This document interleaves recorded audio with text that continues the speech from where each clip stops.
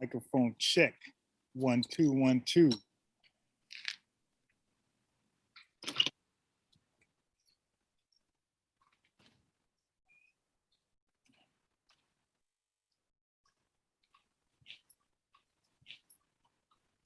Microphone check. 1 2 1 2. All right, microphone good. Big. Microphone definitely good. Now everybody's saying you dig now. All the rappers and everybody's saying you dig. They didn't get it from me, check. 1 2 1 2. All right, microphone. Now, let me mute myself. They ain't, you know what I mean? I was just on it before them. I'm a nobody. They didn't get it from me.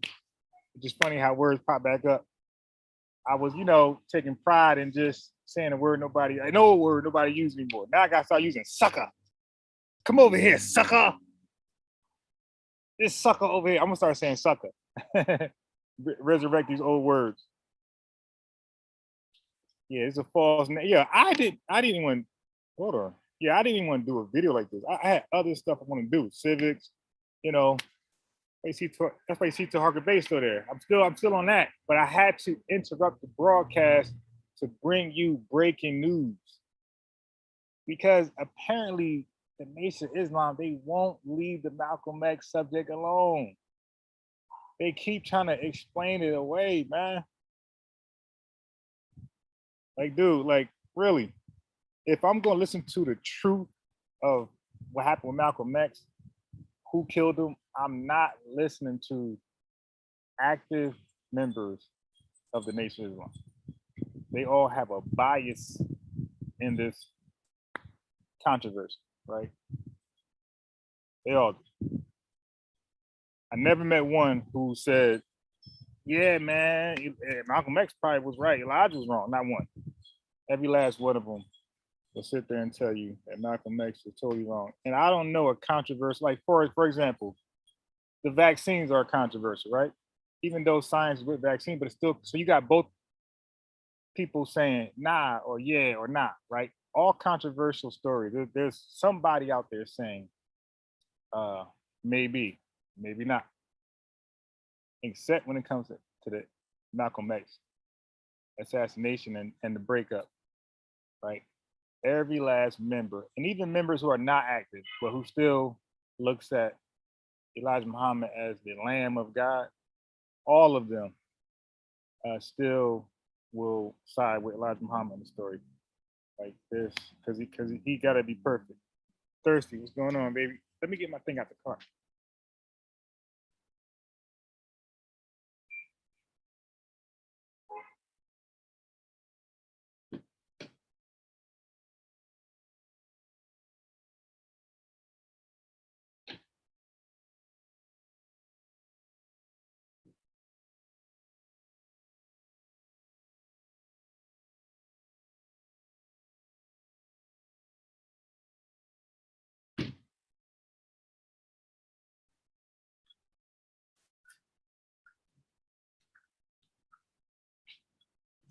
I'm in the backyard grilling. So I said, you know what? Since I'm outside in the back anyway, I've been grilling every day, like 2 weeks. And when I say grilling every day, let me say more correctly, more accurate. I've been eating grilled food every day because sometimes I'll make too much I can't eat and I eat the next day. So I didn't grill that day, but I still ate grilled food. So I've been eating grilled food every day. And those little bugs, man, that came from China, the little color, they black and white and red and white and green and white. They're not beautiful bugs, right? Don't get mesmerized by the color. You're supposed to kill them because they will destroy ecosystems, definitely trees, all type of wood. I heard crazy stories, and they multiply like gremlins. Yeah, stay in the yard. Where they multiply like gremlins. Yo, word is born. Yo, heaven to me, of course, is on earth, and I will rather just be at a place. What's this message? Well, I'd rather be in a city or a state. I'm looking at a lot of land, maybe not nothing crazy, 2 acres or more, right? And Wi-Fi, heavy Wi-Fi, and that's it. And I only, when I want to see a lot of people, I just come to town. You dig? But the city life, I hate it. Yeah, lantern flies. There you go. You're supposed to kill, and those things, like I said, those things replicate. What's the term you're looking for? They they grow like gremlins, right? I'm at a loss of words. Oh, they got fly swatter. Yeah, lantern flies. Got it. Yo, I'm seeing them everywhere around my house. At first, I'm like, yeah. This one kid caught a ladybug. I said, weird. Son, I ain't no damn ladybug. That's a goofy bug we gotta kill. What am I looking for? Oh, I know what I'm looking for. Looking for ice. Let me see if I got any more ice in here. Yes, anyway, there's been this false narrative. In fact, Dr. Wesley Muhammad brought it back up. Like members are obsessed with the Malcolm case, right? They're obsessed with the Malcolm case. You know, they want the public, since the public, it got to be a large number of the public who think the Nation of Islam killed Malcolm, and it's probably more than what the current Nation of Islam would like to accept, right? So they got to come back every 5 to 10 years and, you know, revise history, what happened, and paint Malcolm X as this incompetent fool that was once the national representative. And don't forget, their leader is the Lamb of God. He spoke to God face to face. So if he chose Malcolm, I mean, when, you know, if you're that insightful, God, you spoke to God face to face, and you can't choose your national representative correctly, that's a problem. And that, you know, we have that problem with COINTEL, right? We choose people who are informants to run leadership and all types of shit. These sense obviously members assisted in his assassination. So now I'm somebody who put, you know, now there's some things that came up. Ali Muhammad brought up some information about what did he bring up? Oh, the ages of the women, where he debunked that they were actually little girls. Because that was, you know, a rumor that they were little girls. So Ali Muhammad did a good job of debunking that. So Elijah Muhammad did not impregnate young girls. He did like underage girls. It might have been like 18, 19, like young women, but they were not young girls. So he wasn't a pedophile or molester in that sense. He ain't do anything illegal, put like that. But then other things has been said, you know, other information has been coming up, and it's good, you know, good for edification. But there's been a audio they have circulating the internet of Malcolm X apologizing and to Elijah Muhammad, and they want you to believe that this was him trying to get back in. And I'm gonna tell you, based off my research, peace, chef. Based off, let me throw the link in there in case y'all want to hop on. I'm gonna tell you, based off my research, there was no way in hell he was trying to get back in. All right.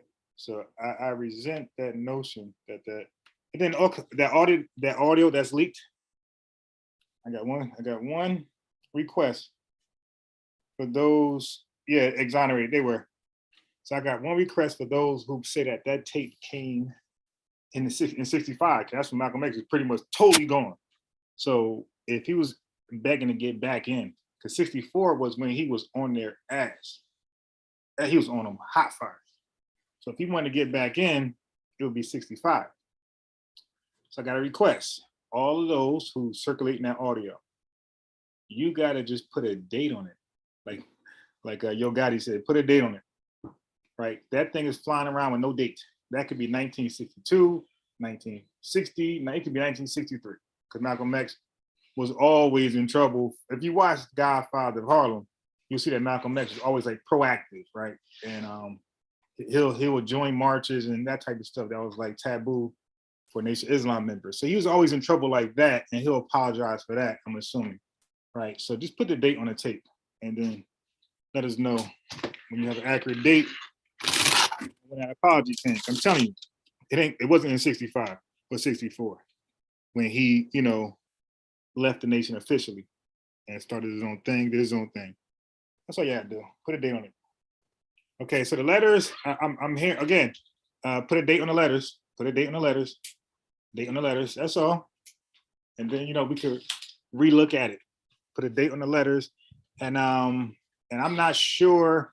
I'm not sure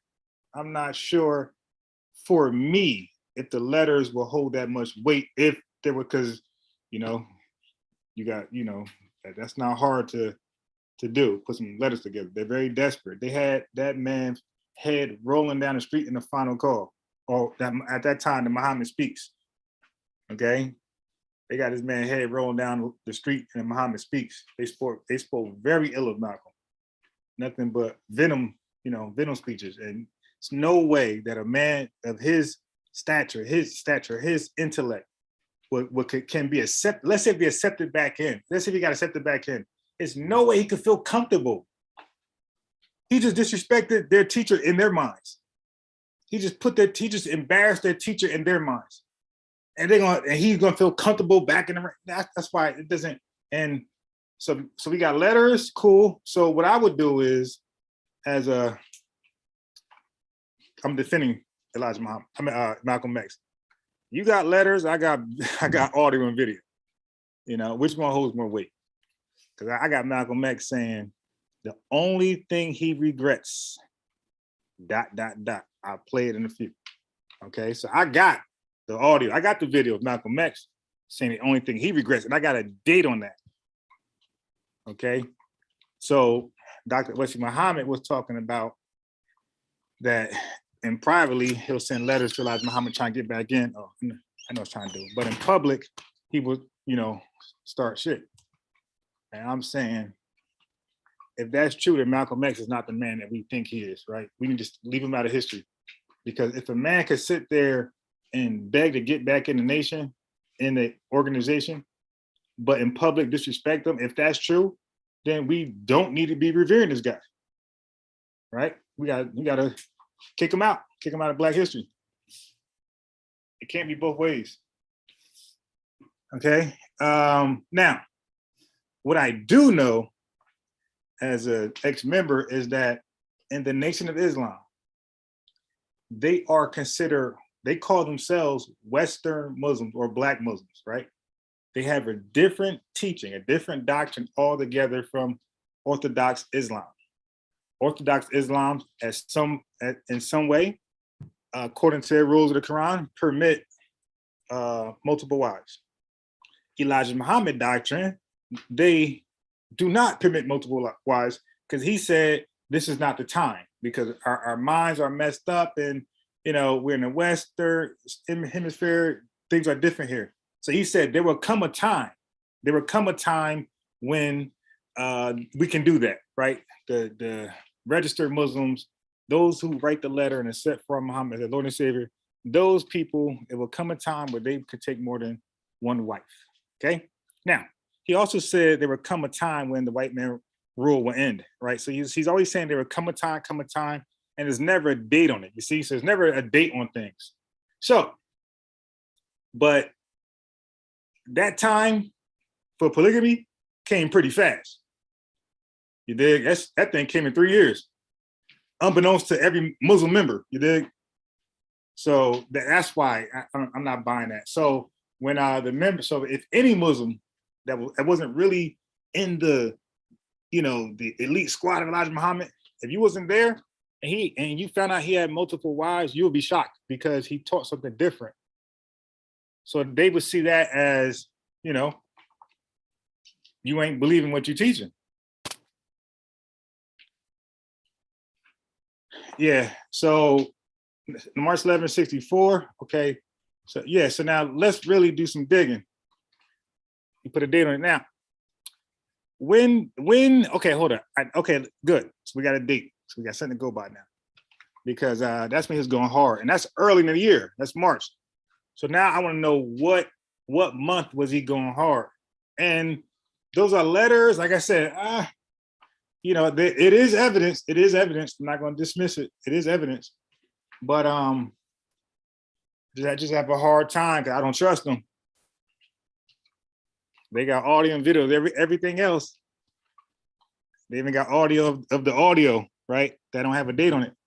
Because believe me, if that audio that's circulating the internet had a date on it, believe me, we'd have known about that date with that, you know, apology and begging to get back in.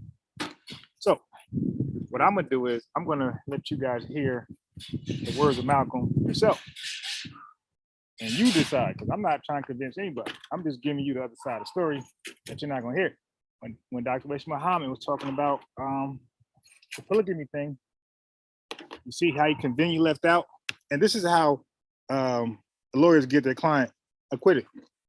Because it's when the prosecution leaves out facts, right, of a case. Because it makes their case look stronger. Okay, so what the defense attorney does is he say, yeah, those events were true. A, B, C, E. But why you leave out D? What does D do to your case if the juror heard D? What would that do to your case?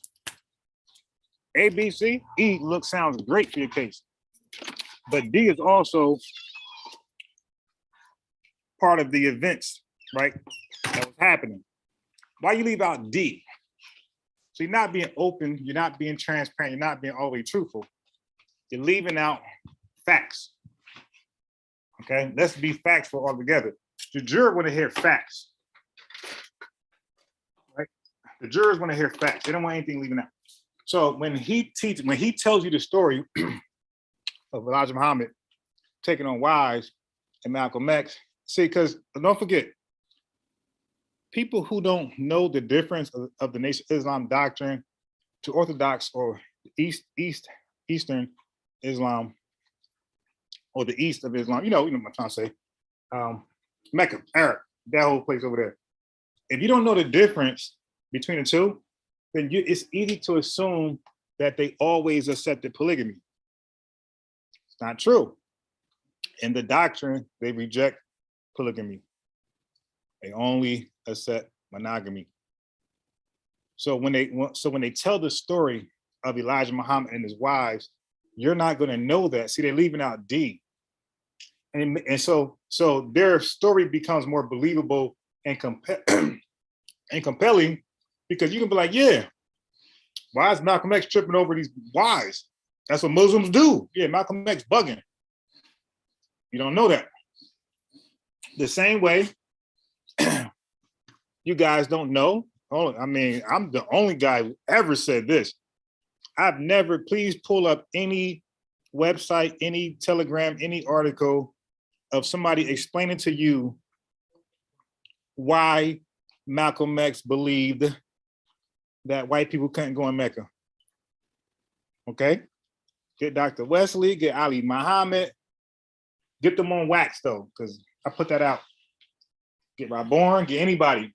Why did he go to Mecca and he seen white people, did he get upset and felt betrayed and felt, you know, a certain way? Because he came back saying, yeah, man, I was told that they couldn't step foot in Mecca, white people. Okay? So again, that in this courtroom, that's A, B, and C. Because all we know is D and E in that case, right? Why did Malcolm X believe that white folks were divinely prohibited to enter into the city of Mecca, or physically restricted, either one or both, right? But when he got there, white folks were not supposed to be there for it, and that's what he believed. And I want to know, why did he believe that? And again, I bet you I can't find any article or video of somebody explaining that before what I put on wax.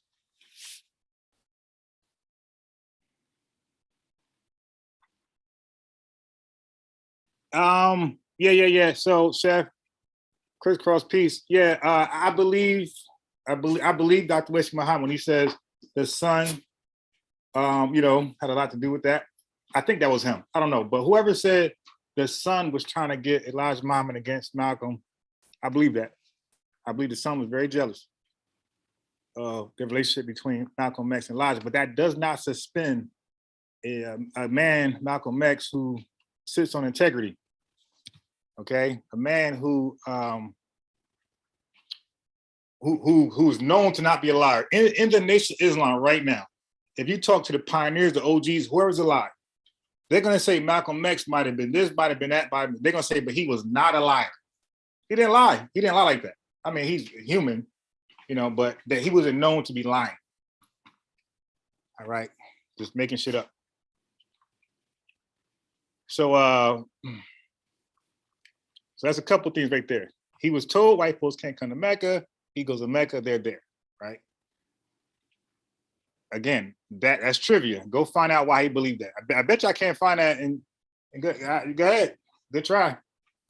He was told by the Lamb of God himself, Elijah Muhammad, that polygamy is prohibited. We only have monogamous relationships, and behind his back, he has a polygamous relationship. And then I believe Dr. Wesley Muhammad, I believe Ali Muhammad when he say one of those women was somebody who Malcolm X was interested in, right? So yeah, I would feel messed up too if I'm in your organization, if pseudo killers, we like, yo, pseudo killers be like, yo, everybody, one wife, that's it, one girl, one significant other, that's it. I'm like, okay, cool. So Chef got a significant other, they chilling. I see somebody in the community, maybe Mika, maybe CK, somebody, Jolanda. I'm like, yeah, I got my eyes on her. Maybe Anusha, Amber, Miss Tiff. I got my eyes on her. I'm like, all right, I think, no, Amber I think he's taken. But whoever is single, right around. I don't know who's taken, but whoever is single, I got my eyes on them. Like, okay, cool. I like that right there. And then I find out she in Chef house. So I'm like, wait, what?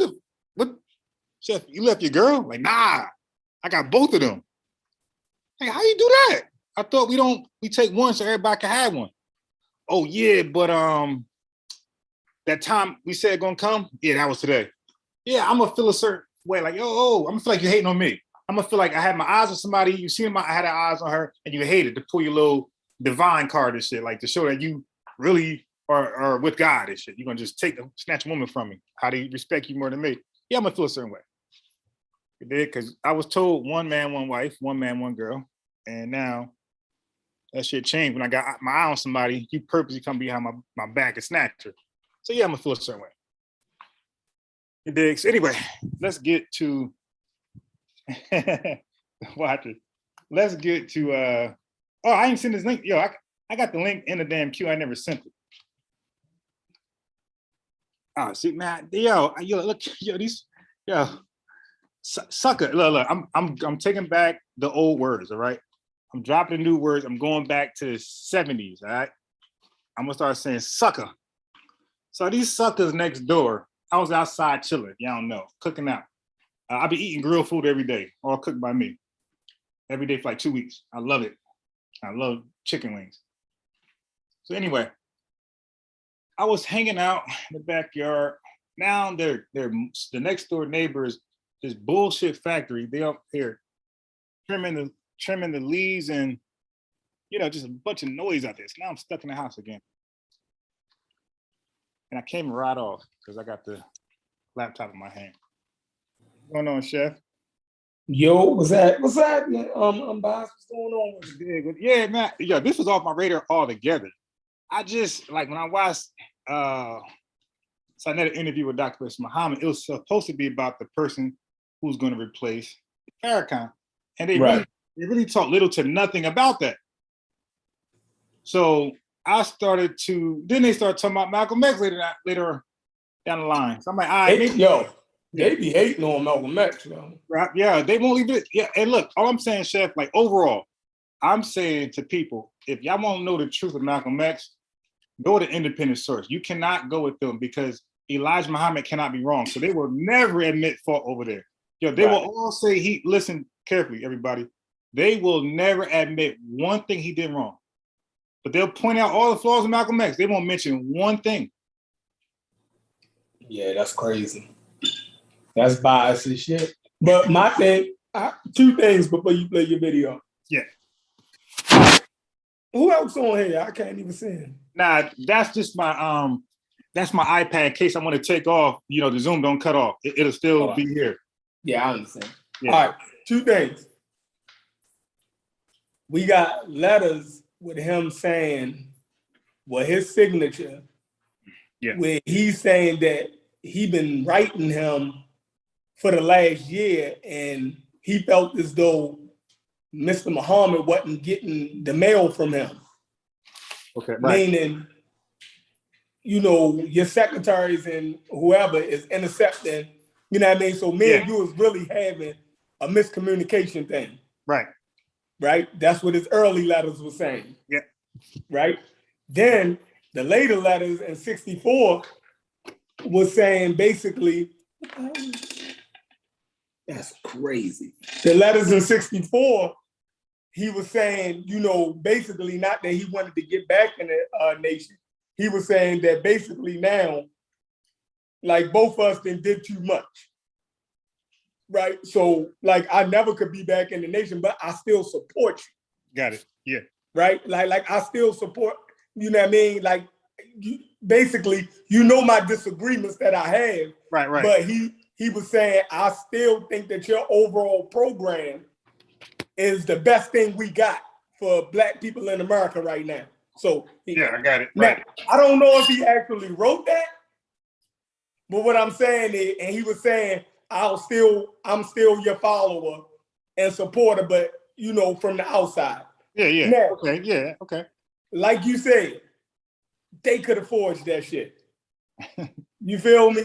I totally agree, but I'm saying those letters do exist, right? Yeah, you know, and I will accept them because if it's saying what you said, that he ain't trying to get back in and his support from the outside, I can accept that. I'm not accepting a letter where he's trying to get back in. Okay. Yeah, I ain't see that. Yeah. I ain't see, and then my second point is with now this is where I had some disagreement with Malcolm X at. This is my only disagreement that I have with him. When you brought up that he didn't know that it was white people and being accepted in Mecca. Yeah. Right? Malcolm X had went to the Middle East and to North Africa and West Africa in 1960, I think, or 59 or 60, right? He was sent over there. He seen what you would call white Muslims, yo. You can't miss them in motherfucking in motherfucking Cairo, yo.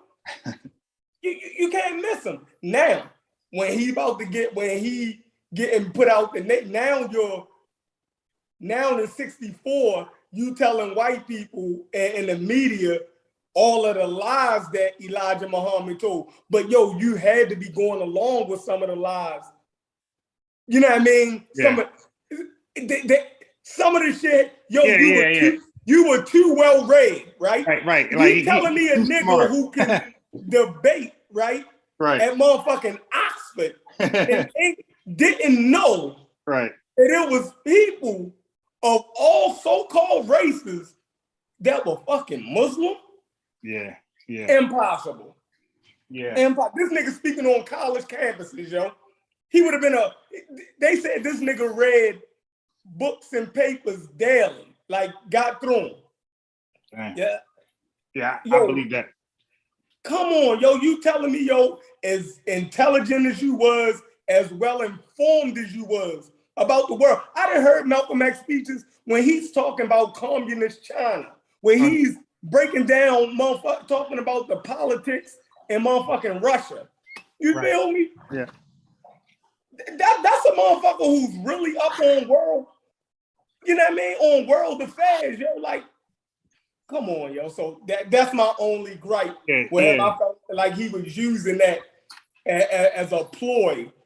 You know, it's no way that if I know it's white Muslims, if y'all know it's white Muslims, you telling me Malcolm X ain't know that? Probably when he first got out of jail, yeah, you had the jailhouse knowledge. Boom, boom, boom. You had selective reading. Yeah. But by 1963, yo, come on, yo. Yeah.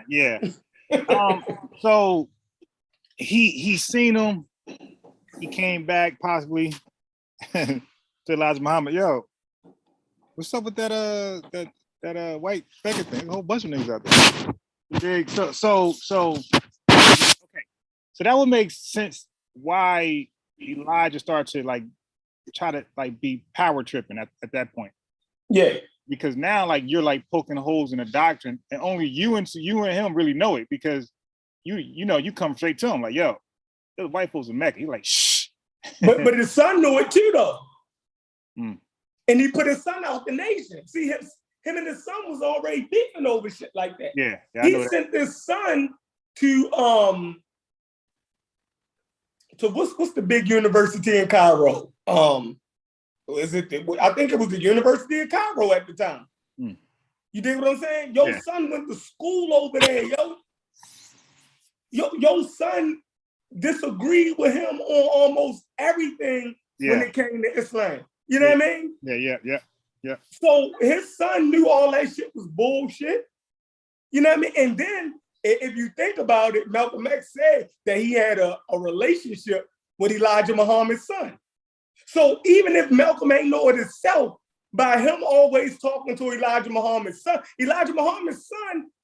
according to Malcolm X, was one of the first people to tell Malcolm about the illegitimate children. Yeah.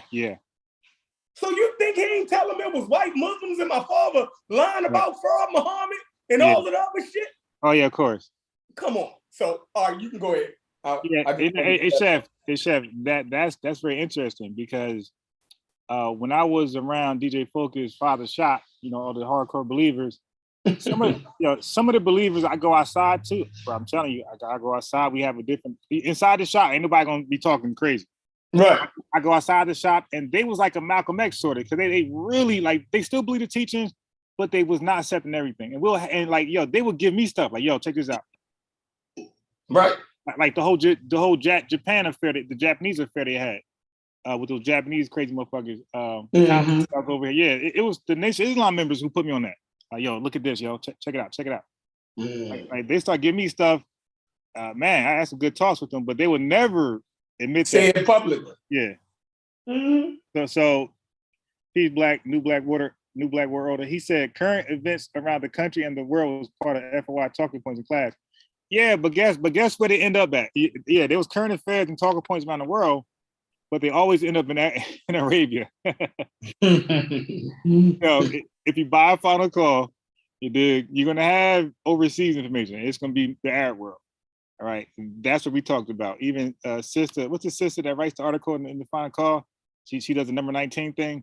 Yeah, a lot of stuff be the Arab world. Like, you don't really hear too much about, other countries like that, man. Like, it's definitely not Europe. You're not hearing about Europe at all. In an FY class, unless it's like turmoil with America, because they're gonna always side with the op. Whoever America can beef with, they're gonna always side with the op. All right, so let me get some Malcolm stuff in here. Tonight, Front Page Challenge welcomes the outspoken Negro leader, Malcolm X.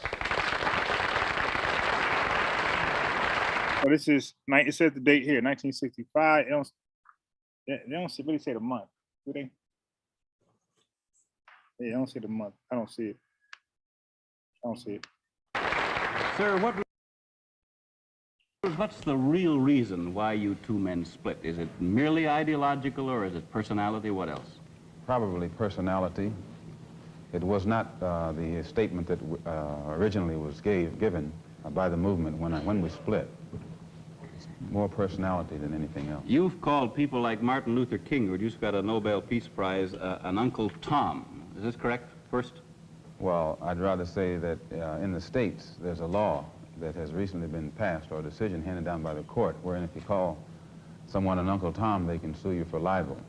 Well, so I never refer to them as...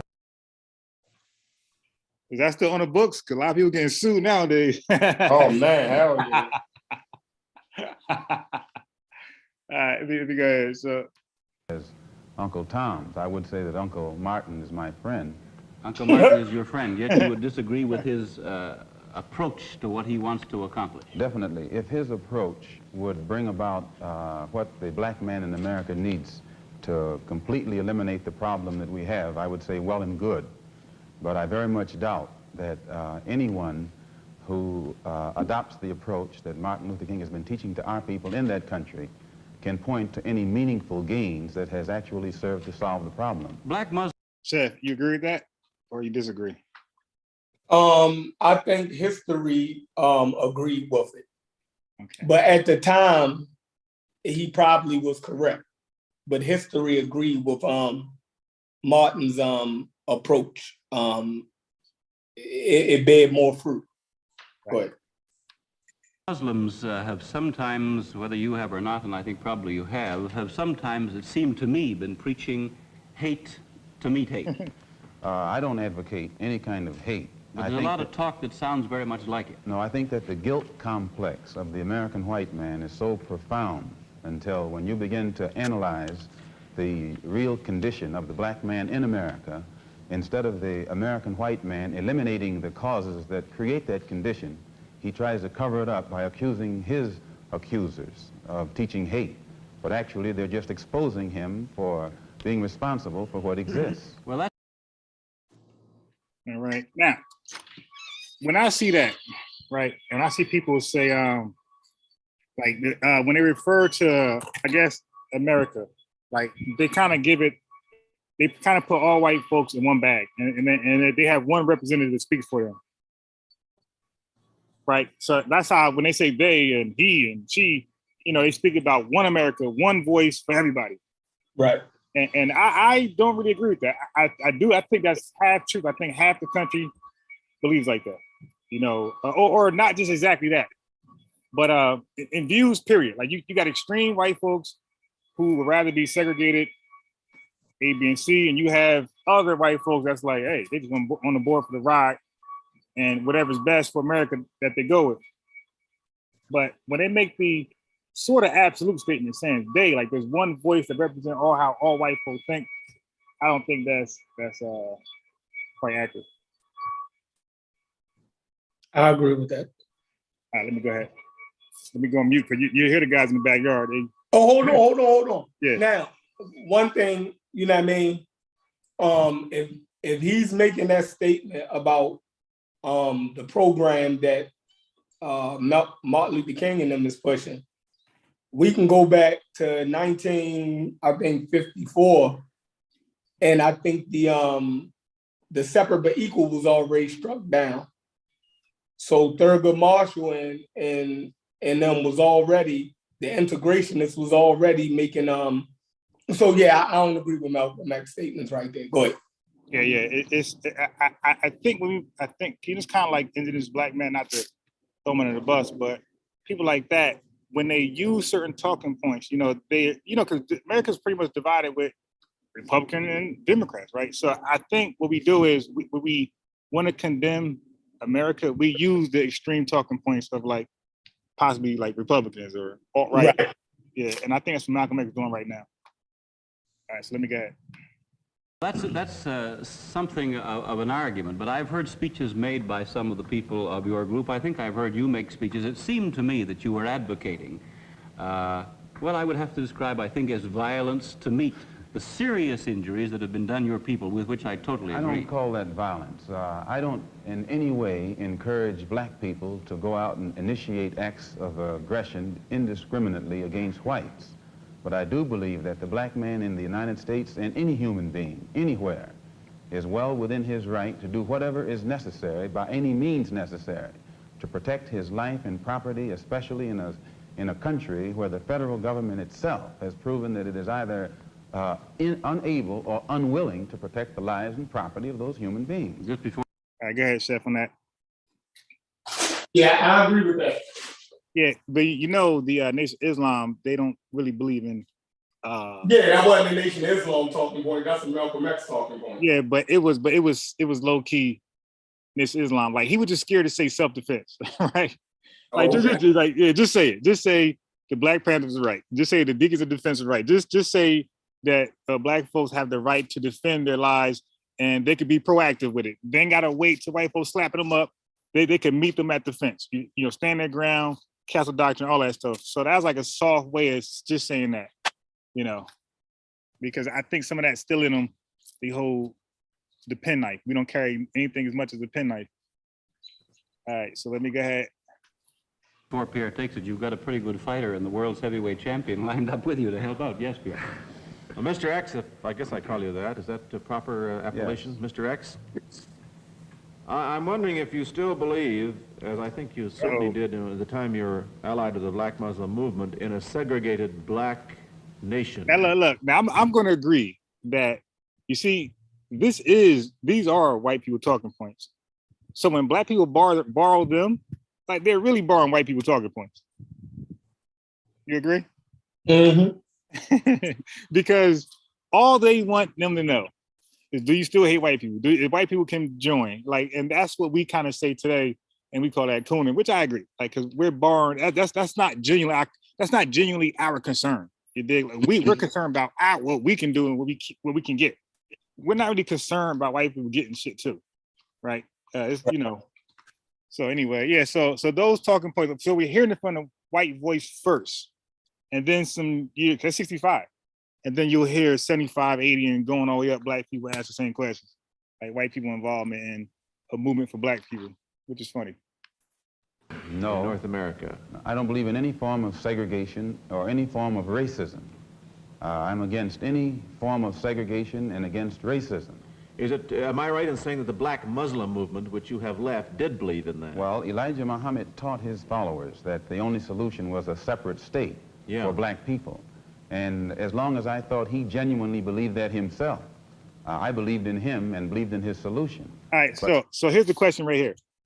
This is 65. It don't say the month, but this is definitely after the telegram. If it was true, this is definitely a year after that, right? Mm-hmm. Okay. So based upon him saying that, right? You heard he said, as long as that's what I'm saying. Like, it's nothing they can give me to make me believe he's going back. He's saying that as long as he believed his leader believed that, meaning he don't believe his leader believes that now, right now. That's what I'm trying to say. Like, nah, it's nothing y'all can do. Like, I know what Malcolm X was saying openly and publicly in 65, and when he was on fire, there's no signs of going back. All right, let me go ahead. But when I began to doubt that he himself believed that, So you heard that right there? Go ahead. Now let's see if he believes him now. that was feasible, and I saw no kind of action designed to bring it into existence or bring it. Hey, Chef, you heard that? Mm-hmm. Yo, now how can you publicly say that before the world? And then want to go back. This leader don't go do back at the same time.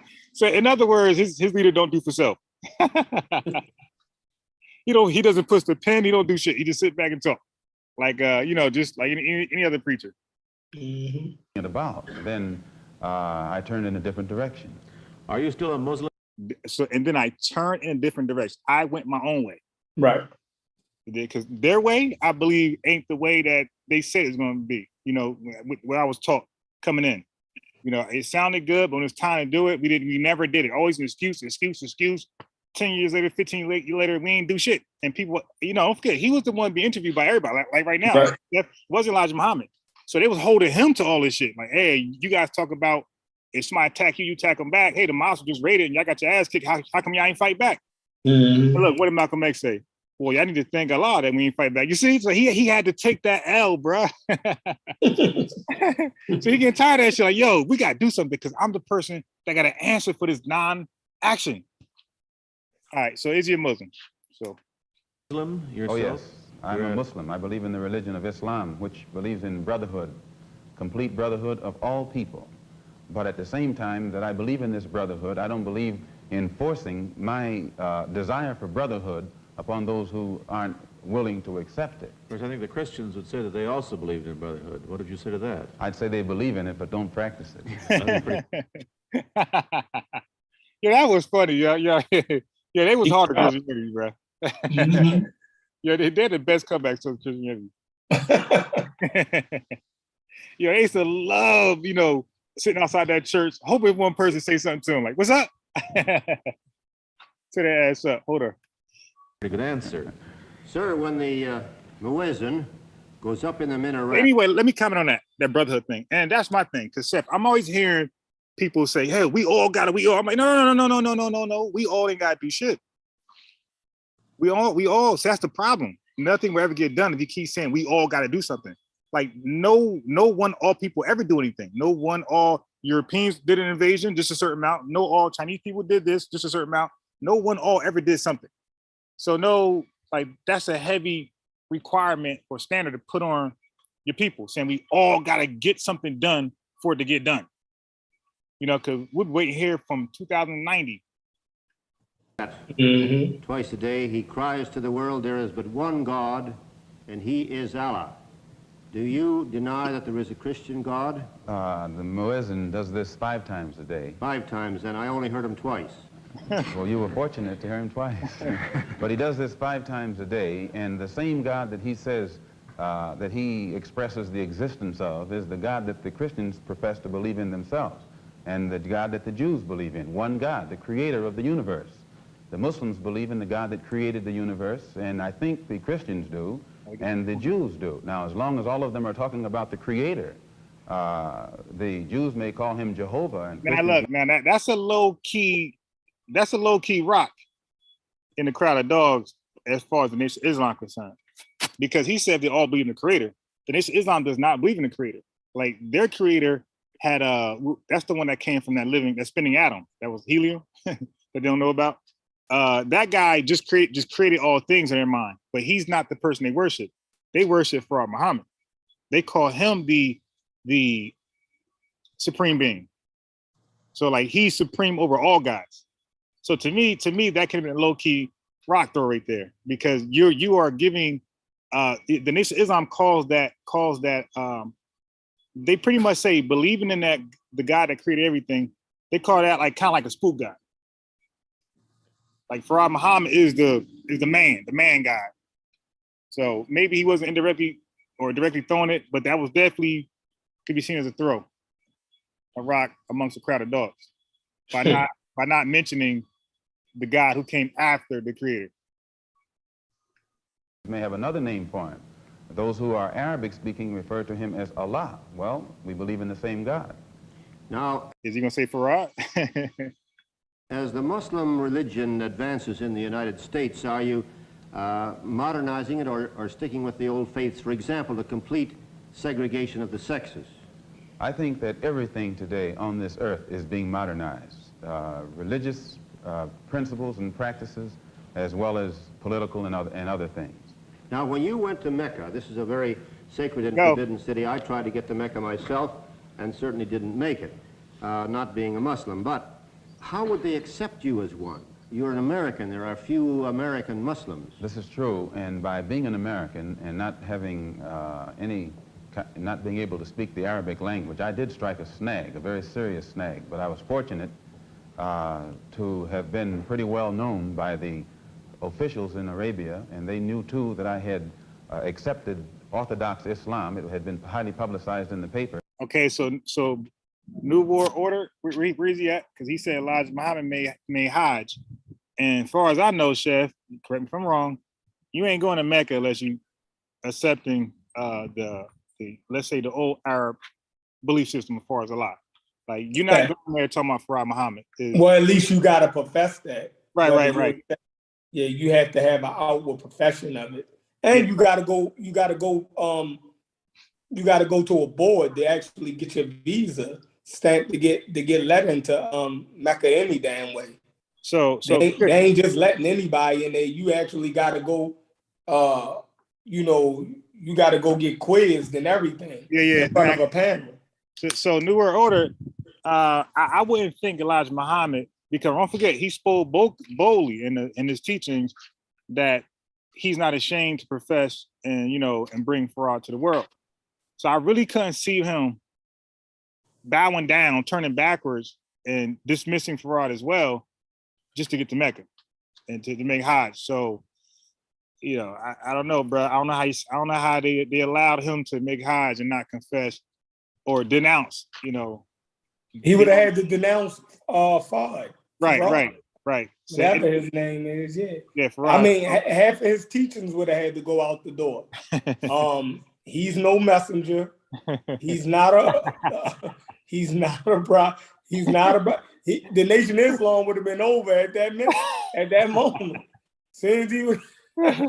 Yeah, so he New would have World tried Order. to get into Mecca, he would have had to disband the whole Nation of Islam. Yeah, so New World Order. I don't think anybody that knows the process to get to Mecca will believe Elijah Muhammad kept his faith and professed and still made Hajj. So yeah, you got to provide some proof on that one. Well, you got to figure out a way where you can go to Mecca and not have to denounce your contrary beliefs. All right, so let me go ahead and.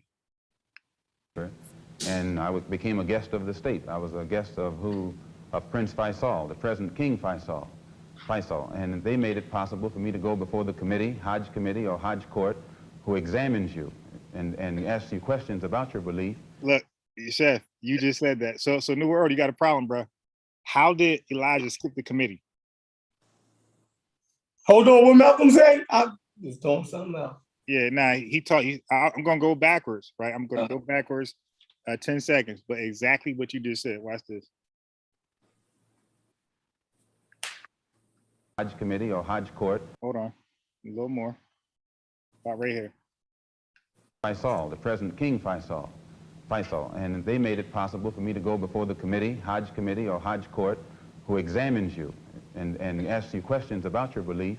And if you pass it, then you are okay to go to Mecca. But it's Right. Hey, now y'all heard that. They question you, they examine you. So if you lie to them, that's okay. But you know that you denounced your belief system at that point to get to Mecca. And anybody that knows the process to get to Mecca at that point know you did that to get there. Mm-hmm. You kind of like snitched on yourself. Some Tekashi 6ix9ine shit right there. Yeah, because you cop the plea to get a deal. You compromise your religion to make Hajj, and I can't see Elijah Muhammad doing that here. So if you think he did that, you ain't really respecting like his stance. I don't think he would do that. I think he'll say, "All right, screw them. I'll stay in America." You would have to have a translator then. I had one. Then realizing that our problem in America, that we are black Americans and we have a problem that goes beyond religion, we formed a group known as the Organization of Afro-American Unity. And the objective of this organization, it's non-religious, number one. Any Negro can belong to it. And the objective of that organization is to bring about a condition that will guarantee respect and recognition of the 22 million black Americans as human beings. We feel... Hold on. So, New World Order, I can accept that. You said he gave the correct answer and kept his mouth shut. But by doing that, believe me, they know his belief system. They're going to ask him, well, who's this Farad guy? Is that a lie? It did, because like he said, they examined him. Like there's no set questions, because if you Christian, they're going to ask you about your belief system. You Buddha, they're going to bring up the Buddha stuff. So if you Nation of Islam, they're going to bring up the Farad Muhammad doctrine. And they did definitely. But even if they didn't, the fact that they asked you, was Prophet Muhammad the last greatest messenger? You said yes. Like that's a problem, bro. That's a problem. And matter of fact, how could nobody know about this Hajj? I never heard. Do you have some audio, video, or some teaching in Elijah Muhammad books where he said he made Hajj? I would love to, be put on that. Give me that sauce. that the problem, number one, of the black man in America is beyond America's ability to solve. It's a human problem, not an American problem or a Negro problem.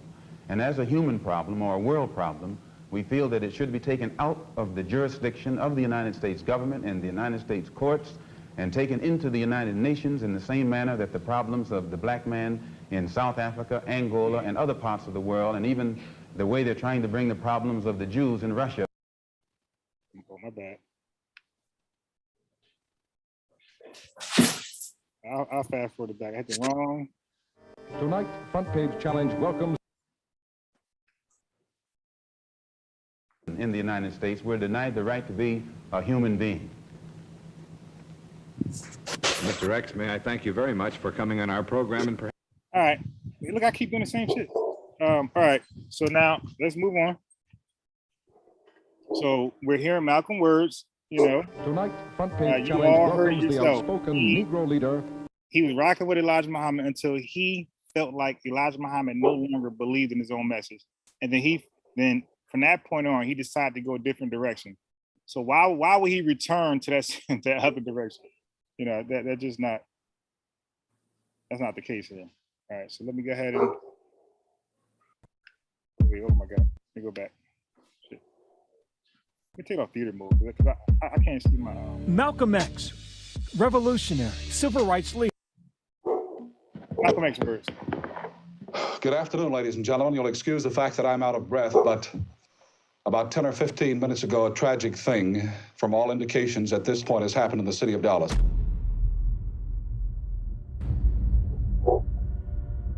So this is the assassination of Kennedy, President Kennedy. We all was shocked at hearing of this tragic end of our president. What'd he say? Yo, he said our president? Wait. Let me go back. I ain't never, okay, it's my first time seeing this video. Wait a minute. We all was shocked at hearing of this tragic end of our president.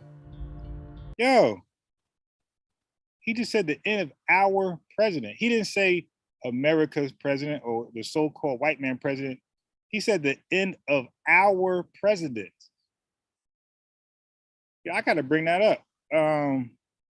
Because I don't know a member alive who would say Biden, Trump, Obama, Bush, anybody, Clinton's their president.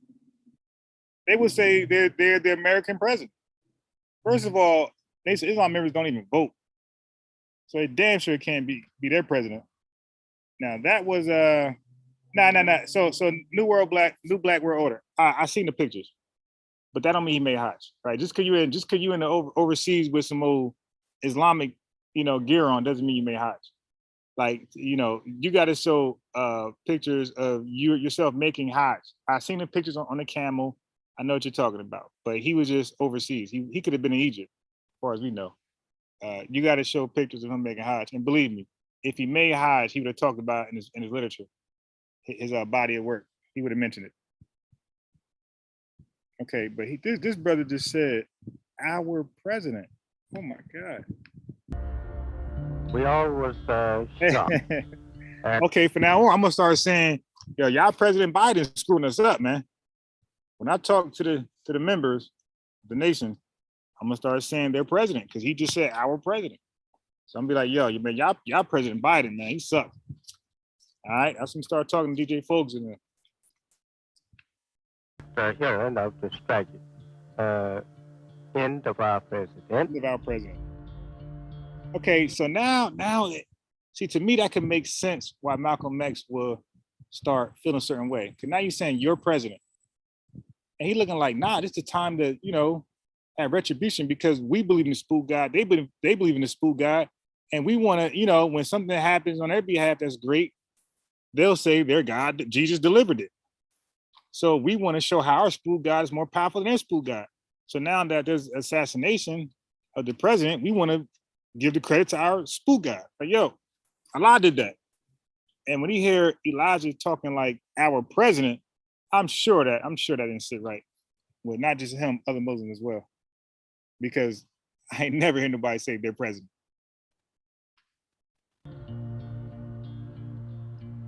All right. We all were so shocked over the president, we just suspend all public speaking this year. Man, the whole year?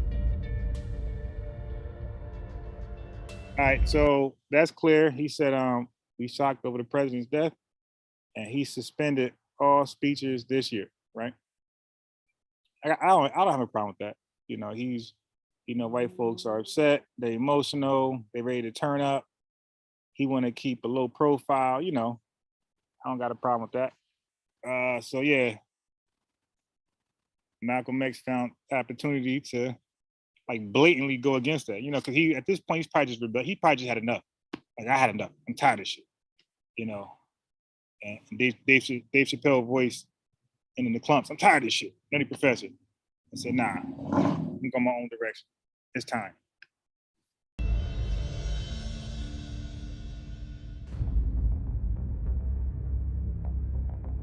So no public speaking for 90 days, for at least 90 days. Malcolm X, you were involved in a controversy some months ago with your leader. Well, I've been silent for the past 90 days because of some statements I made concerning the President of the United States, which were distorted. They were distorted? And yes. What did you say, Malcolm? Well, I said the same thing that everybody says, that his assassination was the result of the climate of hate. But only I said the chickens came home to roost, and which means the same thing. You feel that we're making progress in this? No. If you stick a knife in my back 9 inches and pull it out 6 inches. So, yeah, the camera in his face, he spoke out. That would be violating the public speech suspension, I would think. And that's why I said I think he was fed up. He's going his own way. He you know. And he's going to do it silently and try to take as many people with him. I think that was his mission. Kind of like how Al Heyman took Oscar De La Hoya fighters. You dig? He didn't make a public announcement. He just backed away and snatched them all up except for Canelo. That's what Malcolm X was trying to do. He was trying to back away but snatch up as many supporters, followers as he can before he, you know, it'd be like clearly known that he's out. There's no progress. If you pull it all the way out, that's not progress. The progress is healing the wound that the blow made. And they haven't even begun to pull a knife out, much less try and heal the wound. They won't even admit the knife is there. All right. So Malcolm X, you know, he definitely violated that order of suspension all year. And again, maybe that was the action. You know, he said nobody else making actions. I'm gonna make an action and do for self for real. Go my own route. 56 years after the death of Malcolm X. Some of these I never seen before. Like the one before, I'd never known Eli. I'd never seen a video, audio, read a book where Elijah Muhammad called the president his president. Okay, or included, you know, because remember the whole Malcolm X speech about our master, our house, boss, all that type of stuff. You know, Malcolm X said the field slave be like, that's, you know, the master or your master, not my master. It said that's more the house slave. So Elijah Muhammad say our president. That was interesting. I would have never believed that if you guys would have told me he said that. I never heard a member in this Islam claim a president as their own. Never. Lawyers revealed what they call new evidence of a conspiracy perpetrated by the NYPD and the FBI to assassinate the civil rights activist in Harlem. I hate those loud ass cars, man. I can't say. Oh my God. Eyewitness News reporter Naveen Dhaliwal joins us from Washington Heights. Naveen. So, Chef, this is what they won't do. You know, I'm not just going to play stuff that just Malcolm X saying this, saying that, so it'd be a bad dark cloud of the nation of Islam. I'm going to play stuff that says, hey, somebody else killed Malcolm, not just Malcolm saying they're trying to kill me, but other things. That's what they won't do. Like, they will consider the opposite, because I still don't think this damages people's thoughts anyway. It's just all the facts laid out, and the juror can properly, educationally, you know, make a decision, make a ruling for themselves. Yeah, Joe, these are very serious allegations. The family of an NYPD officer and their attorney now say they have proof that Malcolm X's assassination was conspired by the NYPD as well as the FBI. Now, Ray Wood was an undercover officer with the NYPD back in the early 60s, and his family and their attorney say he wrote a letter in his deathbed confessing to the New York City Police Department and the FBI both conspired to kill the civil rights activist. Well, that letter was discovered after Wood's death last November. Malcolm X was gunned down in February of 1965 in Harlem during a speaking engagement. Wood's family says in that letter, Wood wrote his responsibility was to ensure Malcolm X's security detail was arrested days before the assassination. This move, he said, would guarantee Malcolm X not having door security at the Audubon room where he was killed. Well, today, Malcolm X's 3 daughters, along with Wood's family and high-profile civil rights attorney Ben Crump, are asking for the investigation into the Malcolm X assassination be reopened in light of this new evidence. Decades later, with information from an undercover New York City police officer. Yeah, just for the record, I don't believe the Nation of Islam actually killed Malcolm X. I believe they wouldn't mind doing it, but I don't really think they did it. I don't believe they were hands off like we're going to hear later on. I believe they was, terrorizing them and all those things. But I definitely, all the research, the limited research I did, I felt like there was other involvement, and the Nation of Islam was, their brand was painted as the culprits. But I really think there was what they're saying, like other agencies and police agencies involved. Oh yeah, you tripping. Yeah, you just went conspiracy theory.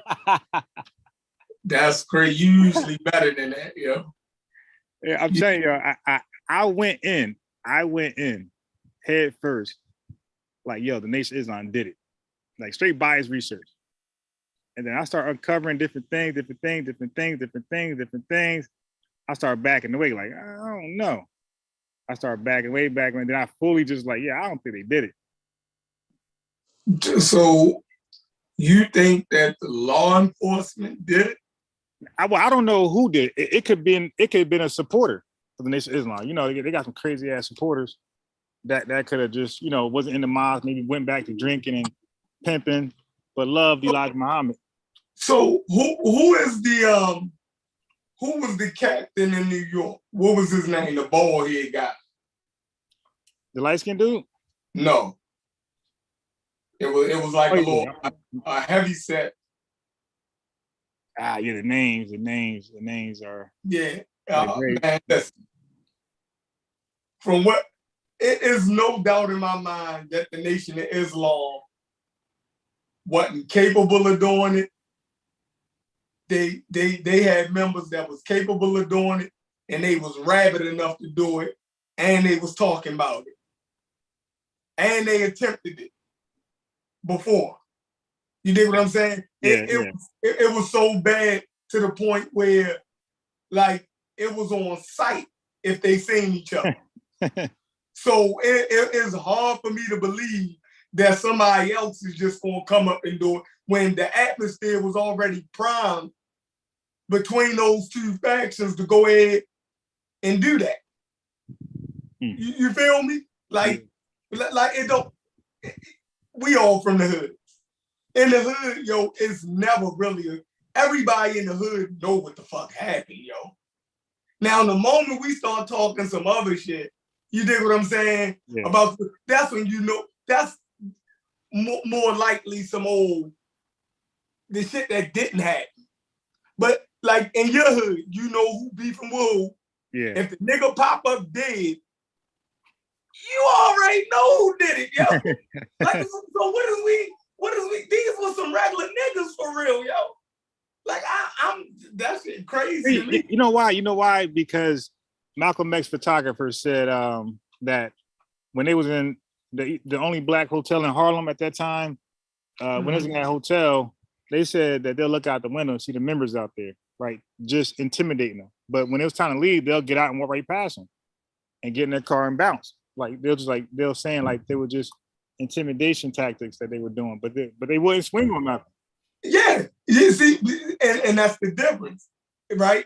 You have you have the taunting people, right?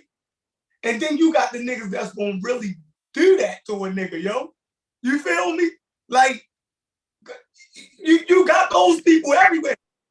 Like, yo, so y'all think that it wasn't dudes in the nation that'll do that to a nigga, yo. Like, flat out, yo. Like, it's niggas now that say if you say something against Elijah Muhammad, that they'll do something to you. Yeah. So imagine at his height when the nigga was alive, yo. Shit. Right. Nah, yeah. Yeah, there's definitely, you know, some high evil, the murderous tensions in the air. And you hung around Nation of Islam beat. So you already know how rabid they bragged about Malachi York had put out a book called The Lamb, dissing the hell out of Farad Muhammad, right? All this pseudo fake history he put behind him, but he was ragged out on him. And the Nation of Islam members, they bragged about making him take that book out of, you know, distribution. Like they threatened him, and he did. He took it out. I should talk to Ujab about that one. Ujab, huh? I said, oh yeah, that would be good. Yeah. Follow. Yeah, they bragged about threatening him and making him take that thing out of circulation. Oh crap! What's up, Kay? Good, good unbiased. Good, baby. Good, man. You hitting these topics, bro. I was like, you got some good topics every day now. Yeah, this one ain't supposed to be a topic. I was putting together like my typical stuff, and I seen Dr. Wesley live and said Malcolm X. I'm like, no, leave it alone. Leave it alone. Now the information is good. Like, Chef, if he just said this, if he just said more information about the Malcolm X, you know, thing that you didn't know, I wouldn't mind that, right? Because it's not just for edification purposes, so we can tie that into our own conclusion that we think happened. But when you're trying to steer it to his agenda back to justification, Elijah Muhammad ain't do nothing wrong, he was perfect, Malcolm X was a piece of shit. Like, come on. Right. like, come on. You know, and that's the part I don't like. It's like, dude, you know, and bro, I had these conversations with members and they ain't trying to, I can't win. Look, forget about the argument. I can't win a point. Right. I can't get 1 point. They say, all right, I see what you're saying. 0. Nah, brother. Nah. Like, God damn. Yeah. That's crazy. That thing you just showed me with what it said, our president, that's crazy. That's crazy information. That's crazy. I would have never thought that either. Never. Yeah, did you see that part? Where Elijah Muhammad? Our president? Yeah, that's like telling your main man telling your main man not to say this, but you on camera saying this. But now when Malcolm speaks out, now it's like it's crazy. I see why Malcolm left now. I see why he left. Yeah. Can you imagine? Because remember, that was said before the chickens came to home. You know, the chicken came home to roost. That was before a statement. That was said before. So that was probably Malcolm X. Who knows? That was probably Malcolm X. Like, oh, word, we doing that? That's our president now? Like, it's almost like Dr. Khaled and Louis Farrakhan, right? When Louis Farrakhan started going back on some of the terminology, the white man ain't the devil no more, or something like that. You know, Dr. Khaled like, wait, what? You know, who we working with? You see, so it's like my whole life I was taught, or my whole life with the Nation of Islam, I was taught the white man no good, the devil, he's a mortal enemy. But now we are accepting certain relationships. Like, nah, I can't do that. I feel phony. Shaking hands, like, man, you big. Right, yeah, right. Yeah, so, but what's that called? Double talk? You say one thing, and you go back on it, and you go back on it. Yeah. All right, so let's get, okay, so I'm gonna do a little bit of Elijah Muhammad. They call that hypocrite. Right. Yeah. You see? Now look, hey Chef, AK, I guarantee you, if you just say to any registered Muslim or anybody, any former, any supporter, just try to sneak in and say, yeah, man, this world crazy, right? You know, a little small conversation like, yeah, your president, and just make sure you say this, but your president, man, is his fault. Hey, my president who? It's Biden. They ain't my president. I ain't got no president. Like, yo, so Trump was your president? Nope. Obama, nope. Bush, nope. Nobody's your president. No president your president? Well, Elijah Muhammad had an American president. Yeah, that'd be crazy. No, he didn't. Yo, yeah, they would have to see that to believe it. They would have to see that to believe it. Right. Yeah, like, all right, well, JFK was his president. And this is why he ain't what Malcolm X talking about him. Elijah would never say that. You ain't talking about my Elijah. Yeah. Oh, look at this video. Yeah, that was my first time ever seeing that, bro. That's why I say a lot of these links I didn't even click them yet. Like I was just trying to do like real life reactions. You dig? Some stuff I'm gonna skip past, some stuff I'm gonna play, but like I was trying not to do biased research. I wasn't trying to like vet things and manipulate. I'm gonna play it all. So if something the last video said the FBI did it, you see? So if I was like had some agenda, I wouldn't have played that. All right, but anyway, this is 17 minutes. I'm not doing all 17 minutes. I'm gonna skip through this, but I just want to hear Elijah Muhammad speak about Malcolm X assassination, because the words they use, you gotta look at it.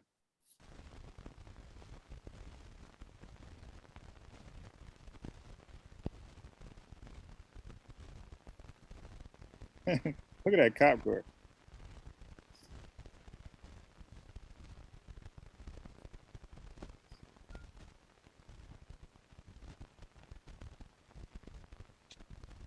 Is that the messenger's house? Chicago, baby. Black cop, black cop, black cop, black cop. University of Islam. Number 2, Illinois. University, baby. See?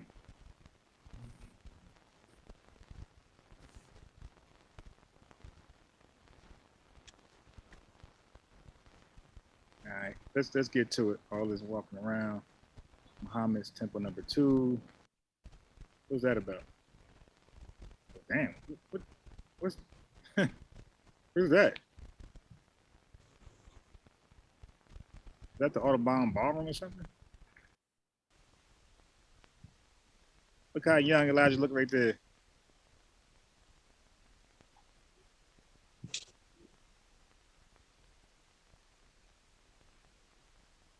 Now look, hey, I ain't saying I'm saying this, but some would say he's liking that attention again. Because before this, they all want to speak to Malcolm only. You dig? Malcolm X gone, and that spotlight somewhere else now. I bet it feels good to get that attention back.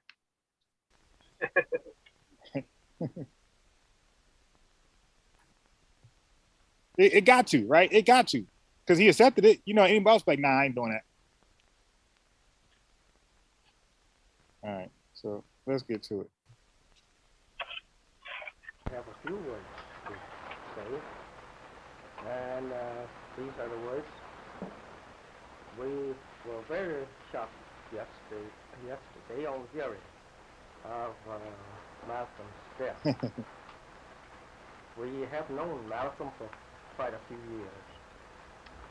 Last year, 1964, was kind of bitter with us. Malcolm breaking out of the Brotherhood of Islam. It kindly upset us all, due to the fact that he had been such a wonderful brother among us. We regret to see the man leave on his own terms. He said he was going for himself. After we discussed I should say the disobedience part of his acts. All right, wouldn't this be the time? Wouldn't this be the time, right? He has the whole entire world listening to him. Well, not, America. The stations that matter, see a lot of press there. This will be the time to say Malcolm X was trying to get back in with us. before he died. Wouldn't this be the time to say it? Yep. This would be the best time to say, yeah, and what you guys don't know is that Malcolm. This is the best time. This is the best time to say this. What you guys don't know. It's sad that he passed away before he got back with us. What you mean? Yeah. Well, you guys ain't know. We got audio, video recording of our brother trying to get back, trying to reclaim his own all over again, write his letter all over again. And we were discussing that, and it's a shame he passed away because it looked like we was going to make that happen. This was the best time to say it. He didn't say that. Right. He said he went his own way. And after we discussed that and gave him a chance to make himself a better brother in the circle of Islam, he left us. Well, he was going for himself. Okay, so who wrote the letter? Because he just said we gave him a chance to like basically apologize, and he said he left us. You know, so this is the best time to say, hey man, he was reaching out to us, trying to get back in. He was apologizing, and you know, before we can, you know, make things good, he left us, and or he got assassinated. We regret it to have seen Malcolm leave. Mr. Muhammad, do you believe what's coming to New York? I don't know why it looks like he's being forced. Huh? I don't know why it looks like he's being like forced almost. It's almost as if the government knew about his allegations. I don't know. He looks scared. Was in allegiance with the Muslims in New York. How do you feel about that charge? In fact, about it, that we have been trying to make investigations to find Sure. where this assassin come from. And we have not been able to locate him. We don't know him. And Mr. Muhammad, could you tell us what happened between you and Malcolm X? What was the point of disagreement, sir? The most of our disagreement was Malcolm wanted to use arms. Use what? He wanted to use arms, and I disagreed with him because we have always, for many years now, it's 33 years, 34 years now, we never resorted to arms. And in fact, about it got... Okay, when you say arms, he's talking about self-defense. He's talking about guns, all right? He said our biggest, so you see, he didn't say the marriage, he didn't say the wives, he didn't say the President Kennedy, he didn't say none of that. He said our biggest disagreement was what Malcolm X said earlier about the Islam talk it, but they don't walk it. Malcolm X said, nah, we got to start defending ourselves. We can't just keep reacting, getting caught off guard. Because the Islam doctrine is that you stay unarmed, they stay armed, and you try to take their weapon from them. And if you have to use it against them, now come on, man. Like how realistic, like how successful are you gonna be? You know, come on, like what army goes to a fight, you know, weaponless, right? And then their plan is to take your weapon from you and use it on you. You know, so yeah, so Malcolm X is seeing a bigger picture. Like, yo, these white folks are very aggressive. And the more south we go, these guys are very dangerous. And this whole Allah's gonna protect this shit. Like, dude, stop. Come on, man. Like, we gotta just, you know, we ain't gotta be radical like the Black Panthers, but we need to be armed to protect ourselves. And he just said it. He said our biggest disagreement was that he wanted to be armed, and I said no. We don't carry guns and weapons of any sort. Reminded me of that time and again, to never to pick up arms against no one. And now you heard that? So for everybody keeps saying they got an army, stop saying that. He said never to pick up arms against anybody. Yeah, what kind of army is that? What kind of army? He said, yeah, it's one thing to say we'll pick up arms when we see the threat is really, you know, violent and persistent, ain't going nowhere. They leave us no choice but to stockpile guns. That's a better answer. My man said, don't pick up arms against nobody. So that's why I be arguing with some of these members and some of these supporters. Like, nah, I never believed the FBI thought y'all was a serious threat. Y'all didn't have y'all were peaceful people. I mean, y'all don't march. Shit, y'all whole life is a march. Y'all ain't got no weapons. I'm sorry. Would you say flatly that no black Muslims were involved in the shooting of Malcolm X? I wasn't there, but I don't believe that. I wasn't there. I wasn't there. Yeah, you see? So people be saying stuff that their own leader ain't say. You dig? Because if you ask one of these, you know what I mean, these people, they'll say, no. Your leader ain't say that. Your leader said, I wasn't there. I wasn't don't there. believe so. Right. Let me run that back, Turbo. Yeah, what's up, man? God, yeah, everybody. Yeah, this is why I hate the city, man. Would you say flatly that no black Muslims were involved in the shooting of Malcolm X? I wasn't there, but I don't believe that any of my followers were. Because we don't even know this person. Who do you think I wasn't there. My man got his alibi tight. might have done it then? Who would have had reason? I don't know. I have no knowledge of that. Are you in fear of your own life? Bitch ass nigga was laughing. Huh? His bitch ass was laughing. Yeah, let me take that back. Take that back. And I'm gonna show you another video of some current savage shit. You know what I mean? Some killers, young killers, being interrogated and laughing, facing a murder charge, like just like having a casual conversation, like they fingerprinting the guy and everything. And he talking about sports and like he's talking like, dude, what the hell? Yo, your lawyer like, nah, I'm good. I can't rep him. Yo, he knew this man for 15 years and looked at him like a son. And yo just got smoked. Right. And you are emotionless, and then you just did a chuckle. That's crazy. I don't know. I have no knowledge. Yeah, right there. No, sir. Do you expect to keep the date you have next Friday, the speaking engagement? I most certainly do. Have you ever been threatened? Yes, sir, many times. Have you been threatened since Malcolm X was killed yesterday? No more. All right, so how's it possible for him to get threatened when he's pretty much protected? And Chef, the letters get what's the word? The letters get what was it? Intercepted. Yeah, intercepted. Right. You ain't never get a threat. Don't know. Yeah, yo, those dedicated members you had took the letters and burned them, bro. You ain't never get those letters. More than what I heard. Mr. Muhammad, with Malcolm X's split from your followers, whom will be your successor? If Malcolm X would split from my followers. With his having split, and Without getting all sad. Who will be your successor? I don't know. I cannot tell what will happen. More laughing.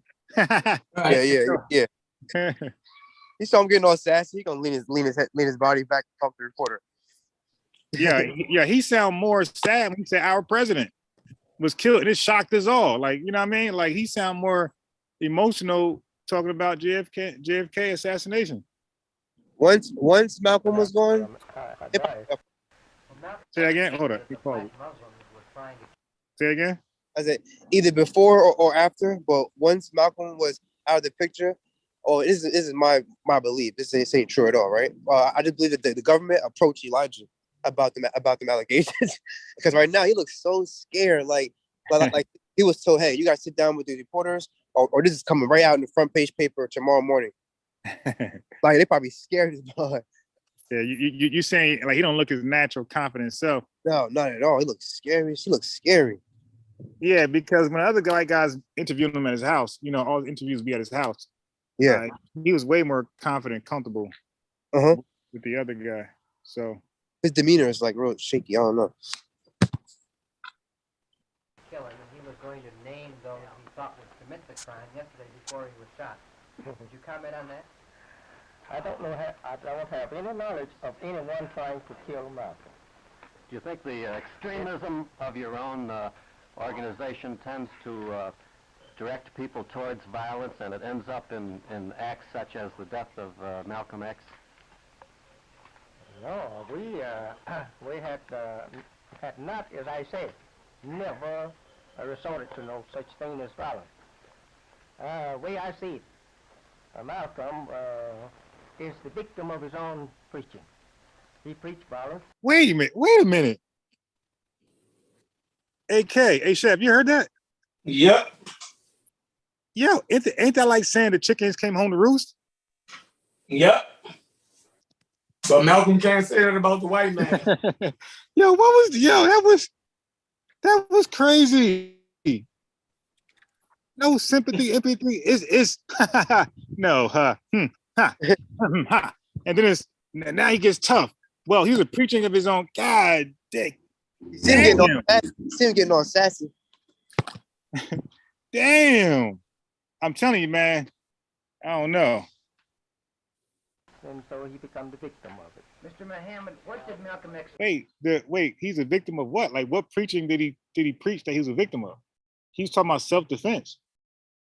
Defending himself. Like what preaching what preaching came back to bite him?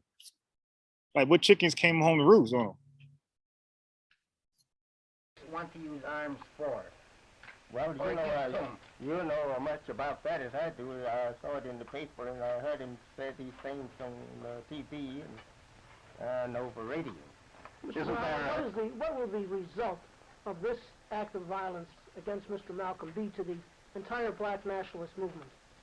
What was the result? What do you think will happen now that you've had this murder? I can't foretell the future of what might happen. Oh, now you can't? Your whole book is about foretelling the future. But as far as we are concerned, we are going on as we always have. Mr. Muhammad, would you take back into the black Muslims the persons who deserted and went with Malcolm X and are now leaderless? Would you welcome them back? Why, certainly if they repent. Why, certainly forgiveness is always, allowed. Isn't there violence implicit in your organization when people have to be searched to come in like we were today? Well, that has been Yeah, he had the new staff searched. Oh my God. For many years, we cannot trust people coming in our places of assembly with arms and... Wait. AK, what was your understanding of why people got searched before they could enter into the mosque? Why people got searched? Because they fear that someone may come in there with a weapon because of the things they're teaching. Okay. I don't know. Okay.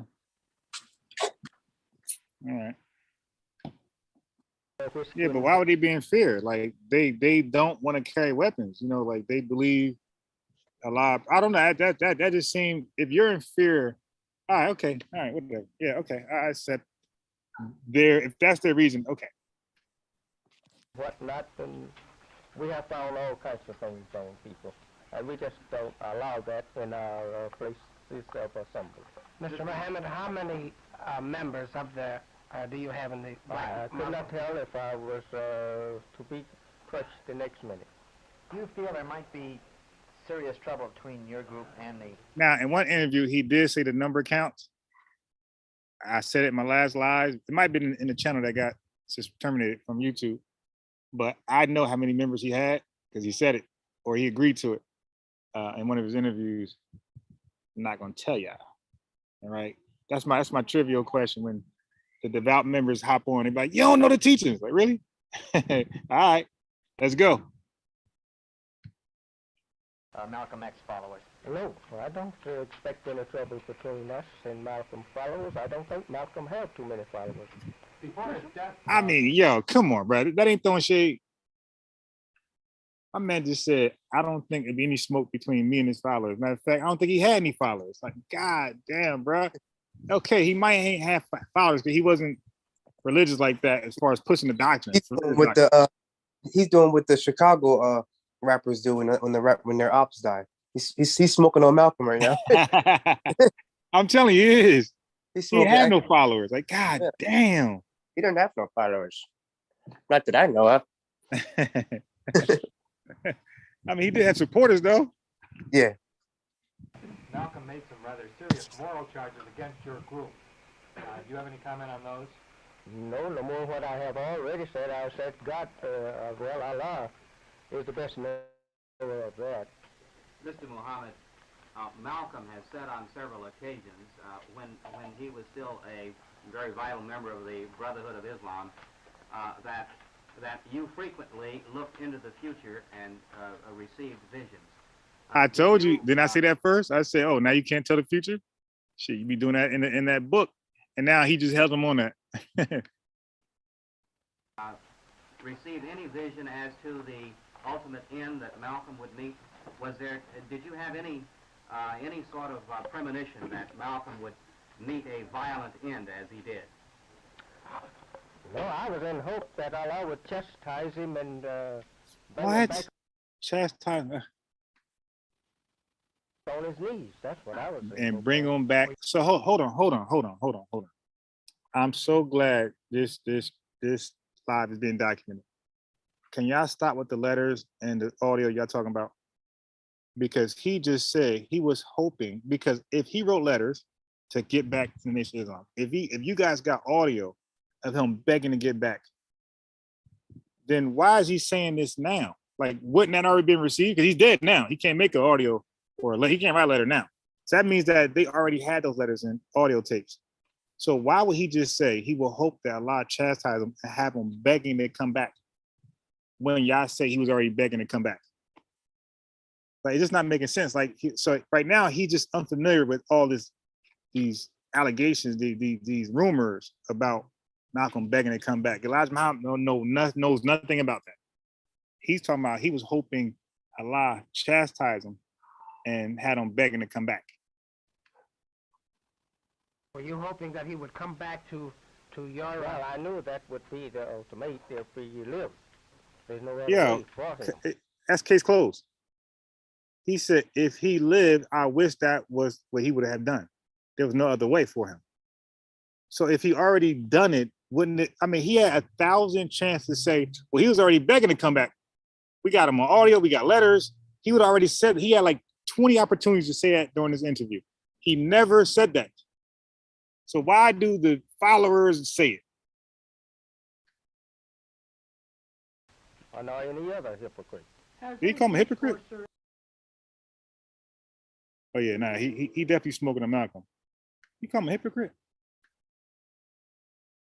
Were you hoping that he would come back to your... Well, I knew that would be the ultimate if he lived. There's no other way for him. Or no any Oh other my hypocrite. God, yeah.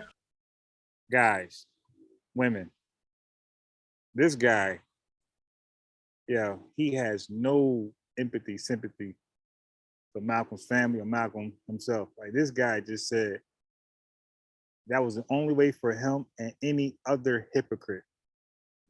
The dude just got assassinated. So he's digging. He said he ain't got no followers. He hoped he was chastised and begged to come back. And he just called him a hypocrite. But he said his own preaching got him killed.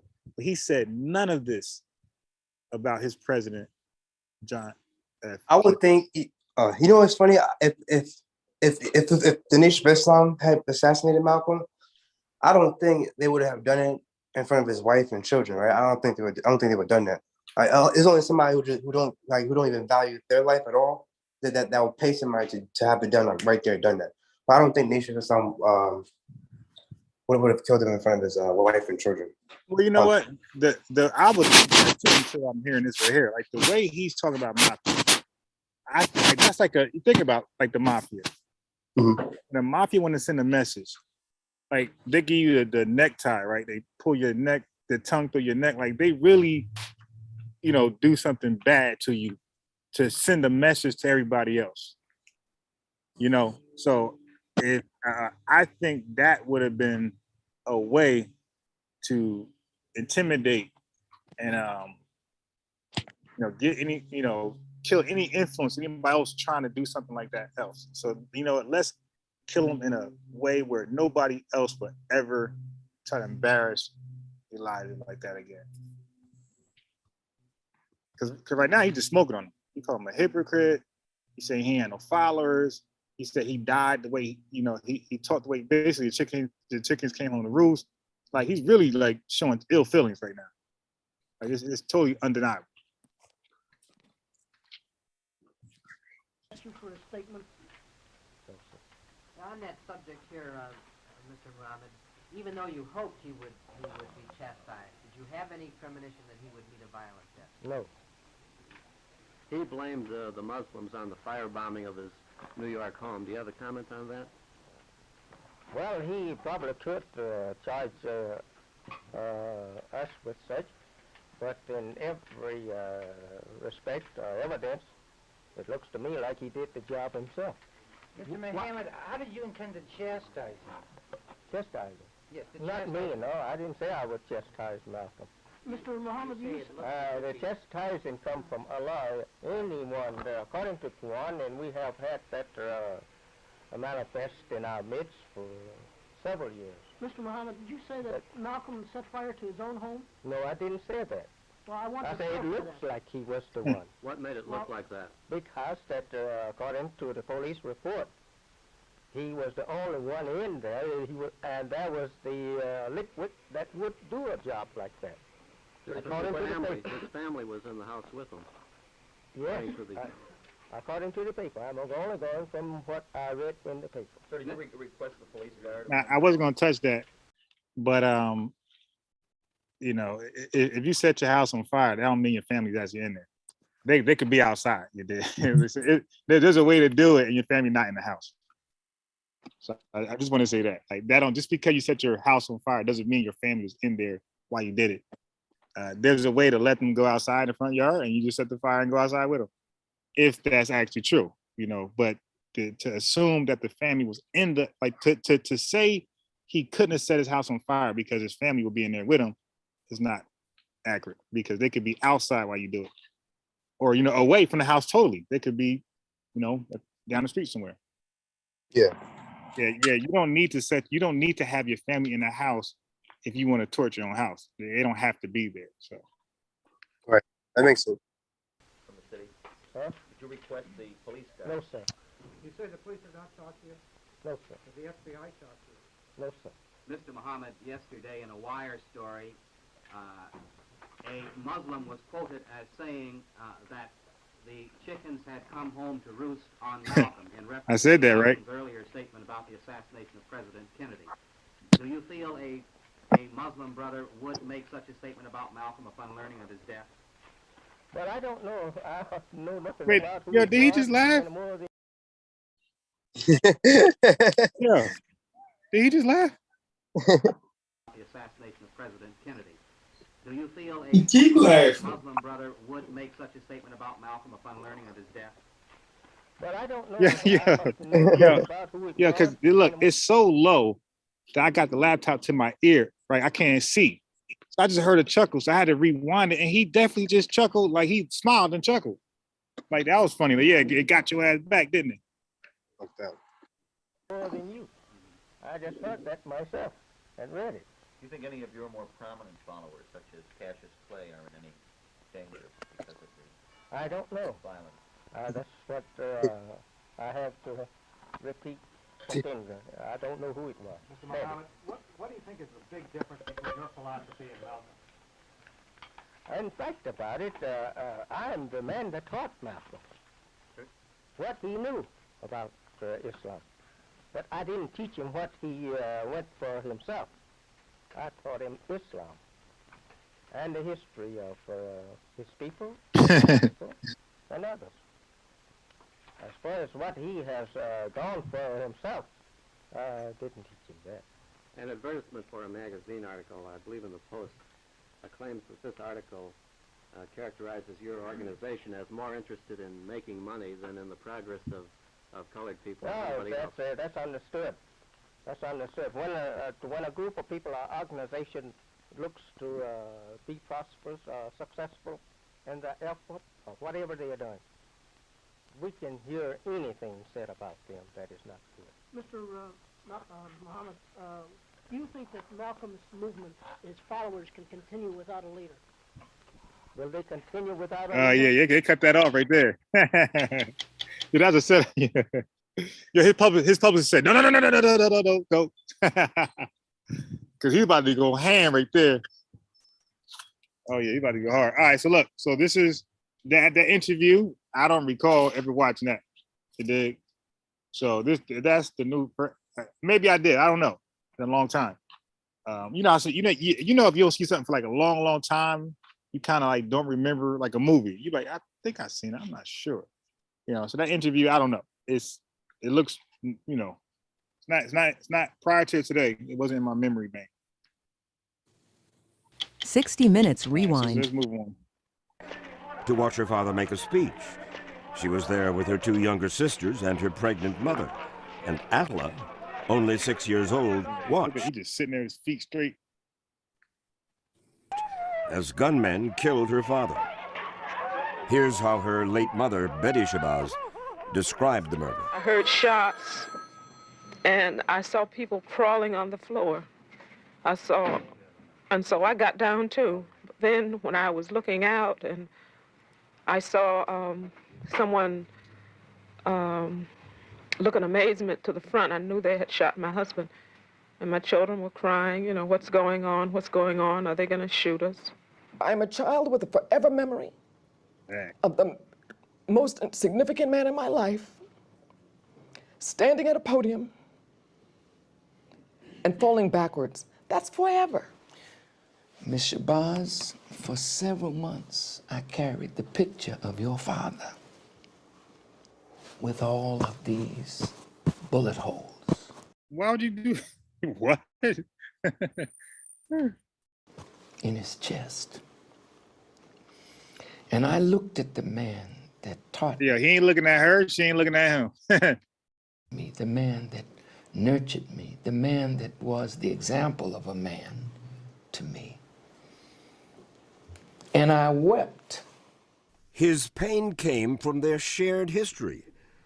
As is well known, Malcolm was a dope peddler and street hustler. All right, let's move on. But during his 7 years in prison, he was introduced to the teachings of Elijah Muhammad, considered with some of his teenage secretaries, and had children with them. Malcolm agonized over his discovery. Hold on. But in 1963, Malcolm X learned that Elijah Muhammad himself had repeatedly committed adultery with some of his teenage secretaries, and had children with them. Malcolm agonized over his discovery, and in June of 1964, he told me about it. And he called some of these women who were living in Los Angeles at the time, peace. and let me listen to the conversation. And it became apparent that he was telling the truth. He told you about that, yes? Mm-hmm. At the same time, Malcolm was aware of other tensions growing within the Nation of Islam, for his popularity had begun to surpass that of Elijah Muhammad. There was a dynamic inside of the nation that troubled Brother Malcolm at the highest echelon of leadership. Well, the fact of the there matter... was envy. Okay. There was envy. Envy of Malcolm. Of Malcolm. By you? No, never by me. Never by you? Never by me. Never. I truly loved this man. Who envied him? There are those in the circles who feared the kind of publicity that he was getting, the kind of attention that he was getting. He was the most vocal. He was the most loved. He was Elijah Muhammad. In certain areas, yes. In 1964, Malcolm X broke with the Nation of Islam to form his own organization based on Orthodox Muslim principles, which include a respect for all races and religions. And how did Louis Farrakhan react? He began writing incendiary editorials in the Nation of Islam's newspaper. Let me read you what you wrote in December. Right, so now he just said, you know, he said one thing. He's going to read what he wrote. Of 1964. The die is set, and Malcolm shall not escape, especially after such evil, foolish talk about his benefactor, Elijah Muhammad, in trying to rob him of the divine glory which Allah has bestowed upon him. Such a man as Malcolm is worthy of death. This was only 2 months. Wait. It was only 2 months. What? Months before he was shot down. God damn. That is why people believe that you were responsible for the death of Malcolm X. No, not at all. Another I smile? Wait. Yo, every time, they ask them about the death, their involvement or anybody involvement, in the organization death of Malcolm, they answer with a smile. But what's up with that? Before he was shot down. That is why people believe that you were responsible for the death Oh, that smile. of Malcolm X. Smile. Don't smile. No, not at all. My name was not among those at that time who were considered the players. Nonetheless, following those editorials, Malcolm and his family received numerous death threats from whom no one knows for sure. Are you not, perhaps, afraid of what might happen to you as a result All right, so let's get Malcolm on words, who we believe or who we say the threats are coming from. of making these revelations? Oh, yes. I probably am a dead man already. But Farrakhan says that Elijah Muhammad had issued a warning to his followers. Leave Minister Malcolm alone. Those were orders. Those were instructions to us. Leave this man alone. But in February of 1965, while the family was asleep, Malcolm's home in New York was firebombed. And just 1 week later, 39-year-old Malcolm X was gunned down by members of the Nation of Islam. Now, I ain't know 1 week after the firebomb he was killed. God damn. That's crazy. But there are those who still believe the government had a hand in Malcolm's death. Fact is, for years, the FBI and the New York City police had Malcolm X under surveillance. Malcolm was not killed just because he made those revelations public. Wasn't there a deeper meaning that the government of the United States under J. Edgar Hoover wanted no black messiah to rise that could unify the nationalists?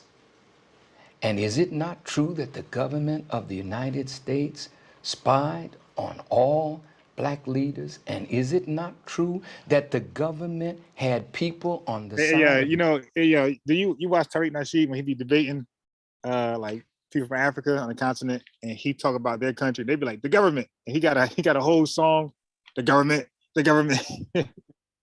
Yo, this is a good time to play that right now. When you can't answer something, and I'm not saying like this apply to Mr. Louis Farrakhan or even somebody from Africa, but it's just funny how even we argue with people who we call pseudo, right? In this country, it's always the government. Whether it's aliens, whether it's vaccines, whether it's evolution versus creation, it's always the government. And whether it's even talking about politics, it's always the government. When you can't really answer a question or you really can't defend yourself, just put it on the boogeyman, who's the government. The government is covering up. The reason why these guys can't prove that ghosts are actually real, because the government suppressed the pictures and videos. They take them off, they swipe them off YouTube as soon as you upload them. It's always the government. Malcolm and people on the side of Elijah Muhammad that kept this thing going. This is bigger than the Nation of Islam. Even so, Atala Shabazz says her father knew the names of the Nation of Islam members who'd been assigned to kill him. Did your father not have a list of the people? Oh, my father knew everybody, personally. The people who were out to kill him? The list was longer than those who actually pulled the trigger. So I think that's when Dr. Islam Muhammad was doing his live yesterday. He was saying like the Judas factor. He was saying there was two teams, and he was saying the people who Malcolm X had a list of was the first team, but the first team isn't the team who assassinated him, something like that. He was saying yesterday. People from the Newark Mosque are the men who did it, yes? Now, you asked me, yes. Most of them, from what I understand, were from the Newark Mosque. And the night it happened, you were at the Newark Mosque. That is correct. Oh, dang. Coincidence? Well, look, the minister... You're from Boston. Of course I'm from Boston. Farrakhan explained... That smile on this serious subject is interesting. From what I understand, we're from the Newark Mosque. And the night it happened, you were at the Newark Mosque. That is correct. Coincidence? Well, look, the minister... You're from Boston. Of course I'm from Boston. Farrakhan explained that he'd simply come to Newark, New Jersey that night to preach in the place of that mosque's minister, who, says Farrakhan, was preaching in New York. Although for decades he's tried to distance himself from the actual murder, just 7 years ago he was still charging that Malcolm had deserved punishment. And if we dealt with him like a nation deals with a traitor, what the hell business is it of yours? But yeah, like, listen, yeah, what you got on that right there? That was like, that's crazy. Yeah, I mean, like, listen, if you are totally innocent of the assassination, right? Why do you keep putting yourself there? Right? Yeah, if there's a robbery in my city, or let's say car theft, vandalism, something like that, and my name was mentioned amongst, you know, those suspects, and I'm saying, yeah, nah, ain't me, ain't nah, hell no. Why would I put myself there, or, you know what I mean, as a possible suspect or the person who actually did it anytime later? Like, you know, that's something, you know, we get accused, people get accused of many things they didn't do, from childhood to young youth to, you know, 20-year-old to 30, 40, 50. Like, you get accused of certain things. And when you ain't do it, like, you just move on, right? You just move on. You know, whatever the accusation was, how small it is, when you know you didn't do it, like, it's out of your memory bank 2, 3, 5, 10 years from now. You know, you don't place yourself there again. And, you know, that statement right there, it's like he's reliving it, and he's like, you know, double downing. You know what I mean? Like it's really hard to justify that statement right there, saying if we did do it, like, you know, AK, they say OJ did it because he said he wrote a book saying, what if I did do, I'd do it like this, right?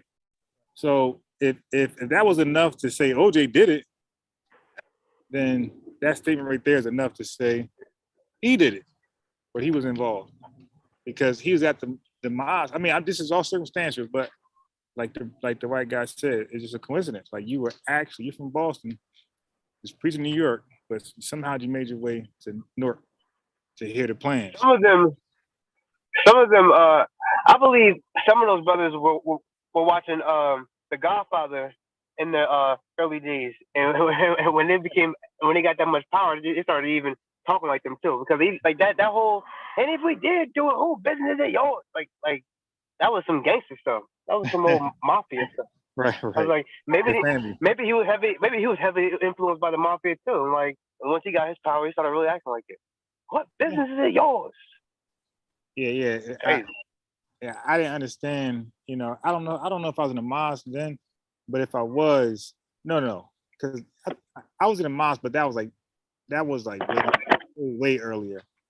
You know, but I'm just saying, if I was in the mosque, an active member, and he said that across the rostrum, like, I would be like, wait, what? Like, I would just feel like, damn, man, why you keep bringing that? So now people are gonna talk about it again, because at some point, you know, when the movie X came out, that was a topic for like the next 20 years. It did.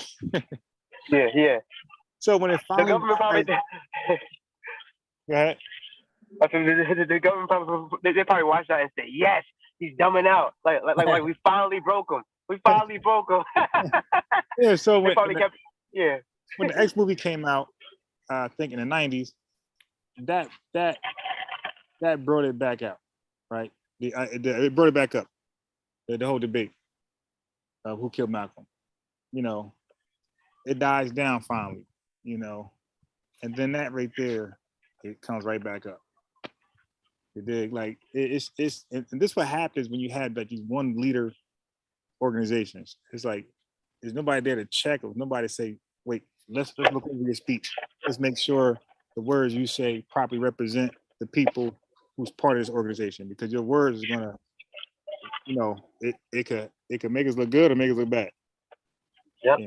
If you tell the story of Malcolm, it's almost as if you have, if you're gonna try to make some money off it in this country, it's almost as if you have to go with the narrative that the Nation of Islam killed them, almost, because like even that new documentary that came out on Netflix, it still painted the picture as if some Muslims from Newark Mosque came out, you know, whatever. Even though that could be true, but it still paints the picture that the nation killed Malcolm like pretty much by themselves, like single-handedly. Like it still paints that like narrative. It's like I don't know. It's weird. It's like you can't even talk about it or make any money off of it unless you go with that narrative. Let me, And remember I told you that lady told me, I did African American studies, and it's just so sad that his own people killed him. So they're even teaching that in college. Damn. That's So crazy. it's like, yeah. So if you make a movie about it, you have to go with that narrative because this is what we're teaching. This is what we're teaching in the history books. So Blue Devil says Muhammad Ali called for Malcolm X's death as well. Yeah, I think at some point he did turn on him. And Jay McKeever said he said Malcolm got what he deserved. He said he turned on his teacher. Hey Jay, let me ask you, how did he turn on his teacher? Like what explain, in short. Just give me one point. Give me a point of an argument how he turned on his teacher.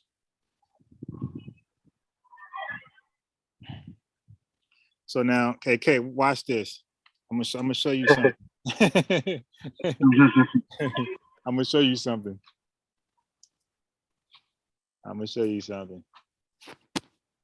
Yo, I'm saying, listen. All I used to do is watch like real formal debates, and right now I'm watching cross-examination of lawyers. And matter of fact, the lawyer went live and he was going over his own case, like explaining how he knew he had the cop, how when to pick your battles, don't object to everything, even though some things are objectionable. Right? Yeah. So do it. He said, don't do it. He said you got to pick your battle and stay focused. And so he's coaching cops what not to do. Listen, he said that cop said that and I didn't object to it. But y'all thinking he's talking his talk. He's like, so y'all thinking that y'all won that point. He said y'all didn't. He said because I had a stronger direction I was going. But he said if that's all I had, I'll get you there too. You dig? So don't think because I object to it, y'all can say that. And then he was teaching lawyers that wasn't experienced as himself, like how to handle that. He said, yo, pick your battles, don't object to everything because the juror start thinking that there's something there when it's light, just let it go and stick to your focus. So right now, I'm waiting on Jay to give me 1 point of how Malcolm turned on Elijah. And I'm gonna show you a trick. I thought you were gonna do him like you do me. First explain betrayal and then explain how he betrayed Elijah. Nah, look. This 1 point, look, I don't give a damn what point he says. Watch how I rest that cup of coffee on his head. Watch.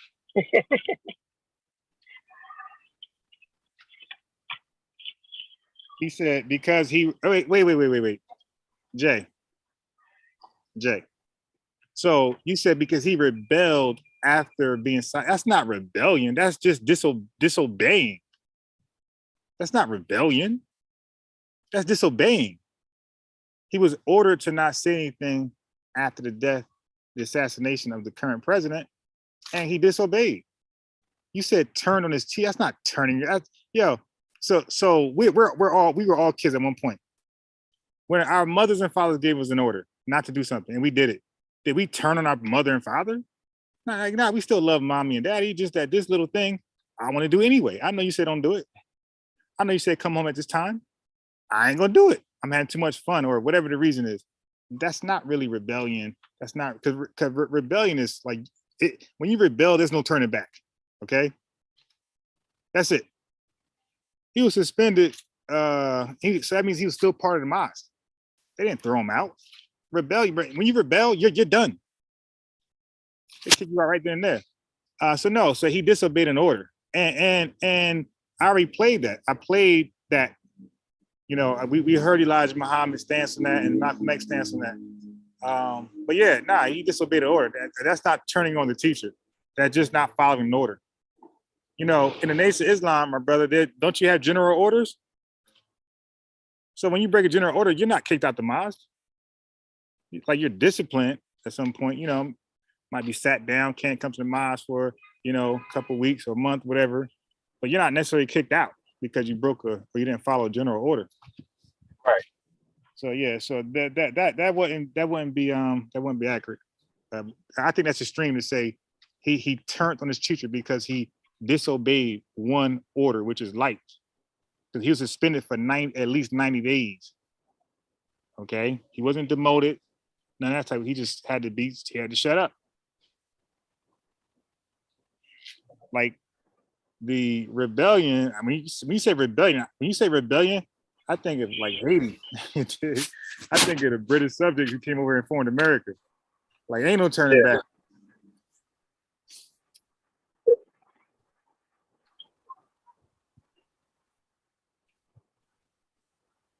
Yeah, so you gotta. I'm gonna play a little more, but I want Jay to give me something more harder than that, because that's not something you get thrown out the mosque for. You know, had you slept with another man's wife, you're getting thrown out. You know, have you been, you know, like there's more serious things that get you put out, and that wasn't one of them. Had you been like involved in selling drugs, that'll get you put out. You know, there's more severe things where you get put out right away. There's no suspension, you're done. And of course, any like molestation, pedophilia, you know, homosexual, you know, actions, those things you get put out right away. There's no suspension.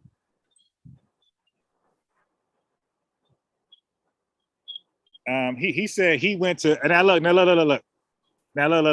So he said what I want him to say. Okay. So Jay, thank you. You said what I wanted you to say. You said he went to different ministers telling the messenger's business. My brother, that's not betrayal. That's called whistleblowing. See, I know I rest this cough in your head. That's called, when you're a whistleblower, you tell on them while you're still active. That's what I was trying to tell you before, okay? I don't respect somebody's position after they're no longer a part of that group, that police force, whatever it is, that industry, whether it's hip hop.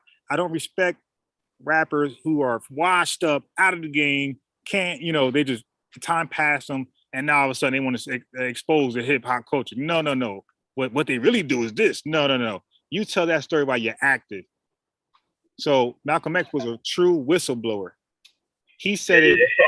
He told the ministers while he was active. He didn't wait till he got kicked out and then start talking his trash. He said it while he was active. That's called a whistleblower. That's a responsible. A matter of fact, didn't the sisters in the Tuskegee experiment do that? Didn't they whistleblow? Yep. Don't y'all love Dr. William Thompson because he whistleblow? He allegedly whistleblowed. He whistleblew. So yeah, bro, that's called a whistleblower. And guess what? They're protected by the Whistleblower Act. It's when you believe there's something wrong going on in your organization or your industry, and you're trying to put a stop to it, but you don't want to face retaliation because you did a good deed.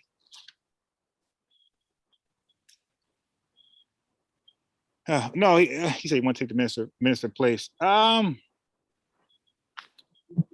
This I think might. I mean, I can't say that because he was doing good already. Like all the cameras came to him. Like he was the most interviewed at all the colleges. It wasn't the messenger debating at Oxford and going to all these different colleges. It was only Malcolm. So, you know, I don't think that was the case. I think if you would say Malcolm thought he had a better direction for the Nation of Islam and he wanted to bring to that direction that he believed was better, I would agree with you. That's not enough to say those ill, foul things about Malcolm. Yeah, Malcolm definitely said he had a better direction, a more productive direction for the Nation of Islam than Elijah Muhammad. He believed Elijah Muhammad was all talk and no action, and he wanted to be action. And even Elijah Muhammad said that their biggest fallout, it wasn't the betrayal you just said. Elijah Muhammad, out his own mouth, before the world, after the assassination of Malcolm X, he said their biggest fallout was that Malcolm X wanted to carry arms, and he said they don't do that. He said that was their biggest disagreement. So you're not accurate again. All right. So anyway, let's move on.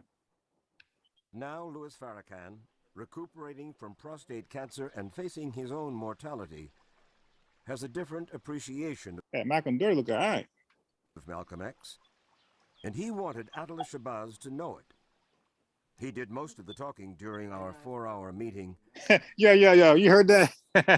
Yeah, that was a slick. Yeah, that was slick. That was slick. He said he did. He did most of the talking during our 4-hour meeting. Little condescending fucker. Yeah, he's saying he was the first polite. Because when Polite's talking on something with anybody, nobody can talk. He hogs that goddamn microphone. Yeah. So, but that's interesting. He said he did most of the talking during our 4-hour meeting. Now well, what I say is the person who hogs the mic got the agenda. They did let other people talk on my show or the podcast that I do, right? The live stream I do, I never hog the mic. Even in controversial, fiery discussions, your turn. You dig? And it goes so much so that I oftentimes do the least talking. Okay, so yeah, that's my thing. If you do most of the talking during a meeting where everybody was supposed to talk, like even with the last pharmaceutical job I had, and I recorded it, like my voice record. The conversation, we made a mistake, a blunder, right?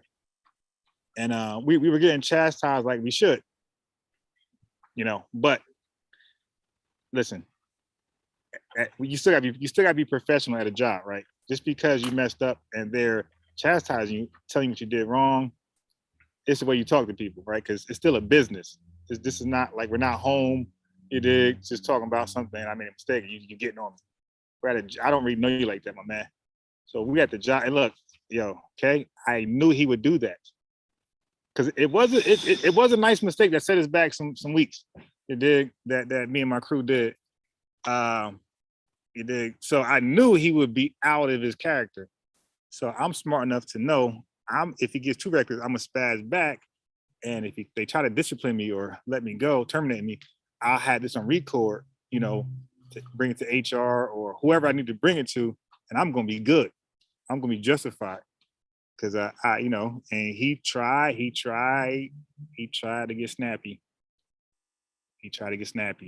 And he was getting very disrespectful, loud, and he was doing it to one of our coworkers. And I was like, see, the thing is, okay, you can't let them, if you're involved, right, in something, and one person, your crew, 3 people, 4 people, if one person getting yelled at by somebody disciplining you, he's really yelling at all y'all. He's just yelling at him to yell at all y'all. So you got to stop that right there because you're next. So I said, oh, stop yelling at him, because I knew through him he was yelling at all of us. So I nipped that in the bud right there. I checked him, he didn't like it, and I stopped that right there. And he later tried to be hard on me in another area. I checked him there too, like, no, you're not gonna retaliate because I asked you to be more professional the way you talk to us. So, anyway, that's what you do, right? But he wasn't a traitor. He was and look, you keep saying, you keep pushing the goalpost somewhere else. You said he betrayed his minister by speaking when he was supposed to. That's not betrayal, bro. That's just disobeying an order. And you said he told other ministers about what he was doing with the young women, the legal young women, and he was whistleblowing. He was trying to get people to see the errors in this perfect guy. So anyway, here he did the most talking in a 4-hour meeting. Finally, Shabazz could no longer hold back 35 years of anguish. Indeed, the FBI probably had something to do with it. So he said she couldn't hold back. She couldn't listen to this lecture for 4 hours. He did. She said, enough, I gotta talk. But we have to say that adult men between the ages of 20 and 40, black faces, who chose to put a trigger in their hands and unload until it was empty, have to be culpable. You can't keep pointing the finger because my father was not killed from a grassy knoll. And I have sisters who are spun out into this environment as tumbleweed, unhealed. We knew to stay silent. because as a child, I thought it could happen to me. That if I spoke up or said something, they'd take my mother, they'd take one of us. I got to hear reports of the traitor deserved it, so it never could go away. And the brother Those now reports said didn't it. come from the government. Those reports did not come from the police. They came from the tan and brown and black faces that once claimed themselves as family members. May I, Mr. Barnes, they say hindsight is 20/20 vision. I wish that Malcolm X were alive today and not dead. Yes, it is true that black men pull the trigger. We cannot deny any responsibility in this. Where we are responsible, where our hands are a part of this, we beg God's mercy and forgiveness. What did you expect to come out of this? What did you hope would come? I genuinely hope that perhaps a healing can come to Miss Shabazz and her family. See, but the issue with that is, that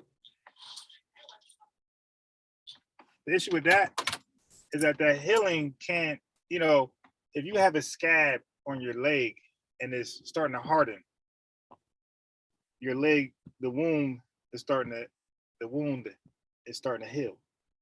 If you pick at the scab, you just delay the healing process. So when you go on the rostrum and say, if we dealt like a traitor, like how nations deal with traitors, what business is it to you? To me, that's peeling at the scab, and that's slowing down the healing process. That's just a fact. As I may have been complicit in words that I spoke leading up to February 21st. Wait, AJ, man, I think you're trolling. You said, look how the look how Malcolm's family turned down. Look at the children of the messenger. Brother, do you know who Herbert Muhammad is? Jay, that's a serious question. Who is Herbert Muhammad? Okay? And come back to me while I play the rest of this. I acknowledge that and regret that any word that I have said caused the loss of life. Okay, now he just said he regret that any word he said caused the loss of life, but then you came back and said something just as foul 20 years later. Of a human being. Just this past week, Atala Shabazz gave me her reaction to the meeting. Quote, "He has never admitted this before, publicly, until now. He's never caressed my father's children. I thank him for acknowledging his culpability, and I wish him peace." Unquote. Malcolm X would have been 75 years old this month. Damn. All right, let me skip some. I'm gonna come back, so I'm gonna skip some. I'm gonna go to the short clips. So now it says 1964, June 1964. Here we go. We gotta get some dates because people be afraid of dates. June 1964. Now here's another thing. Okay, so I hope you guys documenting these points. If Malcolm X was truly trying to get back at the Nation of Islam, you guys gotta admit it had to be before June 1964. Because the Nation of Islam filed a lawsuit to reclaim possession of Malcolm's house in Queens, New York. Okay? Because the house was never Malcolm's. It was owned by the Nation of Islam. It was never his. And I don't have a problem with them getting back their property. Any company you work for, if you're no longer employed by them, you're not keeping that company car. If they gave you room and board, you're not keeping that either. Any tools you got on behalf of them, you got to return them. So I don't have a problem with the Nation of Islam wanting their house back. Okay. So you guys want me to believe that they were taking their house back, potentially leaving Malcolm X and his family to the streets. Then Malcolm X believed they even bombed the goddamn house. Didn't care if they killed everybody in the house. And you mean to tell me that after 1964, in June, in the month of June, after June 1964, that Malcolm X can forgive them if all this is true, because Malcolm X believed it, or at least we think he believed it. If this is all true, how could he possibly ignore this and then go back? Yeah, that's like, come on, like, look, come on, like, listen, like we gotta stop fitting the stereotype of how America sees black people. That just like easily misled, stupid, like these type of things. You know, IQ is terrible, below average. Come on, man. Like that's like saying that Sammy the Bull, he turned on John Gotti, and if that crime family, because you know the son took over, if the son said, "Hey man, come back with us, it's all good," you know, we just apologize, and come on, come on, and he'll just say, he'll put, bro, nobody gonna, no street gang, no organization, no military, nobody's gonna have their life almost taken, be assassinated, and then join the people later who try to assassinate you. Like, stop it. Come on. Like, we got to stop doing that to ourselves, man. Like, let's be respected and let's be seen as equally intellectually or intelligently as anybody else, right? We have the same potential to be smart as anybody else. Like, let's not fit that stereotype that we have a problem with just being logical thinkers and reasonable thinkers. Come on. Like, we got to stop. No way. Come on. Matter of fact, I'm going to put a poll in the chat based off this right here. All right. Wait. I'm gonna go with the bombing first. So this is the lawsuit file. Let's go to the bombing date first. After court appearance regarding the eviction, Malcolm divulges explosive secrets.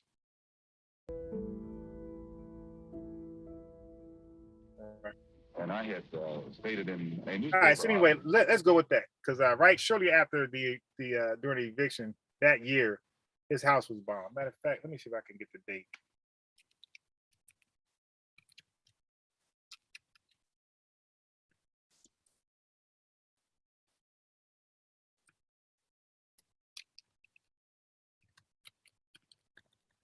Let's get a date on this.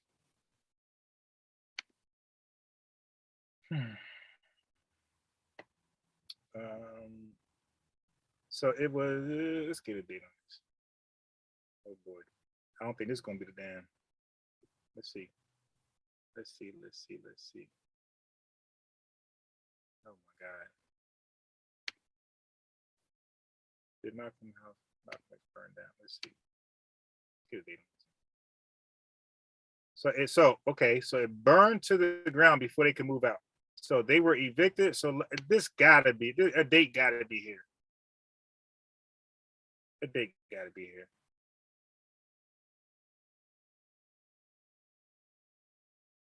No date. I mean, like we know he was evicted around June 1964. So it was bombed before he could move out. So let's see. This is why I'm not under the impression that they burned his house down, because if he wanted the eviction, why would you're gonna pass that house to somebody else? I don't think the Nation of Islam firebombed Malcolm X's house. Let me just say that, because they won it, and if they lost the case, yeah, and Malcolm X keep the house, yes, I would say yeah, they probably, that seems about right. But they actually won. He was being evicted. I just don't see them firing bomb in their house after they won the eviction. I just can't go with that one. All right. So let's go. 4 daughters, 2:30 a.m. So what year is this? 1965. The story written by. So 1965, a date.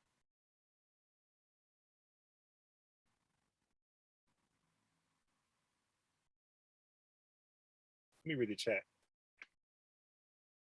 let me read the chat.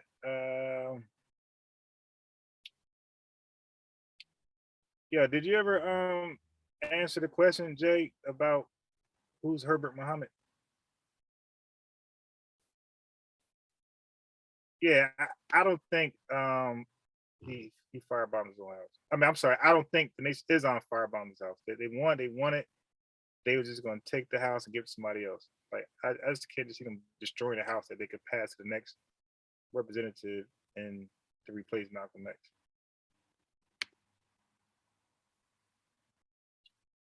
Man, look you are. So I guess it was in 1965, right? So almost a year later,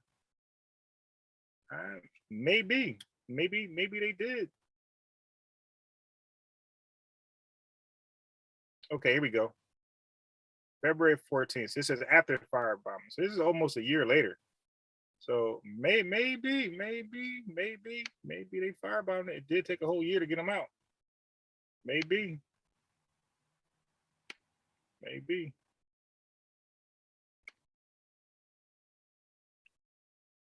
Yeah.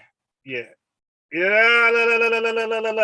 he said, yes, Herbert was the crook who managed. Brother, you just said, look at Malcolm X kids and look at Elijah Muhammad kids. That was your statement. Then I said, do you know who Herbert Muhammad is? Then all of a sudden, yeah, Herbert was a crook who managed my ass. Dude, stop it. All right, let's move on. About an effort to take my life back in January, and at that time the Muslims denied it. Why are they threatening your life? Well, primarily because they're afraid that I will tell. So at this point, they said, why did they want to take your life? Did they, in Malcolm X mind, at this point, this is in 1964. Wish they had the actual month. Okay. So in 1964, Malcolm X, the date to Malcolm X is the Nation of Islam. Is it Nation of Islam? Okay, so he's explaining why the Nation of Islam, want to take his life. So in his mind, the Nation of Islam got it in for him. They're putting together a murderous plot. They're conjuring up a murderous plot against his life. Well, primarily because they're afraid that I will tell the real reason that I'm out of the Black Muslim movement, which I never told. I kept to myself. Wait, Jay, you talking about the kids from the other woman? But they all his kids though. Like, how do you pick and choose which woman soil womb is terrible and divine? Come on, dude. If you're a man and you got 2-3 wives, and you have kids by all 3 of them, so this is what you got to deal with when you have that many kids. All right, because when things go left, you got to be responsible for all of your kids. So that's why some parents have 2 kids or 1, right? And they focus on that. And when that one, be successful in life, they'd be happy. But the more kids you have, the more chance you have at some kids not living up to your standards and becoming failures to your own standard. So Elijah Muhammad, if you have all these kids, 10, 12 kids, you can't stand behind 2, because, my mom used to always say, he didn't get that from me, blame everything on dad. All our bad habits, our good habits came from her. So same thing here. If you have kids by all these damn women, you can't choose one woman and say, nah, but those kids were the one. No, all the kids were the one. And a lot of those kids, ain't come close to what Elijah Muhammad has accomplished. But the real reason is that Elijah Muhammad, the head of the movement, is the father of 8 children by 6 different teenage girls. Okay. So he never said underage, right? So that was probably media, somebody pushing that. He just said teenage, 18, 19, something like that. But here's the thing. 6 different women, Jay, from a leader who preached, we don't practice polygamy. There will come a time for that. We practice monogamy. Okay? So there's not supposed to be more than one. He had 6 women, 8 children amongst the 6. 1 each. 6 different teenage girls who were his private personal secretary. And interesting is that they were his private secretaries, you know, because it's like almost like a chiropractor office, right? The doctor gonna have those hot, for lack of a better word, clerks. I forgot what it's called, the assistants, whatever. You know, they're gonna have those hot women out there to service you, right? He want eye candy to look at all day, and a lot of times, some of them are strong enough to just ignore it, just use it just for clickbait for people just to come and get services there. No different than a cell phone store, right? The clerk, the owner is gonna get a hot woman so you can come by. You know, that's just smart, right? But you end up dating them. That's seen as manipulation, right? Because like you are the boss, like you're the reason why she's hired. A lot of them can feel like they have no choice if they want to keep their job. So that's why I always agree with the notion or the thought, like don't date. You know, it depends on your career, but in mostly all cases, like you shouldn't date where you work. And I definitely agree with a boss shouldn't date his secretaries, any boss, because again, like you put them in a weird, uncomfortable position where they almost feel like they got to say yes. I would have respected more if he had 18, 19-year-olds that had nothing to do with being a secretary. It's just regular women in college or working, and he pulled up on them and got their number. Like I would probably respect that a little more. The one who first made me aware of this was Wallace Muhammad, Mr. Muhammad's son. And it was... So Malcolm X said the person that put him on the illegal polygamous relationship was Elijah Muhammad's own son, right? The son you talk about, remember the kids? His kids is better than Malcolm's kids? I don't know. So far, you 0 for 2. Because Herbert, you call him a crook. And this next son told Malcolm X about Elijah Muhammad, his own father, illegal polygamous relationship. And peace to you from West Africa. Thank you, bro. Yeah. Hey, Jay, the letter about that. Yeah, that seems to be true, Jay. That's why she was screwing Charles Kenyatta behind his back. Jay, that might be true. You dig? And if it is true, it's a shame, but that just shows how disorganized the Nation of Islam was. Because in the mafia, if you get caught screwing my wife, that's death. Okay? And the Nation of Islam was tolerating that according to you, right? Just according to you, the Nation of Islam was tolerating adulterous affairs, right? And everybody knows, everybody in this chat know that no organization, no group, no nothing, they have no future when they have adulterous affairs within their own settings. It's over. It's going to fall. It's a castle literally built by sand. It's definitely going to wither away. So by your own account, that nation wasn't strong if that was going on. So let's just read some comments. So Thurman said, I didn't have sexual relations with Monica Lewinsky. The Sensei Jay, now you just being a sent for life. Nah, that's true. Like he's giving Elijah every way out, which they all do. It's like, all right, Jay, let me ask you this, Jay. Let me ask you this. Was Elijah Muhammad wrong in any way, shape, or form in how he dealt with Malcolm, brother? Or not just how he dealt with Malcolm, but anything that Malcolm alleged he has done that contradict his teaching? Was he ever wrong? Was Malcolm right on any argument he had? This is a better question, Jay. Was Malcolm X right on any argument he ever had against Elijah Muhammad? Give me an answer on that. Yes or no? All right. Let me read some more comments. So Decent said, wait on that mothership. He said, Wiles D. Muhammad said Malcolm lied is right on YouTube. I understand that. It became a point finger thing. Blue Devil says, so what Elijah slept with those underage girls. Malcolm X need to grow up. It's about power and all NY Muslims should be ashamed, as well as Christians, Hebrew Israelites, etc. Religion is it? Yeah, you see it. You only a hero until you live longer. You had to be the villain, right? Where's the timeline for that? All right, so let's go. Their fear that if I remained in the Black Muslim movement and this came into the knowledge of his followers, that they would leave him and follow me.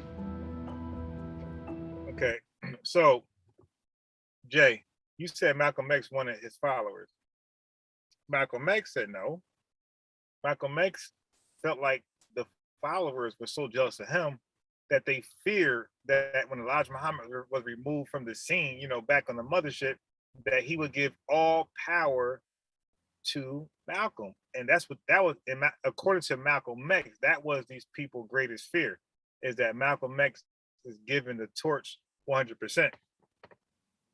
He called the shots, so now he could put these brothers out, the mosque. A plan immediately was set in motion to take me down, put me out. So Malcolm X believed that was the incentive to take him out from these guys who believe was envy and jealous of the brother. And the statement that I made about Kennedy was used as a pretext to take me down. Did you get out of the... What will you take to protect yourself from this threat? I take no steps. I have a rifle. If anybody comes to my house without a good reason, I intend to try and use it.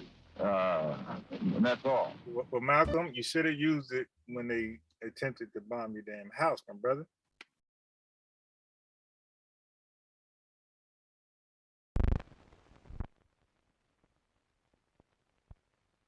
All right, I don't know what's up with this audio.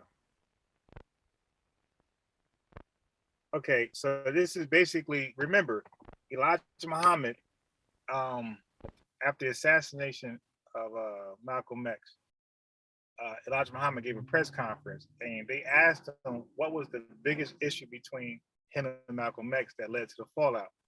And Jay, it was nothing. Not when Elijah Muhammad was given a chance to explain the biggest disagreement between him and Malcolm that led to the fallout. It was nothing you said so far, Jay. Elijah Muhammad, at his own words, he said the biggest disagreement they had that ultimately led to the fallout was that Malcolm X he wanted to carry arms, and Elijah Muhammad said, we don't carry arms.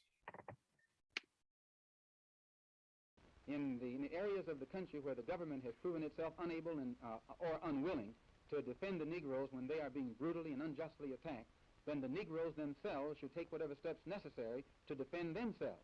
And one of the best methods by which this can be done is to establish rifle clubs. It's legal in this country to own a rifle. Yeah, now this is interesting. I haven't heard this one before. It's very interesting. I wonder if that's interesting. Yeah, Elijah Muhammad never said he's going to the mother plane, but he never said he wasn't either. Like, he never really talked about death. As far as like where he is going to go, like where his members should expect from his death, like that type of talk. He really ain't talk about that at all. So it left it out there for anybody to make up some stuff and say the mother plane was the goal. You dig? So let me go back real fast. Matter of fact, give me 1 second. Let me grab some water. I've been talking for a long, long, long time. Let me get some water.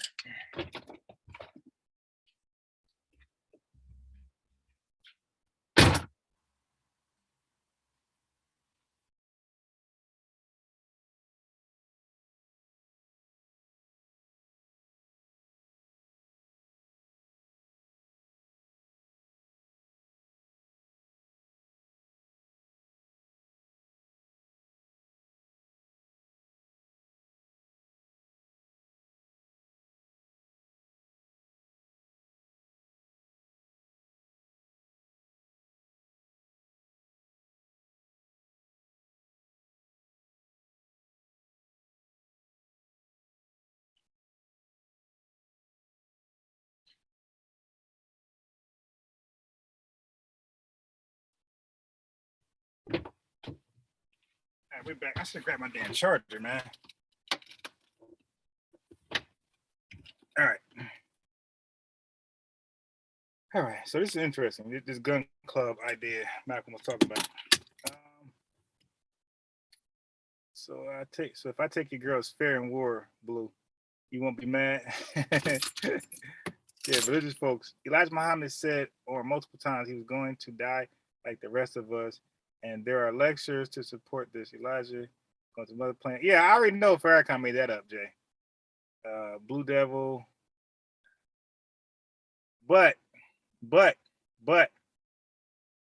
Jay, I don't blame Minister Louis Farrakhan for making that up, because Elijah Muhammad taught Farad Muhammad was on a mother plane. Okay, so that's why, everybody's talking that talk, because you said Elijah Muhammad said he was going to die like everybody, but that's not what he said about Farad Muhammad. He didn't say Farad Muhammad died. He said he just disappeared. He just left without a trace. And then it was taught that he was going to get a mother plane driving it.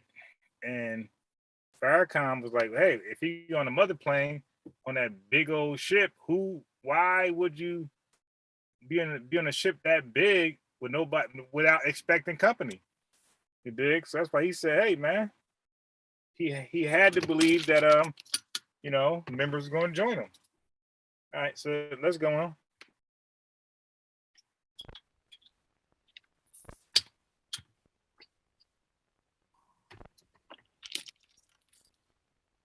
In the areas of the country where the government has proven itself unable or unwilling to defend the Negroes when they are being brutally and unjustly attacked, then the Negroes themselves should take whatever steps necessary to defend themselves. And one of the best methods by which this can be done is to establish rifle clubs. It's legal in this country to own a rifle. Okay, that's very important information right there that Malcolm X explained. Second Amendment. This is why I say, if you hear Black people talking points, we line up our talking points.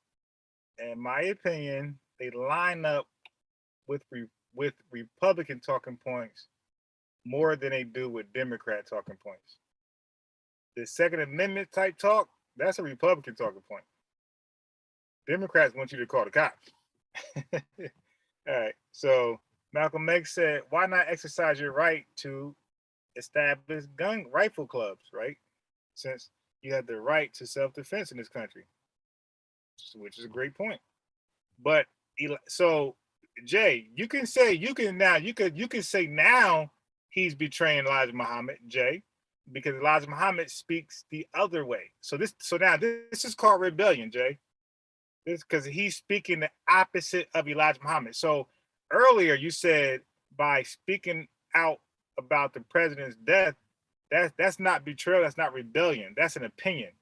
Okay, and he broke a law, or he broke a rule, or whatever you want to call it. He broke an order. But when you speak the opposite of your leader, your boss, now that becomes true, you could say betrayal, or true rebellion. So if Elijah Muhammad is saying our members don't carry no weapons, nothing larger than a small penknife, and Malcolm X is talking about establishing rifle clubs, now you can say he's betraying and going back on the teachings. Now you're justified. But I think it's foolish for a Black man. So what's interesting is Elijah Muhammad, they laughed at Dr. King's approach, turning the other cheek. But I don't see how Elijah Muhammad approach is even any different. He's talking about no weapons, nothing smaller than a penknife. That's basically turning the other cheek. When white folks come with those bats and guns, what do you got? Because you're not allowed to carry anything bigger than a penknife. So in a way, like you're just bound. So there's no fight. There's no fight. There's no fight. When they come with bats, knives, and guns and tasers, there's no fight for you. You're just bowing down and complying at that point. This doesn't mean that the Negro is going to initiate some kind of aggressive action against anybody, but it does mean that the Negro will be serving notice that no longer does he believe in turning the other cheek and being the constant victim of someone else's brutality. I like that. Is it your intention to have all Africans go back to Africa? the Honorable Elijah Muhammad says that the only solution for the problem is that our people, of which there are now 22 million, be involved in a mass exodus back to our own homeland. Wait a minute. And he does look young. Wait a minute. Oh my God. Yo, do y'all see this, yo? He was talking that rifle talk as a member of the Nation of Islam, knowing that Elijah Muhammad spoke. I told you, Jay, it's in your face, Jay. It wasn't about the women. It wasn't about what you was talking about, the speaking of. It was what Elijah Muhammad said it was. He's in the Nation of Islam right here. He just quoted Elijah Muhammad. Look how young he is. He's in the Nation of Islam, and he's talking rifle talk in the Nation of Islam. Now, this is true betrayal. This is true rebellion. But nobody talks about this. They talk about the wives, this other personal talk. Elijah Muhammad didn't care about none of that. Elijah Muhammad was upset with this kind of talk, and he said it out of his own mouth, out of his own press conference after the assassination of Malcolm X. He said, our biggest fallout was Malcolm X wanted to be armed, and we are not armed. We're a peaceful people. We don't want no smoke. We're just going to turn the other cheek when smoke comes to us. You dig? So, God, look at this, man. This is a great uncover. But this is a long-range program. And while we are orienting our mind toward going back in the direction of Africa, we have to live right here. So we have to... Jay said this in multiple... Yes, the Nation of Islam sometimes, when the police raid the mosque, sometimes the members of Islam be beating the shit out the police. You're right about that.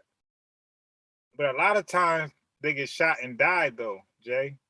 So yeah, some cops got killed too, and some cops got, trashed. But you're better off with some firepower. They'll be more reluctant to run up on you. You dig? Really. Because you're justified.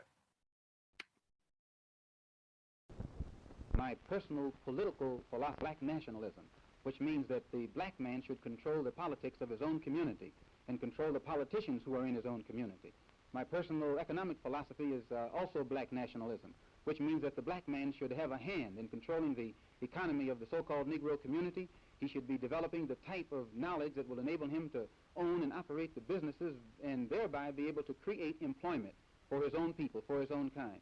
And the social philosophy also is black nationalism, which means that instead of the black man trying to force himself into the society of the white man, we should be trying to eliminate from our own society the ills and the defects and make ourselves likable and sociable among our own kind. Well, you seem to be dissatisfied with everything. Just what do you want? I'm not dissatisfied with everything. Hey, man, that's a good question, Blue. Blue said, why would he take his girls to a mosque if he knew his life was in danger? That's a good question. That's a very good question. Yeah, man. I wish Malcolm had a crew that was armed, man. Yeah, that's a great question. If you know that people are seeking to take your life, but Blue, maybe because he knew they wouldn't be sitting with him. Maybe he knew because, okay, look. Hey, Blue, I'm going to make sense of that. How would you feel if your life,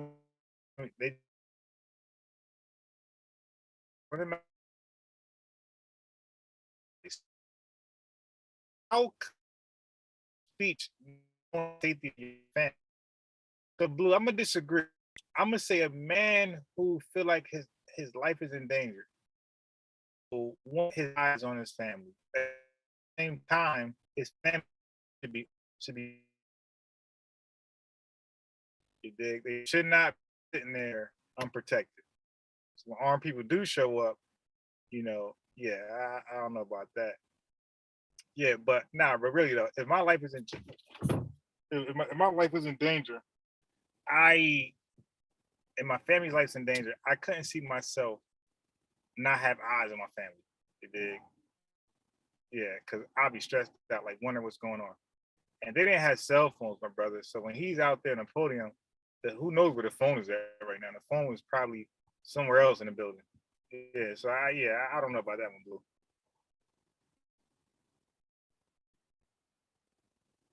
Yeah, so Jay, to answer your question, you said why there was no security checks that day, Jay, because one brother who died right on his deathbed, he said that the FBI and local police department knew why NYPD was plotting against this was a detective, right?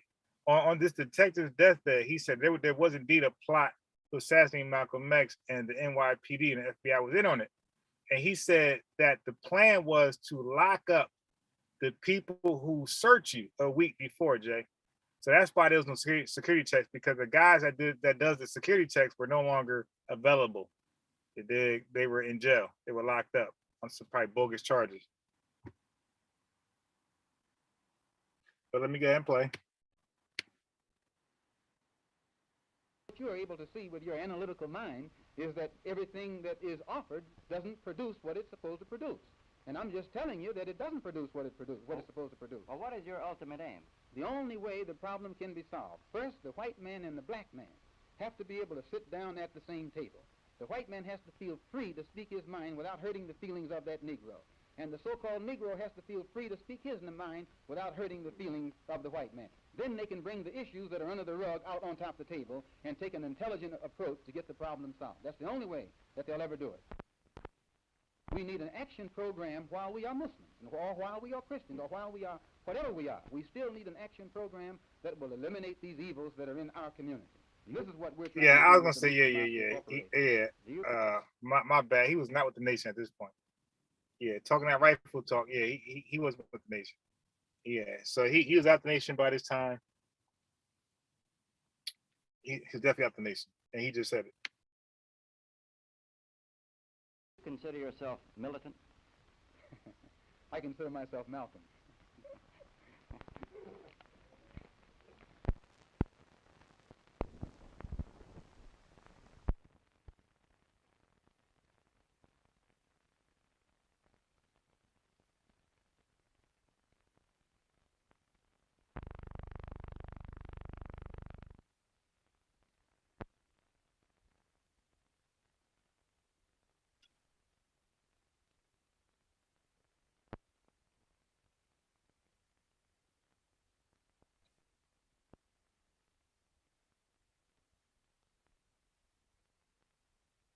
Any more audio?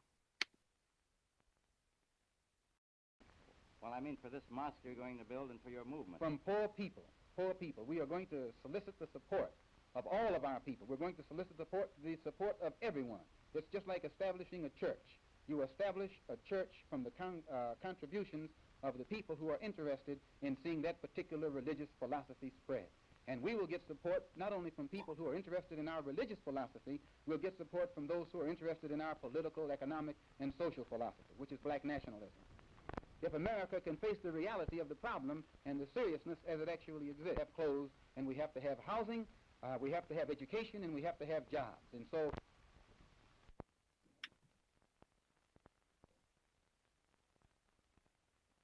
would you call this a nonviolent movement?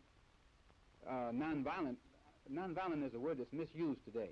I would call it a peaceful movement, which reserves the right. Yeah, Malcolm X is not suspending that nonviolent element. What about your Yeah, it's funny how white people want black people to be nonviolent. Like they're so obsessed. And nonviolent, right? Y'all ain't going to fight back, right? Yeah, that's just sad. Like they want us to be just defenseless at all times. Politically, do you think that Negroes should belong to the major parties, the Republican or Democratic Party? No. One of the greatest signs of political immaturity on the part of Negroes in this country is its tendency to identify. Yeah,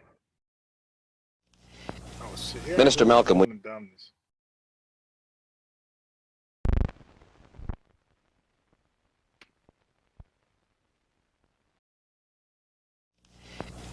Minister Malcolm, when you broke with Elijah Muhammad back in March, you said it was because the black Muslims were too narrowly sectarian and inhibited. Okay, so Chef, this is for you. Because, I'm not in a bad way, because you explained your position. You said that he was not saying that he want to get back. But this interviewer this is 64. Okay, the date's right there, 8/6/64. So he said back in March. So March was the date you gave with about the telegrams. So he is asking about that time back in March, his position. So here we go.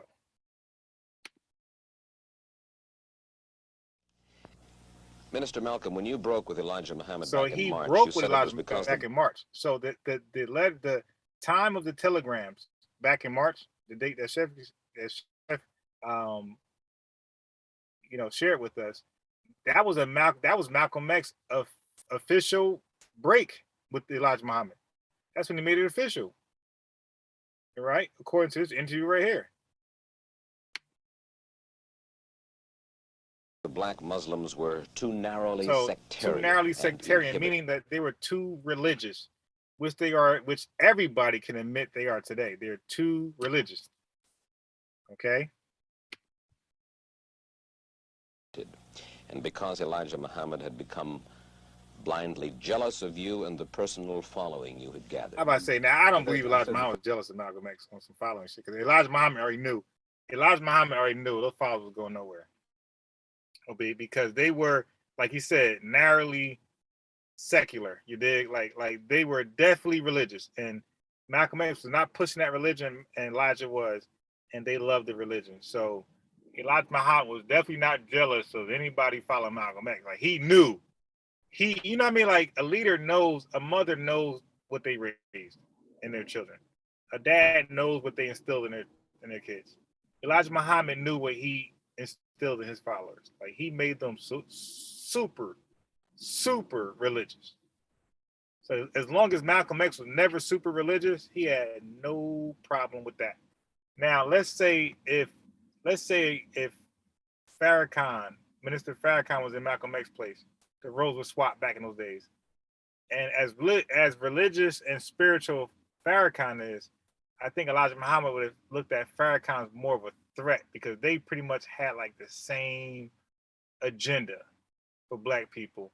So I would feel like that would be more of a threat to Elijah Muhammad had Farrakhan went rogue instead of Malcolm, basically. First part, but the last part, I didn't say that Elijah Muhammad himself had become blindly jealous. I mentioned that it was his family and the officials in Chicago. Everything that I said always was designed to protect Mr. Muhammad himself, primarily because the image that he had created was the image that enabled his followers to remain strong in faith and things of that sort, and I didn't want to see any adverse effect or negative result develop in the faith of all of his followers. Jay, so I'm not going with Elijah Muhammad loved Malcolm. During that press conference, he said some ill shit right after the assassination of Malcolm X. You didn't see any love expressions from Elijah Muhammad when he had that press conference. So I'm not buying that he loved him. I believe when Malcolm X was a devout follower of his, he appreciated him, but he never loved him because he would have been sad. He was more sad when he gave a press conference about President John F. Kennedy than he was about Malcolm X assassination. So I disagree with that. But Jay, so just to be clear, give me 3 things that you felt like Malcolm X was wrong about Elijah Muhammad. 3 things. And by the way, you could click that link. Click that link because I don't believe that you're gonna bring anything to the table that I don't already know. But I believe I could bring things to the table that you don't know if we dialogue. So hit that link. Let's see. Yeah, because the average Nation of Islam supporter or member don't know more than me. The average one don't know. Now there are the extremists that do, but the average don't know more than me.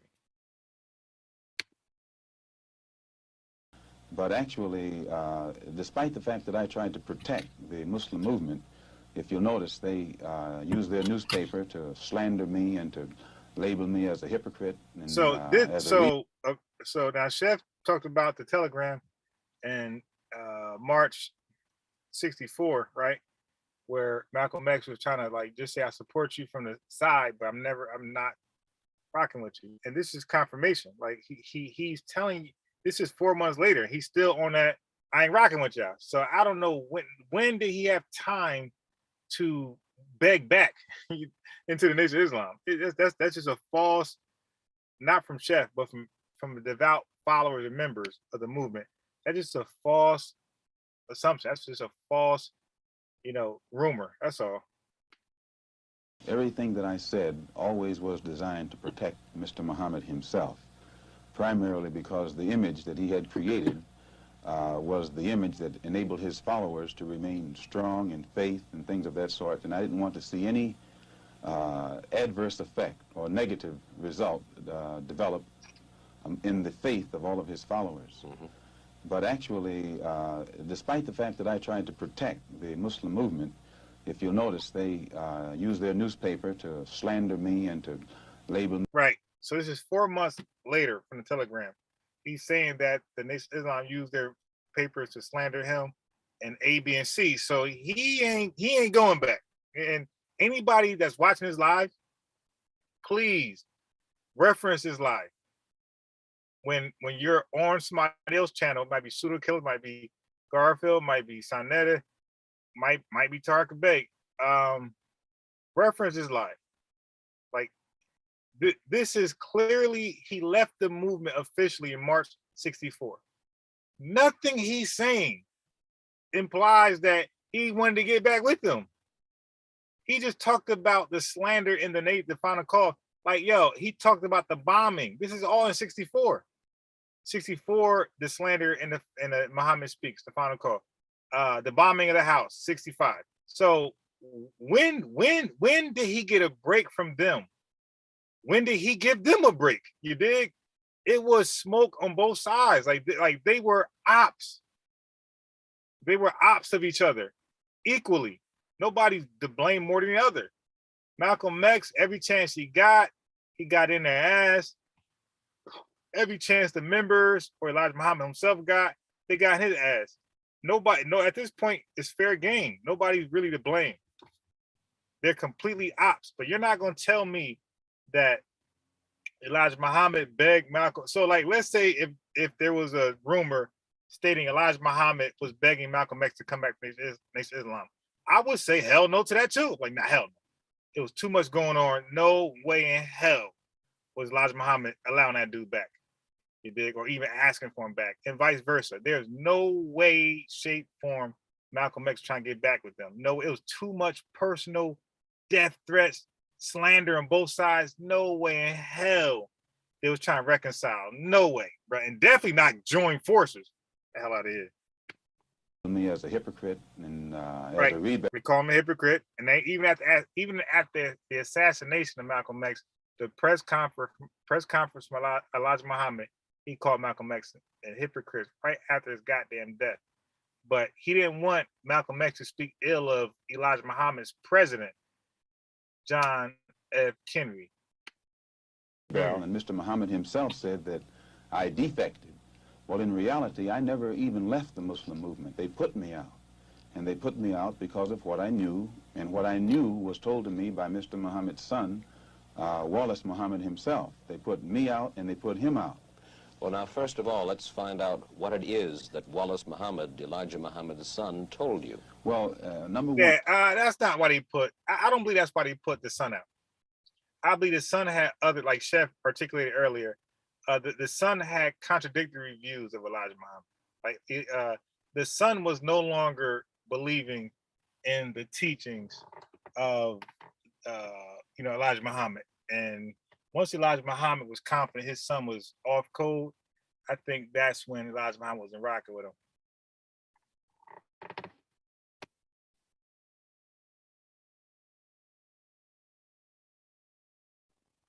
I got quiet. These damn raccoons are out here, and I'm making sure they ain't close to me. I hear him walking around. I can't see him though. I see him now. Oh my, that's crazy. They got the babies out. And like there's a cat walking away from the babies. There's a cat in the same fenced in area. You know, the cat vision are crazy. The cats can see like hell. You know, raccoons are very territorial, like babies. But the mother got the babies out. All right. So anyway, let me get back into it. Yeah. So they were not rocking with each other. They were not. Nobody was budging. Like they were completely separate. Like they were more separate than the Bloods and Crips trying to get back together. Stop. One, if you notice, the stick that I always used in presenting, representing, and defending the Muslim movement was the fact that it had the ability to reform the morals of... Yeah, hey Jay, I said earlier, if you rewind it back then, I said I got no problem with Elijah Muhammad saying, don't say anything about the assassination of JFK. I got no, Jay, I said I had no problem with that.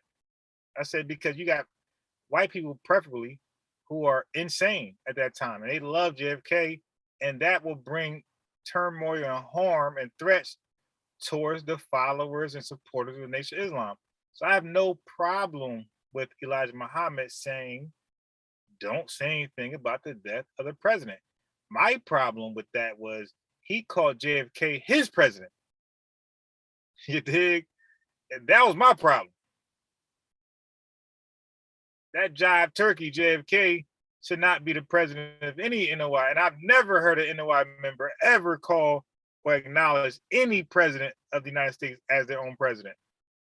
Hey, Jay, is Biden your president? That's a question.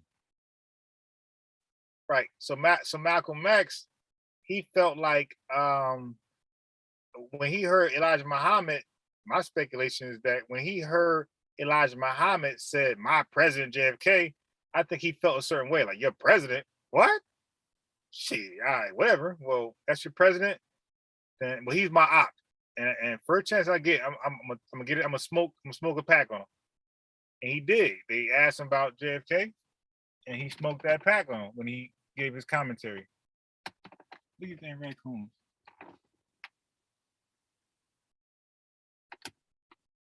Always staying outside the fence. They're good. All right, anyway. Of the so-called Negro community. It eliminated drug addiction, alcoholism, fornication, adultery, loose sexual behavior, which meant that it eliminated bastard babies, illegitimate children. Well, as long as I knew that this was what it represented and it gave me a strong stick, I could represent it and defend it. But we had a law which was that whenever any Muslim became involved in any kind of sexual relationship with someone to whom they weren't married, that person would be brought before the Muslim community, humiliated, and then isolated for from 1 to 5 years. This was our law.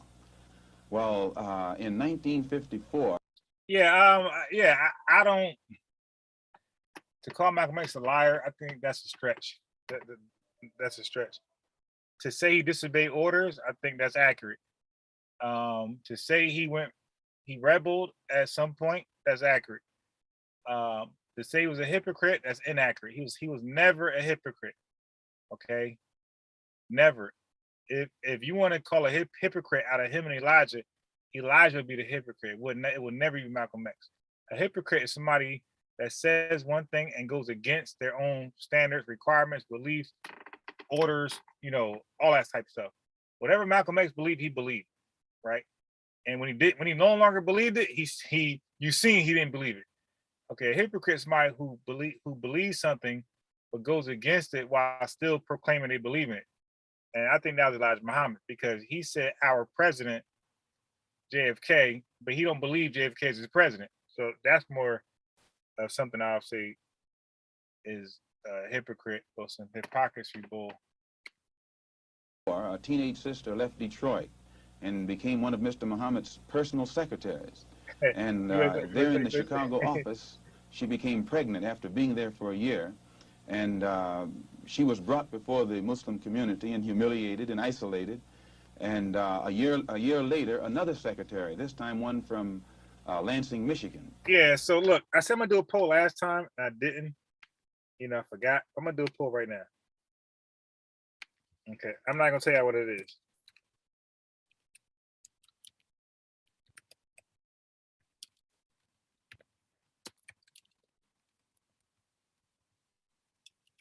Hope I spell it right. Okay, here's a poll. The few people who are here, please answer that. Please answer that poll. Honestly, you know, don't try to, you know, appease anybody, satisfy somebody. Just answer it honestly. Came to Chicago. She also became pregnant. She was brought before the community and humiliated and isolated.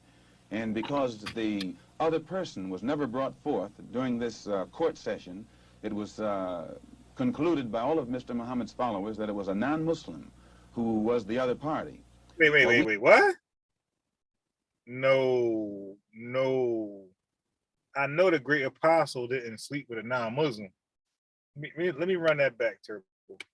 Married, that person would be brought before the Muslim community, humiliated, and then isolated for from 1 to 5 years. So he's explaining the law when it comes to adulterous affairs. When you are having sex with a woman who's not currently your wife, right? And don't forget, in the NOI belief system, they at this point, according to Elijah Muhammad, they believe in monogamy, not polygamy. So if any Muslim have 2 wives, he should be persecuted the way Malcolm X is explaining. This was our law. Well, this was our law. Well, that's why religious groups, man, get out of them, man, because the leader is never bound by the law. Well, he said, well. In 1954, a teenage sister left Detroit. And a teenage sister left Detroit, 1954. This is 10 years before the assassination of Malcolm X. Became one of Mr. Muhammad's personal secretaries. And they're in the Chicago and office. Shame on the parents. If these parents, if these allegations are true for Malcolm X, these parents are no better than the parents of the victims of R. Kelly predatory actions. You dig? Parents be complicit, they be starstruck, and y'all guys talk about sacrificing children, blah blah blah. Well, I would call that an act of sacrificing your kids. She became pregnant after being there for a year, and she was brought before the Muslim community and humiliated and isolated. And a year later, another secretary, this time one from Lansing, Michigan. So one secretary pops up working, and according to Malcolm X, the leader is working her, hey, stay later. And then she get excommunicated, and then they hire another young teenager, you know,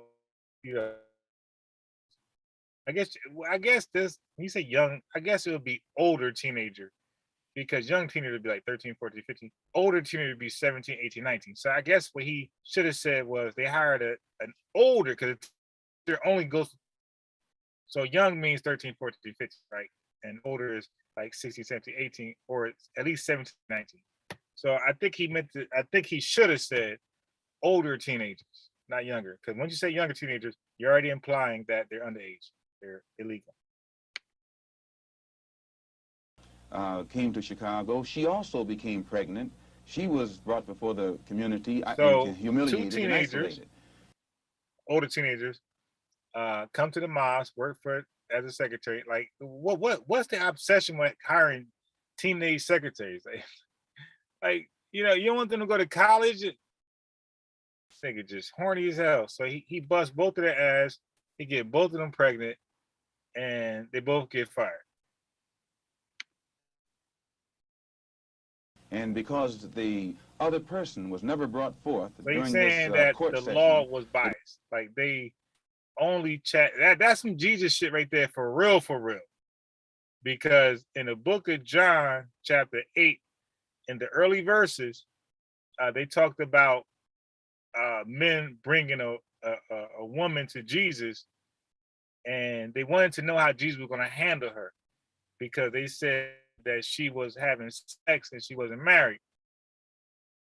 So Jesus said to them, well, where are the men that was having sex with her? Because they should be right along with her ass getting stoned, right? And he confused them, and he was able to get her off. And when she was like busy saying, thank you, Jesus, thank you for saving me, Jesus was cold-hearted. He was like, what? He was like, go away and don't sin again. In other words, go away and don't be talking like that again. Go get married, or I ain't gonna save you. And that's exactly it, right? Paraphrasing, but believe those words were used basically. He told her, like, nah, there ain't no past. IH, you better get out there and go find a husband. Don't go back to that.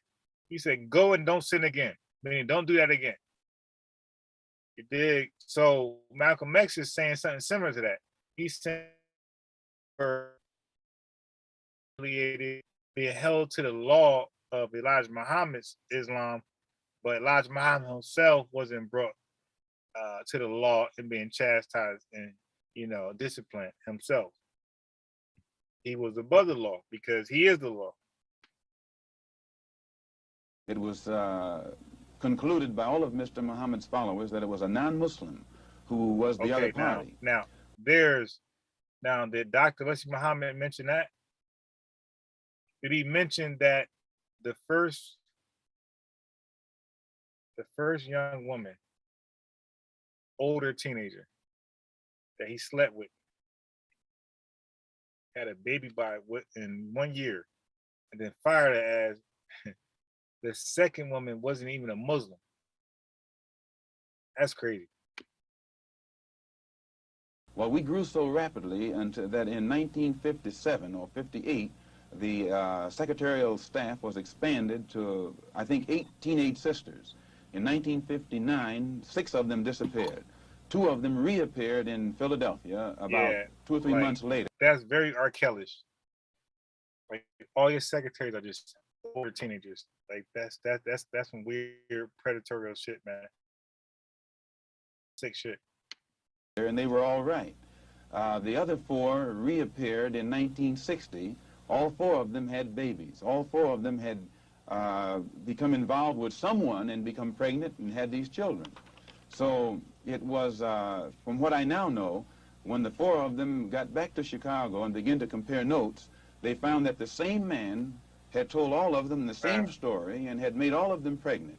That the same man was the father of all 4 of their children and had also been the father of the children brought forth by the 2 secretaries who preceded them.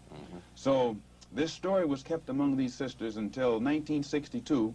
2 of them rebelled against the person who was responsible and began to tell the story all over the city of Chicago. It caused many of the Muslims in the Chicago mosque to leave and go back out in the street. They knew it, and I knew nothing about it until 1963 when Mr. Muhammad's son, who had been in prison, came out, and he had been a minister, and he was very religious and spiritual. And when he began to hear these rumors around Chicago, he went to one of the sisters, and the sister admitted to him that the rumor was true. And it was he who first told me about it. And when he told me about it, I wrote to Mr. Muhammad and told him about it, and he admitted that he had a knowledge of it, and that he'd given me a religious explanation that would fit into prophecy and all of that. So I was quiet. And it wasn't until October of 1963 that it came up again. And when it came up again, I realized that the same person who had made these other sisters pregnant was still busy doing the same thing. He hadn't stopped. 2 of the sisters had 2 children by the same man. And one of those 2 sisters was pregnant still, getting ready to have a 3rd child by the same man. So according to this testimony, 6 teenage women were impregnated and 2 became impregnated again. This nigga was, hey, yo, listen. At least in the black family, right? Our family, the black people in America, when we have a cult, any organization where there's like one leader and he is the law, it always ends. Or now I ain't gonna say always. It most likely ends in the leader screwing everybody, and he's the only one screwing everybody. Everybody else gotta have one wife. Most of these cult black groups, the average man gotta have one wife, but the leader can screw everybody and have adulterous relationships.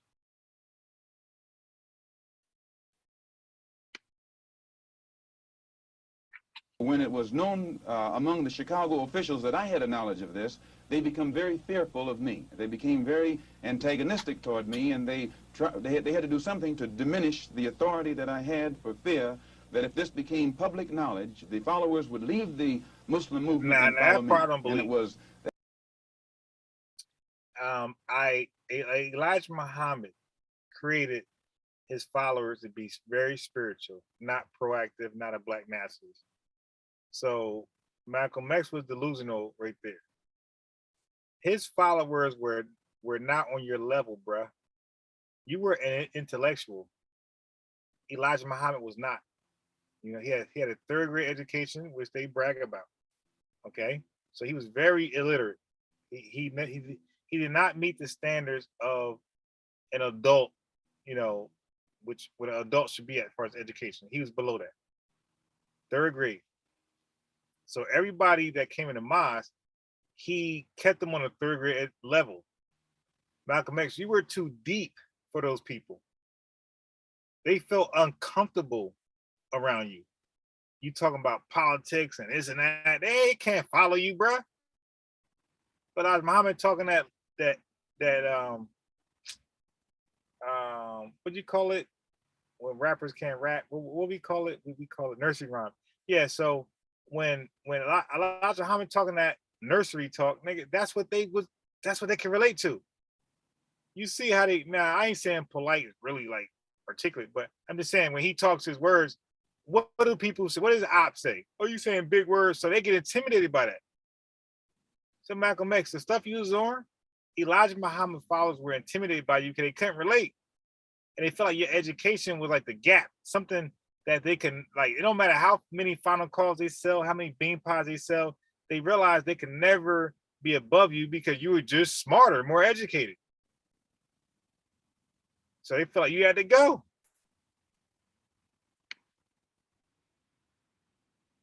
at that time that they used the statement that I made against President Kennedy as a pretext to cut my authority, and some other things happened that finally produced the split or forced the split.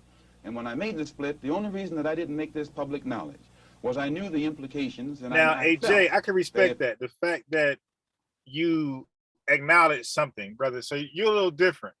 So I can't put you in the same box for now on.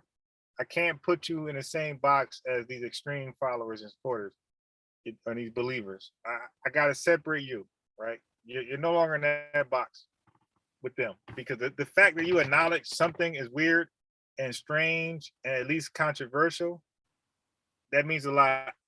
Peace to sunshine. Peace to sunshine. Thank you for, chiming in. And by the way, like normally when I go live, if I want a significant amount of people watching, I will personally send a link to their Facebook, Instagrams. I did that the 2 nights ago, the 2 nights before. Today's Monday. Sunday when I went live, I personally hit people links up, and I hit people links up Saturday personally. I didn't do it today. This was just a straight live. Whoever shows up, just show up. No big deal. Because again, this is about documentation. This is about using this live as a reference. If you ever have the Malcolm X, Elijah Muhammad debate with somebody or discussion, this is something you can refer to. So that's why I really didn't care. Sometimes I go live, it could be nobody here. It's just for documentation purposes only. Like, that's facts. You dig? The Muslims yeah, who but I'm were gonna in start the using old school terms: sucker, jive turkey. Give me some more. I'm going there with it. But give me some also, because sucker and jive turkey, that these are negative terms, right? Give me some positive ones. Like, you dig is a positive one. So give me some, because I don't want to always be negative. Because these crazy niggas, you dig? So give me some positive ones too. Some old school positive slang that I could bring back to life or help bring back to life. A nation of Islam knew it, that which enabled them to be so strongly religious and exercise moral discipline would be shattered, and it would cause all of them to go right back and start doing the things that they had been doing previously. Who is the father of all of these various children whom you have enumerated? The first one to tell me who the father was Wallace Muhammad, and he told me that the father was Elijah Muhammad himself. One of the sisters, he went to the home of one of the sisters, and when he walked in the door... Now, to be honest and to be unbiased, this information isn't really for the public, because the public, yeah, so like Malcolm X, I couldn't even say I would be, you know, because they were trying to kill him. So I can't really say I would be around him. I ain't trying to die. But I wish I would have at least known him behind the scene. Because I would say, brother, it's pointless to tell the media and the American public about Elijah Muhammad polygamous affairs, because the public does not know y'all Nation of Islam standards when it comes to polygamy and monogamy. They don't know. The average American who knows anything about Islam, they understand that Muslims can have more than one wife. So they don't understand why this is a big deal, my brother. Your message is only for the followers of Elijah Muhammad. So this should not have a press conference or worldwide media. This should just been lectures, and you're inviting members or supporters of the movement, and you're educating them, right? Because again, the mass media, they understand, if they don't know anything about Muslim, they know two things: suicide bombers and polygamy. That's a fact. And to this day, if you ask anybody who doesn't care about religion at all about Christians, they're gonna say Jesus, a cross, you know, stuff like that. Red Sea splitting. If you ask just any person who's dumbfounded on Islamic practices, Muslim religion, they're gonna know two things for sure: suicide bombings, and or 40 virgins in the afterlife. That's two, and the third one is gonna be polygamy. You know what I mean? So I believe this right here, this interview was counterproductive. It didn't do what Malcolm X thought it would do. The public think you're bugging out because they're like, okay, so what? All Muslims can have more than one wife. What's the big deal? Like, they don't get it. So that's what Malcolm X, I think this tactic was bad. She says, I want to let you see something. And she showed him her child. She said, here's your brother. And your father is the father of this child. And then I questioned the sisters myself because I was shook up. And they admitted to me that Elijah Muhammad was the father of their children.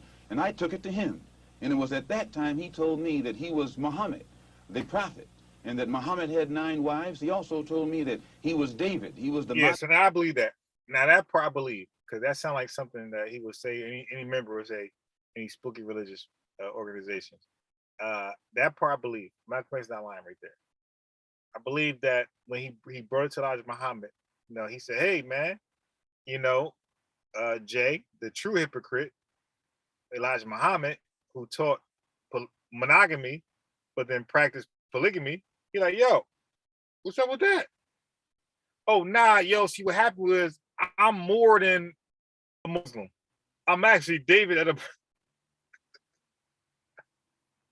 I'm actually King David resurrected. Like, oh my God. That's why I say drop religion. Because these leaders, ministers, preachers, what's the term for a Muslim? Damn, I got brain freeze. What's the term for a Muslim leader, religious leader? Imams. There we go. Imams. These people can no longer abuse and manipulate you, you know, in a bad way if you're not religious at all. the reason why you trust these people because of their title, because you're spooked the hell out. You believe that God is blessing them, and you're gonna get blessings if you follow the person who's directly being blessed by God. But once you're out of that religious bullshit, you become more reasonable and logical, and it's a slightly or it's significantly harder to just dupe you. Because just now, Elijah Muhammad saying, "Nah, don't worry about it. I'm David of the Bible. That's why I can do this. That's why I can snatch a nigga wife. I'm David." And David was beloved by, you know what I mean? Like, you know, that David type religious bullshit. That's why, man, that religious stuff, man, it justified a lot of murders. It justified a lot of adulterous behavior. It justified a lot of stealing. It justified slavery. It justified killing for somebody's wife. You know what I mean? It just justified a lot of shit. Modern David, and that he was the modern Solomon, and that it was meant for him to fulfill today all of the things that they did back there. And how many of these illegitimate children did he father with the sisters? Well, he made 6 sisters pregnant. They all had children. 2 of those 6 had 2 children. One of those 2 is having a child right now.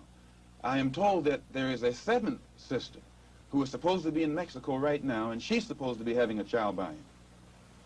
For one thing, when you first separate from your wife, it's a physical separation, but it's not psychological. You still have feelings for her, and you protect her. But after the physical separation has taken place for a while, it becomes a psychological separation. It was the same way with me and the Muslim movement. When I first separated, it was a physical separation, but my feeling was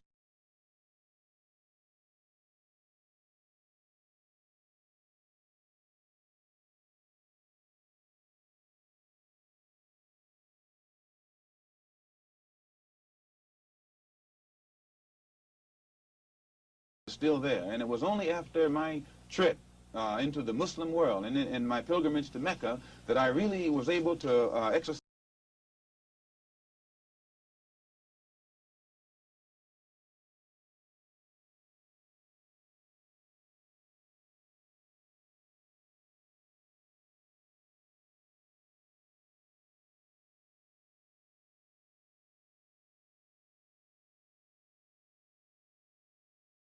the objective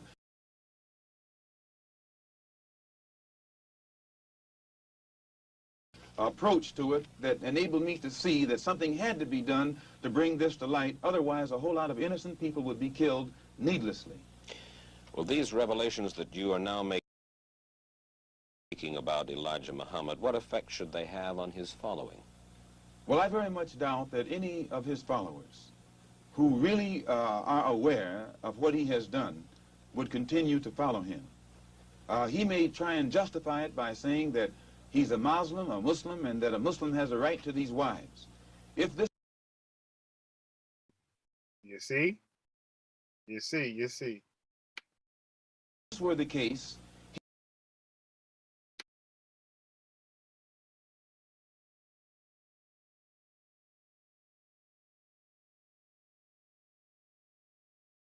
these sisters should not have been humiliated. These You see, I told you. Let me rewind that back a little bit. It was the same way with me and the Muslim movement. When I first separated, it was a physical separation, but my feeling was still there. And it was only after my trip into the Muslim world and in my pilgrimage to Mecca that I really was able to exercise the objective approach to it that enabled me to see that something had to be done to bring this to light. Otherwise, a whole lot of innocent people would be killed needlessly. Well, these revelations that you are now making about Elijah Muhammad, what effect should they have on his following? Well, I very much doubt that any of his followers who really are aware of what he has done would continue to follow him. Okay, Malcolm X, that's where you're blind, my brother. That's when you're definitely blind. That's when you disrespected the power of spookism, pseudoism, and my brother, you're brother. You need to know how separate and far you are from the average dumbass member. Malcolm X, did you forget that they recruit the worst of black people? They go to the drug addicts, the whores, the prostitutes, the the dropouts, they go to the worst of black people, my brother. While every other country that's popping right, popping then, popping now, they go to their best. When Germany was defeated by the Western world and Russia, Russia and United States, they didn't split the bums of Germany, the low lives, you dig? The molesters and pedophiles, all that dumb shit, the robbers. They split the goddamn scientists. And as a result, both was in a space age fight. Okay, we're the only people that I know of in the existence of mankind who don't go after their best of society, but goes after the worst. So with that being said, that's what Elijah Muhammad was doing, going after the worst. So with that being said, my brother, they don't appreciate education. They never had to, because education in the projects is irrelevant. Okay? That don't mean shit. What means something is fast money. People need money now, not 40 years from now. Not waiting for a career to get popping. Not going to school for 10 years to be a doctor. No, they need money now. So they don't respect education. They respect fast money. Okay, so that's what Malcolm X was flawed. Like he's thinking that these lowlives that joined the nation all of a sudden respected like real quality, nationalism. No, sir. These niggas was pseudo as hell and deadbeats and all type of shit. Like, think about it. They're recruiting all men. Are you trying to tell me that these men were like great fathers? These niggas were deadbeats.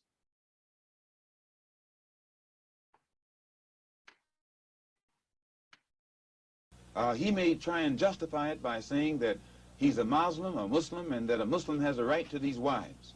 If this were the case, these sisters should not have been humiliated.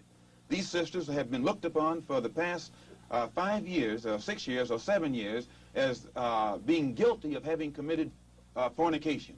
They have been debased. They have been degraded. I have heard him himself refer to them as having disgraced him. So if they were his wives, he should have given them a position of respect so that all of his followers would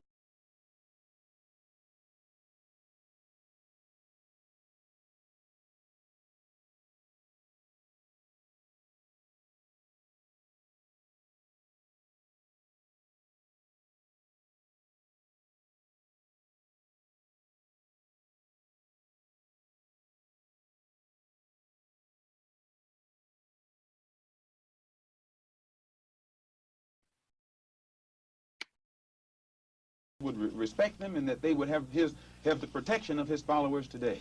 All right, let me read some comments. Matter of fact, I get my charger. This bad shit about to die. Hold on real quick. This shit gonna die like quickly. Raccoons out here too.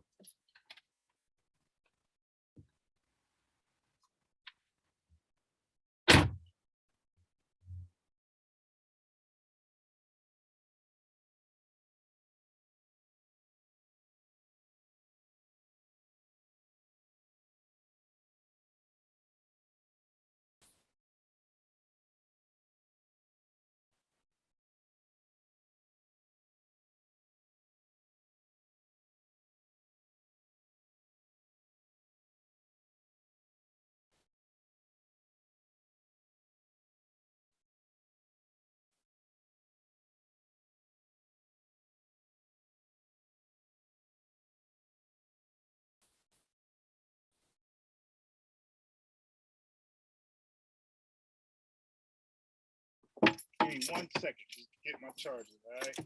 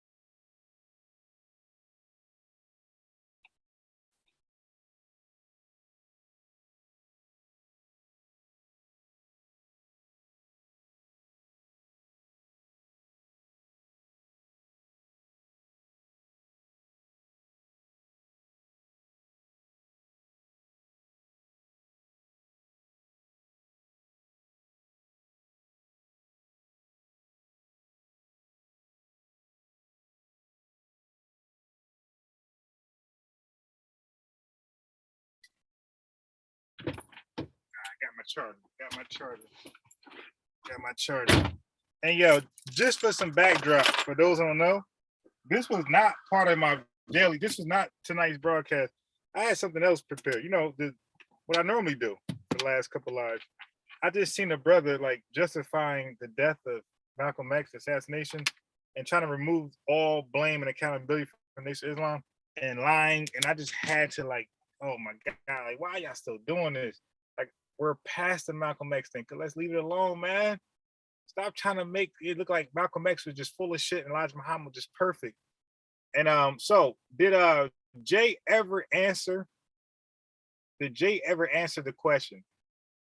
Did Jay ever answer the question? Was Malcolm X right about anything about Elijah Muhammad? Anything? Jay, I need you to answer that question. Was Malcolm X right about anything about Elijah Muhammad? So he said a lot of stuff. Was he right about anything? Jay, it's on you. Well, do you feel that you then perhaps now should take over the leadership of the black Muslims? No, I have no desire to take over the leadership of the black Muslims, and I have never had that desire. But I do have this desire. I have a desire to see the Afro-American in this country get the human rights that are his due. I believe that the Islam religion is the best religion for our people because it creates unity and it gives one dignity and racial confidence and all of these things that are necessary to make a complete human being. Are you not perhaps afraid of what might happen to you as a result of making these revelations? Oh yes, I probably am a dead man already. What do you mean? Yeah, Jay's not going to answer that question. And I'm not going to tell Jay why. Like, you guys know why. I said it before. If you don't know why, I'm not going to say it right now. I want Jay to answer first before I tell you why he's not going to answer. Okay, so this is why when I'm on a pseudo killers, when I'm calling on Garfield, Sarnetta, this is why these guys like get stumped when I call, because I called in all their channels when this subject pops up, and I'm telling you, you know, Chef and those guys does great. Sosa, they do great on their own. Unc, they got their own great questions. But if you want somebody to stand toe to toe on every last point with one of these people, it's me. It's me. There's other guys out there that's pretty good too, but I don't think they're as accessible as I am. So I would say me because I'm the most accessible. The other guys, you might have to pay for their time, you dig? Or you might have to have a large viewership to get their attention. You know, because they kind of like big time a little bit. But if you want somebody to stand toe to toe for no cost at all, you might want to get me. Like none of them can get past me. None of them. Okay. And if they ever agree to talk to me, it's going to be restrictions, requirements, all type of goofy shit. It won't just be an open discussion. It did because like I know the teachings, not because I'm just a great researcher. It's because I was with the big dogs. I was talking to the big dogs in the Nation of Islam. All right. I live in New Jersey. Newark is there. I'm not gonna say names, but believe me, if you get me on the line with Dr. Bashir Muhammad, after I say a couple names, he's gonna confirm I was with the big dogs.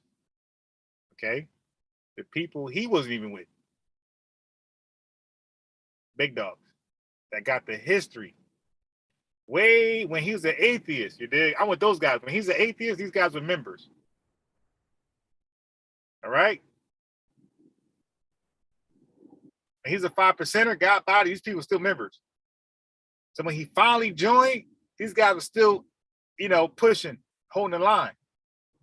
Like they were never not a member. Niggas born into the Nation of Islam. So believe me, all he gonna do is confirm. Like when I mention names to him, like, yeah, he official. Yeah, he official. Yeah, he credible. That's all he gonna say. That's all he gonna say.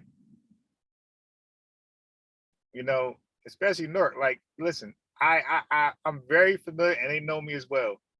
The big dog around, especially New Jersey. They, you know, look. Let me say this: in the Nation of Islam, whatever city you're in, that's the mosque you're designated to. I was like a rogue guy, you dig, Jay? I was the Malcolm X because I was looking just for answers and I refused to be bound or prohibited. So they told me that my mosque was my city only. I couldn't go to other cities like Newark and other cities. You think I obeyed that, Jay? I took my ass to Newark. When I was supposed to be in my city, FOI class, I'm in Newark as FOI class. And guess what? Nobody sent me home. Ain't nobody sent me home. Ain't nobody sent me home. I actually work for them also, Jay, doing security. So, Jay, I don't know who you are and your affiliation, but most people that get on any of these lies don't have the background I had in a short period of time in Nation of Islam. Again, to work for them, you need to know people. Even as a member, there's a long ass line to do security or whatever they got for you. There's a long, long, long line. I had so much clout, I got my boy in who was unworthy to ever be to work for them. He didn't put in no work. So no final calls, attending no meetings, nothing. And I had so much clout, I got him a job. He skipped the line. So Jay, you need to know who you're talking to, my brother. I'm not a lightweight at all. I'm not a heavyweight. I'm damn sure not a lightweight. I might be Canelo weight. No, I might be triple G weights. Big middleweight. I'm in the middle. All right. Not a heavyweight, not a lightweight. I'm a middleweight. Right? So just know that. So if you ever call in or click the Zoom link, just know you can't pull nothing on me, bro. All right. I'm gonna have you show me the audio, show me the video, show me the literature. Okay, because it's not too many. I'm sure there's some things I've never seen before, read before, and watched before. But that runs out because I really watched a lot, read a lot, and seen a lot, heard a lot. So that runs out. You got a few aha moments, ambush moments. That's it. And then you're on my time. So let's look at some comments. All right, so no ma'am says depends on the situation.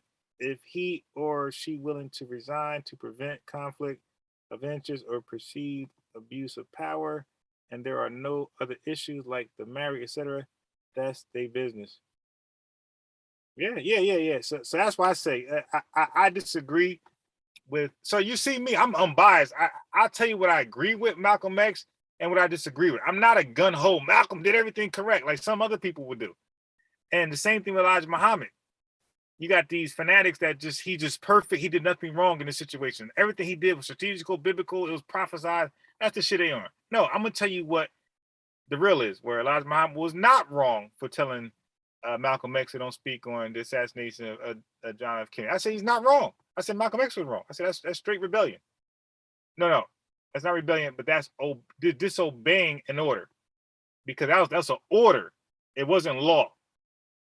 See, when you disobey a law, now it becomes betrayal. So the law of the Nation of Islam was don't carry guns. So when Malcolm X decided to carry a gun, now that's rebellion. That's an act of betrayal. Okay? An order is one thing and a law is another thing. A president have executive orders. It ain't law. You dig? It's an emergency, something. But yeah. So the whole polygamous thing, I felt like Malcolm X tactic to go before the public was wrong, because the public had no idea what the hell was going on. They're just lost. You dig? And that wasn't a good look. That was something he should have did locally, and put that bug in many ears to get the shit, the gossip going around. That's it. But to go nationally to American public who knows shit about Islam or their wives situation, except for just stereotypical shit, like that was a bad tactic right there. So I'm telling you, some things Malcolm X did right, some things I disagree with. Jay, you're back. You're back, Jay. So Jay, can you you said you're a heavyweight. Jay, if you're a heavyweight, click that link. Link one time. Amber, no ma'am can click it. The watcher can click it. 504. Everybody's in the chat can click that link. And Jay, if you're Jay, I don't believe you're a heavyweight. I know you're not. I not just believe. I know you're not a heavyweight. Because if you're a heavyweight, I would know who you are. Yeah, I'm that bold. Okay, I can show you. I can do the photo out. Can I do the photo out real fast? I'm gonna do the photo out. Hold on. I'm gonna do the photo out. Okay, let's do the photo out. Let's do the photo out, Jay. Cause you claim you're a heavyweight. You ain't fuck with me though. Guarantee you that. Unless you a minister for like ex-minister from like since the 70s, you not fuck with me. Hold on. So I'm gonna do a photo out for you. Because a person like you just gonna talk shit, but you're never, ever gonna hop on a live. You're never gonna click that link. And Jay, I'm gonna put the calling number too. So you ain't gotta click the Zoom link. You can call the number too. But I know you never will. Because the fact you say he's a heavyweight, I know you're lying. Because I would know who you are. All right? I would know who you are. And you would know who I am. You're a heavyweight. Let's see. Let me go to my stuff.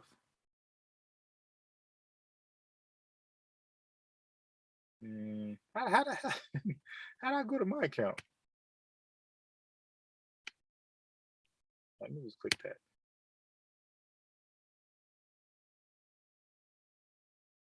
All right. Yeah, I'm in there. All right, J. J, J, J, J, J. J, J, J, J, J. J, J, J, J, J. That's Dr. Wesley Muhammad. That's Unbiased Sports, Jay. Okay. All right. You're not a heavyweight, my guy. I would know who you are. Okay. I would know who you are. Yeah, I sold final calls with cornrows, Jay. All right. That's unheard of, unseen. All right. I sold final calls and box braids and final calls. You dig? So stop it. You're not a heavyweight. You're a no weight. I guarantee you nobody knows who you are. I guarantee you that. You have no stain in the Nation of Islam. I'm an ex-member. And when you're an ex-member, no ma'am, the Nation of Islam excommunicates you to have no relationship with you. I'm one of the fewest ex-members in the Nation of Islam history that the members still rock with.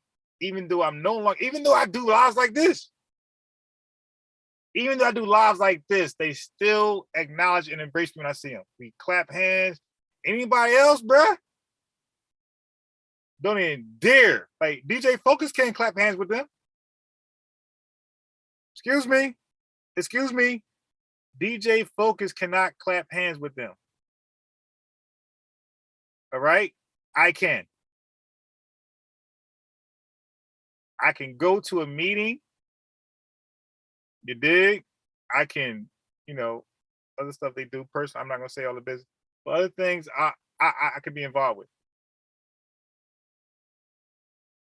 Not DJ Focus. And DJ Focus was born into it. I was not.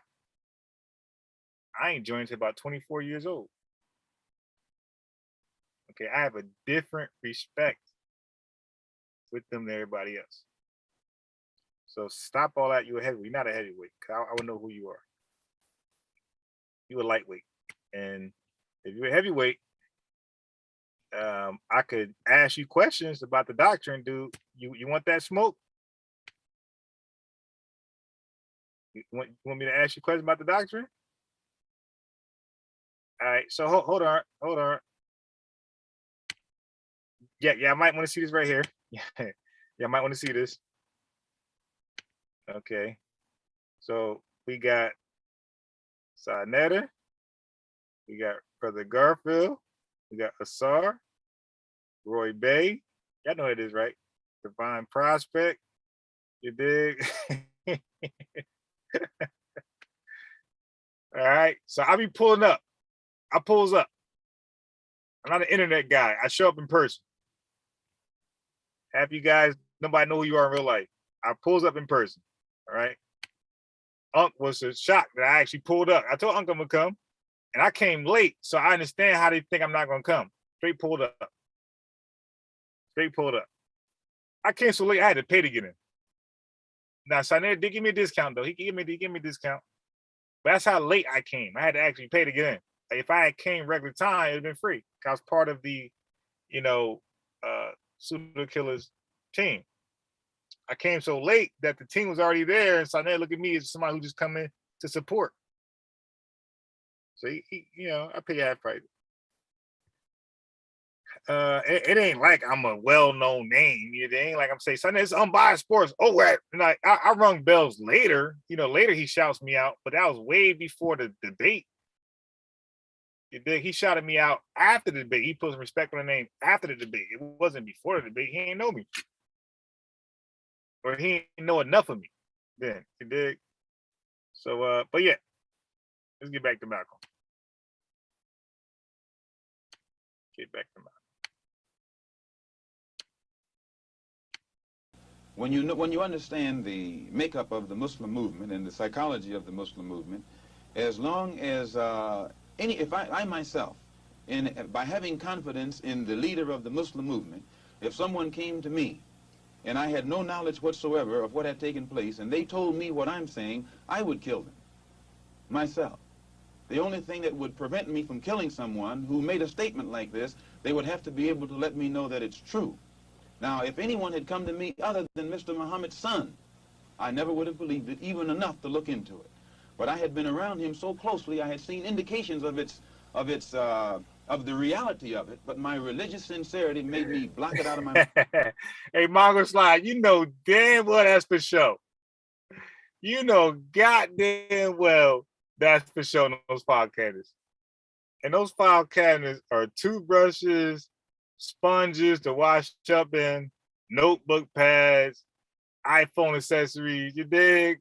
We know. Come on, Ray. That's pure. That's pure for sure. And Jay talking real slick. Jay, you want the number? You can just call in. You ain't gotta show your face. Do you want the number, Jay? Any raccoons walking around, I'm afraid to get out now. Am I? Have you received threats on your life? Oh, yes. I first received threats on my life in December. In December. No, not in December, in January. When it first became known that I had... Yeah, Jay, you want to be asked, you want to be interrogated about the doctrine, Jay? I guarantee I make you hang up if you call in. And I'm talking about respectfully, not arguing with you. It's because you won't have answers. Okay? Matter of fact, I'm gonna call your boo. Okay, he's coming. This guy's crazy. Jay, don't let your egos be, the start of your fall, man. And yo, by the way, you can turn your camera off. You don't have to have it on. That's not mandatory here. Other channels, they might make you can turn your camera off. You don't, unless you want it on. You don't have to have it on. Okay, here's the way it's going to work. I'm going to put 20 minutes on the clock. I'm going to give you an ingredient of my choice, and you must make that the star of your dish. Hey Jay, you gotta mute your background.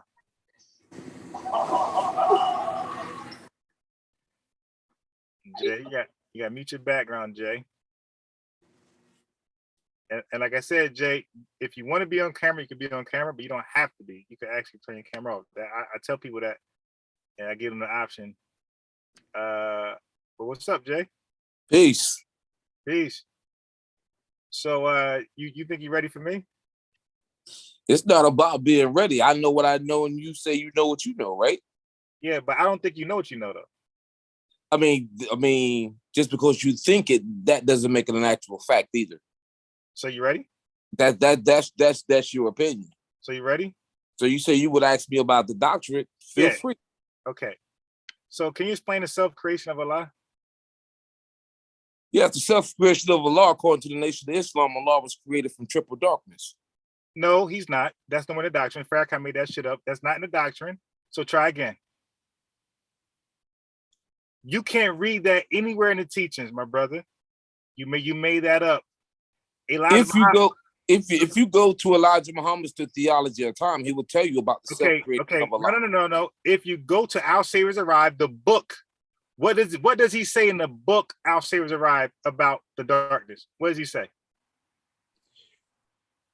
What page is that? Any page in the book when he says give me. I got you. I got you. Give me the page so I can go right to the book. No. I got you. But first, before I show one second.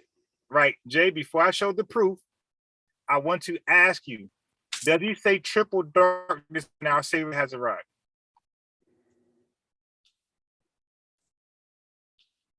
I'll wait.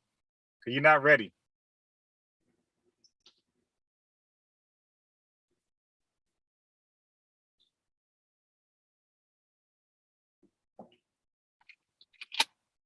Not ready, bro.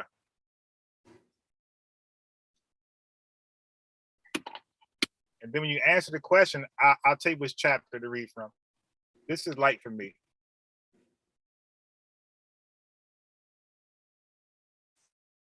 I'm a middleweight who can knock out heavyweights. I forgot to add that part in there.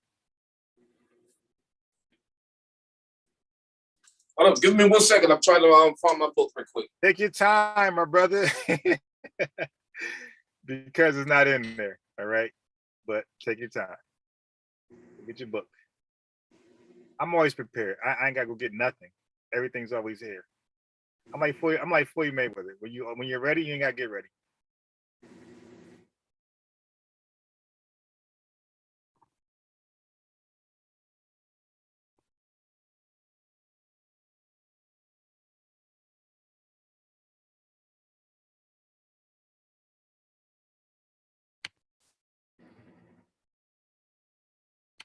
I already know where they're gonna go before they think I know where they're gonna go.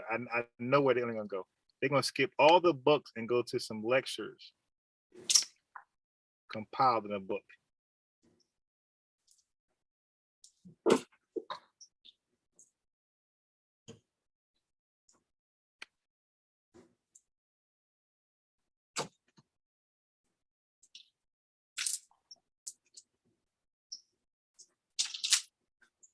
Okay, now what page was that on? No, wait, before I give you the evidence, I want to ask you first. And Al Saviors Arrive, did he ever say triple darkness? I heads off here because I don't have a book right now. Right. Well, based off your recollection, do you believe he ever said the word triple darkness in the entire book? I don't have the book, so I don't want to say yes, and then I have to come back and have to recant. You're not a heavyweight, dude. Because my understanding of how law was created was gases, and the gases of the liquids, and how law was created through the mind, which was triple darkness. Brother. That's my understanding. Got you. The word gas is not even there, my brother. The word gas is not there. And atoms, you know what I mean? That's how I got it. Wait. Hold on. Now I'm not saying that you didn't get it another way. No. I got it one way, and the way you should have got it. It's only one way to get it.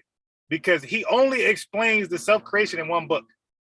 And that's Al Saviors has arrived. Okay? Only one book. And there's no gases there. That's why I say I'm a middleweight who knocks out heavyweights.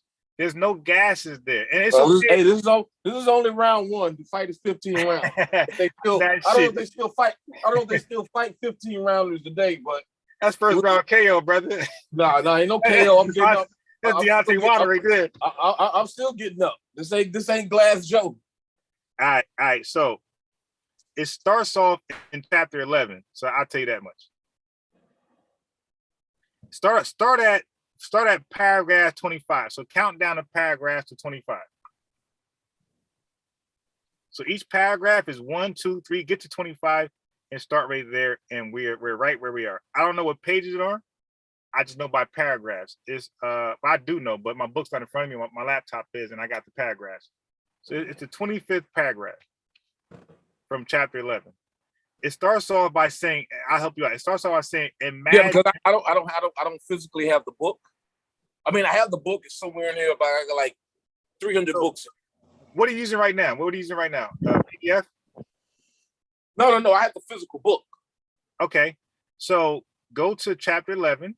But I don't have the physical. I have possession of the physical book, but Right, I can't. me too. I can't find it. You get what I'm saying? Yeah, that guy said, "My book in storage," so I got you. Okay. So what do you have right now to corroborate what I'm saying? What are you looking at right now? I have the Theology of Time. Yeah, but I need you. Okay, so I'm going to send you a link for the book. Okay. All right. I mean, I know another link on MuhammadSpeaks.com. I can get it off there. Yeah, go ahead and let me know when you get there. Because it's even easier because the Muhammad Speaks website numbered them by paragraphs, not pages. So it's even better. That's where I got mine from, by the way. Muhammad Speaks website. That's why I say I don't believe you're gonna say anything I don't know already. Even websites, I'm up on. All right, give me a second here.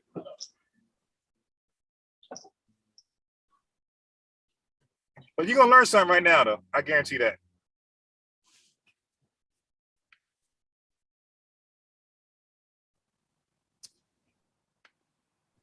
All right, I'm coming up with it now. Yeah, you're gonna learn something tonight. Hey, we all can learn something. Nah, definitely. But you definitely gonna learn something about the teachings tonight.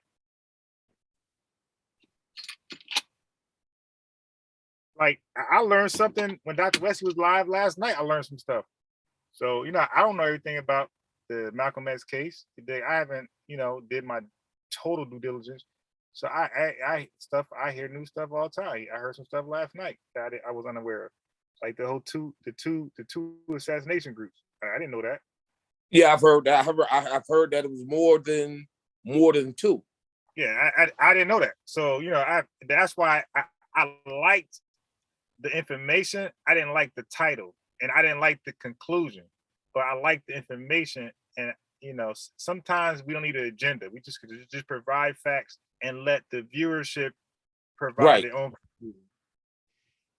I'm not a Wesley Muhammad fan, but Yeah, I like him, by the way. I like him. I just feel like he's being guided. Like I feel like he has an agenda, you know what I mean? And he has a position, so he has to toe the party line, if you know what I mean. Right. But it's not letting me click. I'm on the Muhammad Speak, but it's not letting me click on.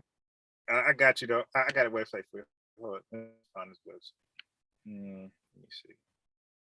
It's let me click on the other ones, How to Eat to Live, Fall of America, but for some reason it's not. Our Savior Has Arisen is not coming up. Let me see if I can get it for you. Also, a Message to the Black Man is coming up, but for some reason this one is not coming up. Yeah, because I got it. I got it two ways, right?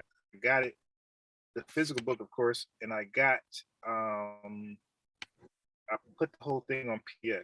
So everything from the same website you're on, I actually copied.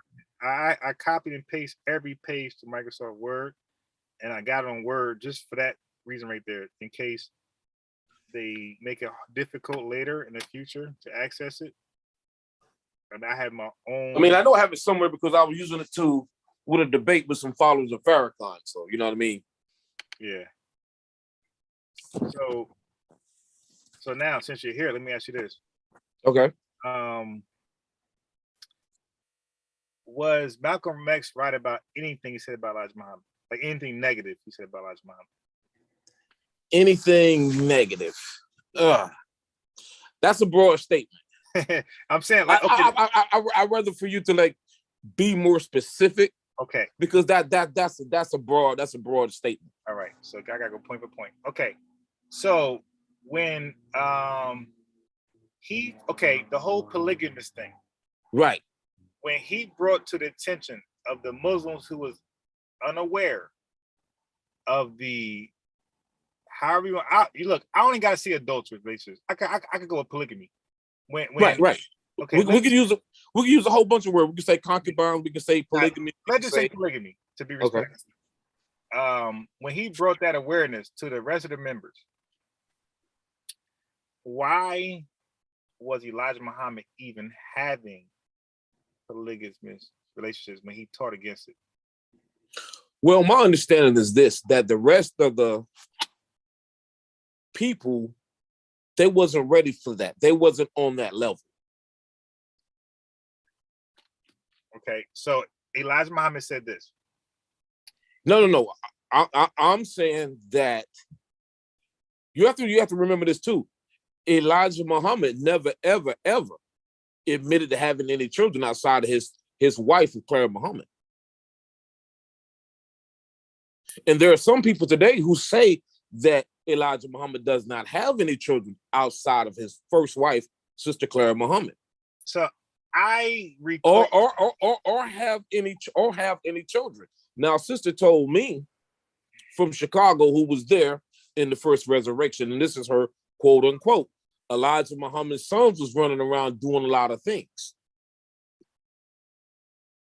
And that she believed that some of those children were his son's children, but he was just taking care of them. Now, that's just her opinion.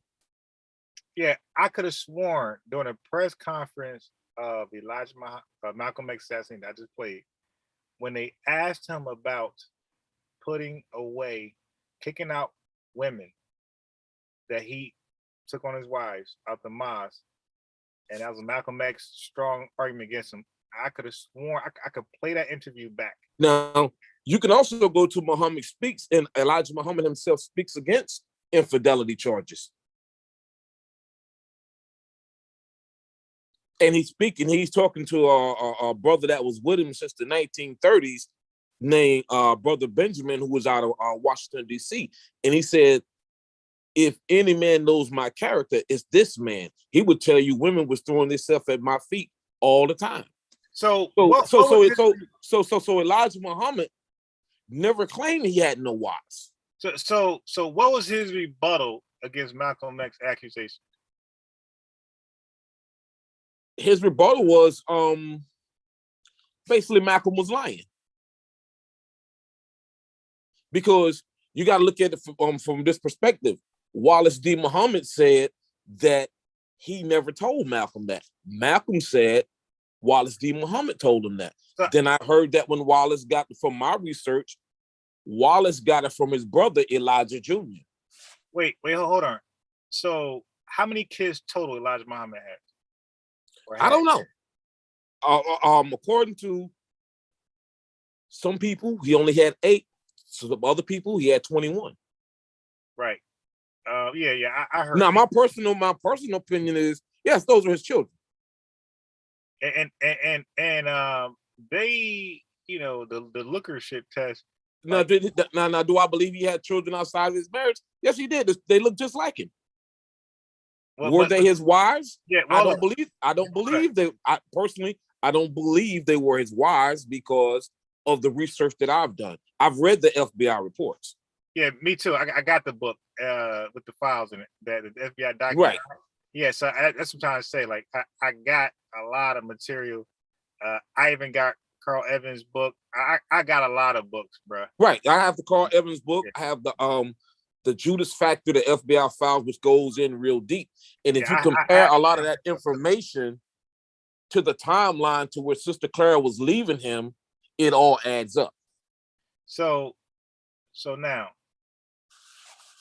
just to go back, yeah, I told the viewership that I don't believe Nation of Islam was directly responsible for the assassination. I already said that.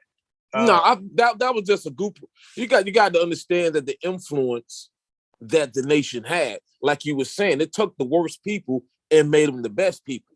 So, when you have a man that's turning people around, drug addicts, prostitutes, he's cleaning them up, he's getting them off the bottle, he's taking sister off the street. Well, the people have a deep love for this man, and they feel that he was directly sent from God. So they felt if you disrespect this man, we're going to get you. Not only that, it was a badge of honor to kill Malcolm. Now look, it would have been a badge of honor. So that would contradict making the best of them, because the best of somebody won't be that savage to think about killing somebody. An intellectual Well, you have zealots and everything. Right, just right. like But just hold like on. just like in Orthodox Islam, you have these terrorists. They Yeah, think they're they doing savage. everything in the name of God. They savage. I call that savage. Right. An educated person. Now watch this, Jay. An educated person thinks logically. They're not gonna think, oh, my leader's being disrespected, I'm gonna kill somebody. They're gonna think my leader's being attacked. How can I intellectually defend him? And what is he saying about himself? How is he defending himself? That's how a civilized person would think. But the thing is, love can make you do crazy things. Okay, now hold on. Now, just to be a little, some would say petty. We say cleaning them up, right? Because I hear that jargon, and everybody clean up. You know, the Japanese were cleaned up, like they be right. Like they went from a savage group to a superpower in like 60 years. So, and they had no Islam doctrine at all, and you know they had other doctrines. So Christianity, you hear people in Christianity, drug dealers or whatever, and they Catholicism, all this shit, and they get cleaned up and they become good. Now, what I would like to see is this, because we can't say cleaned up and all you do is sell bean pies and final cause. Like for me, the end goal would be an intellectual.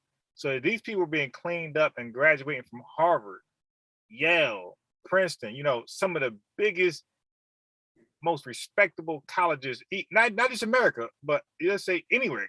Well, he did have followers from colleges. He had a dentist, Dr. P.O.X. McCollum, also known as Dr. Abdul Salam. So it wasn't just everybody coming from. Who else? It was just everybody. Muhammad Ali had Joe Tex. He had a lot of musicians. Murad Muhammad. I don't know.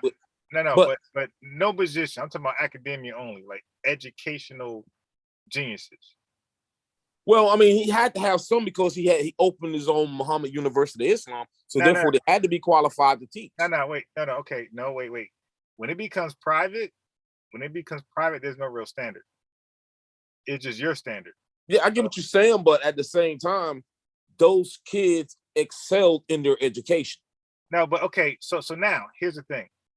When people are educated, you can see the works, because normally anomalies happen, right?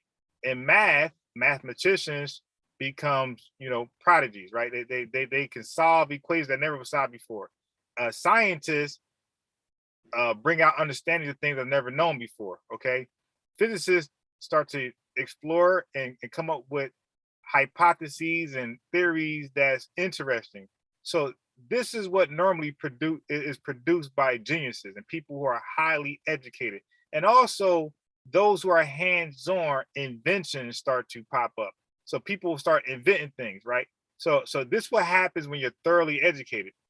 Inventions, solving equations, being able to figure out why this disease is happening. Like these things normally stem from people who are highly educated. All right. And also able to figure out like nuclear fission. This is physics, so and nuclear fusion, these things, to understand the chemistry, all that biology, like this is a result of somebody who's thoroughly educated. Like you can't fake that. You can't cap on that.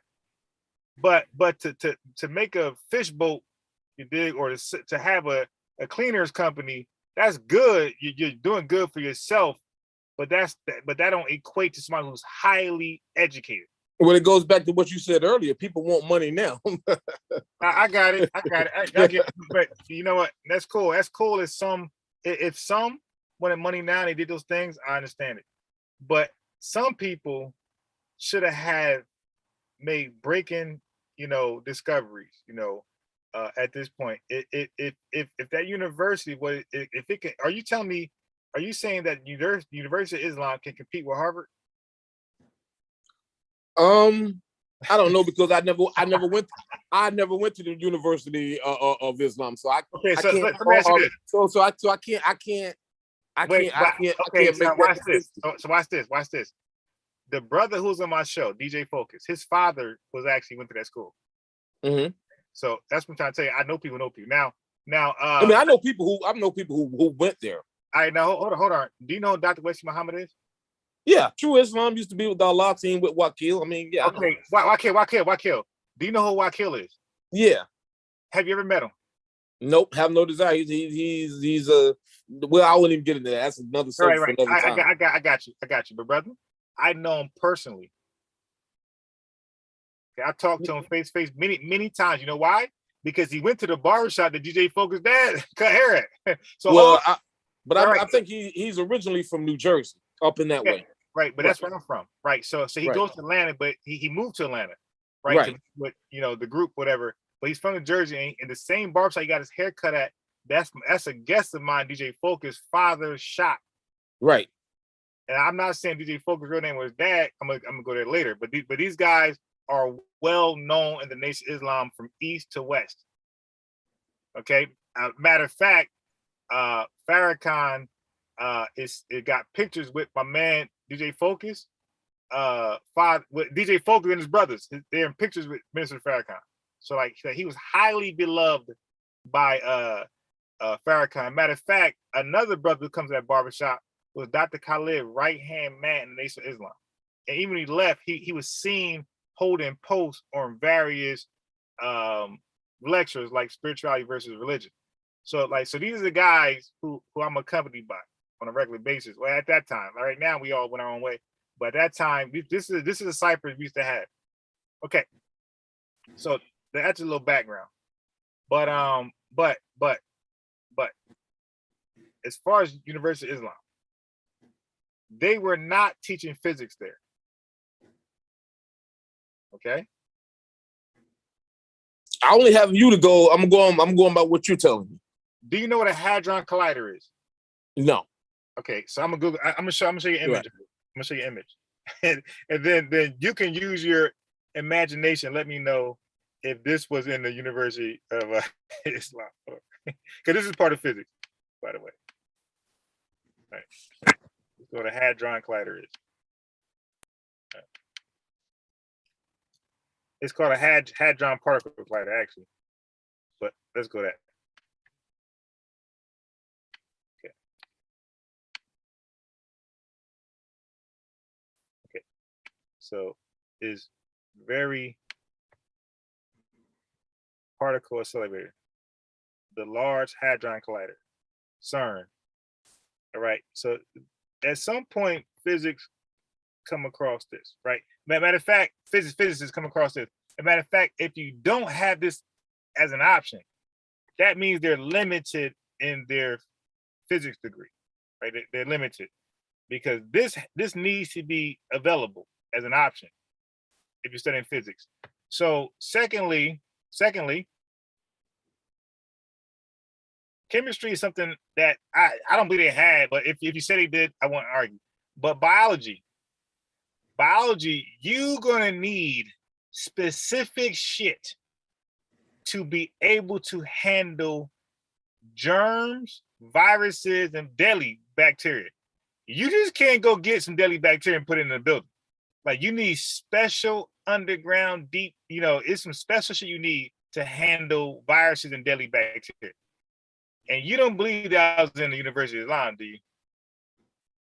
Like I said, I can't verify it or deny that. So I'm just asking your belief. Do you believe that the Nation of Islam was handling deadly viruses and bacteria in the university? No.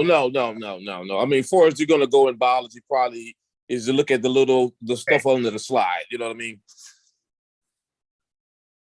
No, from what my knowledge, but all they was doing in there, making bean pies. Like a little bit of math, like basic math, basic this, basic that, but it was really just making bean pies in it. Right, and also it could be too what they taught. Okay, say for instance, now in the University of Islam, what they teach now, the curriculum may be different from what it was in the 80s, maybe different what it was in the 70s, probably different what it was in the 60s, 40s, and the 30s. I'm laughing at the chat. Dice Smith said, I wonder if they have that at Sarnetta University or Dagestan University. Yeah, the chat funny as hell. I know, right? Yeah. So I would just hope they had, and I don't expect them to have hadron colliders and handle viruses, but I would hope that was the end goal. You dig? To like get that far someday. But they are heavily religious. I know that. Yes, of course. Very, very religious. Right. So they got $1 million mods, and maybe some of that money should have went towards something in science. But speaking of science, so back to the self-creation of Allah. Now, this is how I'm going to prove they had no science in the university, by this story alone. Okay, so whatever you want to use, gases, I don't care. I'm not going to argue that. So start me back at the self-creations. Go back. Okay, say that again. So start me back at the creation of Allah. Allah was self-created from triple darkness, and that consists of gases. Right, I'm not going to argue nothing. Go ahead, keep going. And I can't think of the other two offhand, but it's just gases and something else, but I can't think of it offhand right now. Hey, so what did he create himself from? Triple darkness, but you got to understand there was nobody. I know. I get that he was in darkness, right? Mm-hmm. But he was something in the darkness. So I'm not giving you the answer, but he was something in the darkness. What was that something in the darkness that was alive? Energy. No, I'll give you a hint. He was spinning in darkness. What was it? Yes, an atom. There you go. So you see how to walk you there? Okay. Well, no. I mean, I've heard Nuri. I heard Nuri Muhammad on a lecture speak that before. Right. No, hold up. Right. But Nuri Muhammad came later. We're talking about a 1965. Right. But I get you saying. Right. A 1958 to 65 book that Elijah Muhammad wrote himself. Right. So wherever Nuri said, that's his personal breakdown. Mm-hmm. We got Elijah Muhammad's breakdown, and I'll say the Rav, how everything happened in great detail. Right. Mm-hmm. So he don't say gases, by the way, but he does. He don't say triple darkness. What he says is total darkness. Okay, he used the word throughout the entire book, total darkness. He never said triple one time in relation to darkness. So total darkness was a lie, the spinning atom. Okay, so let me ask you this: are there more than one atom? That's for you. Yes. Okay, so which atom was it? That I don't know. Okay, but we're gonna know. That's why I said this is a teaching moment. We're gonna know today, and you're gonna always know. Okay. What was the first atom to come into existence? That I do not know. I wasn't there. Hey, no. You ain't gotta be there. No, I'm just saying. I don't know. Right. But this is basic chemistry, right? This is the periodic table, right? So we ain't gotta be there. Like, this is just basic chemistry. And guess what? Basic chemistry was around before Elijah Muhammad. Right. So when he taught his talk and wrote his book, basic chemistry was already here. Matter of fact, it was the golden age of science, period, especially chemistry at that time. That they was actually able to capsulize and complete chemistry in around that time, 65 to like 70 something. So chemistry was finally completed, where they knew all the elements. When I say elements, that means they knew all the atoms. Right. So there's no secret to what the first atom is. This is why I say I doubt if chemistry was taught in University of Islam, because if it was taught, then we would know which atom he had to be. Because iron is an atom. Mm-hmm. And we know our iron came late. As a matter of fact, iron came with the earth. So there were some atoms that came with the stars, and there were some atoms that came with the earth. Stars crashing or comets crashing into the earth.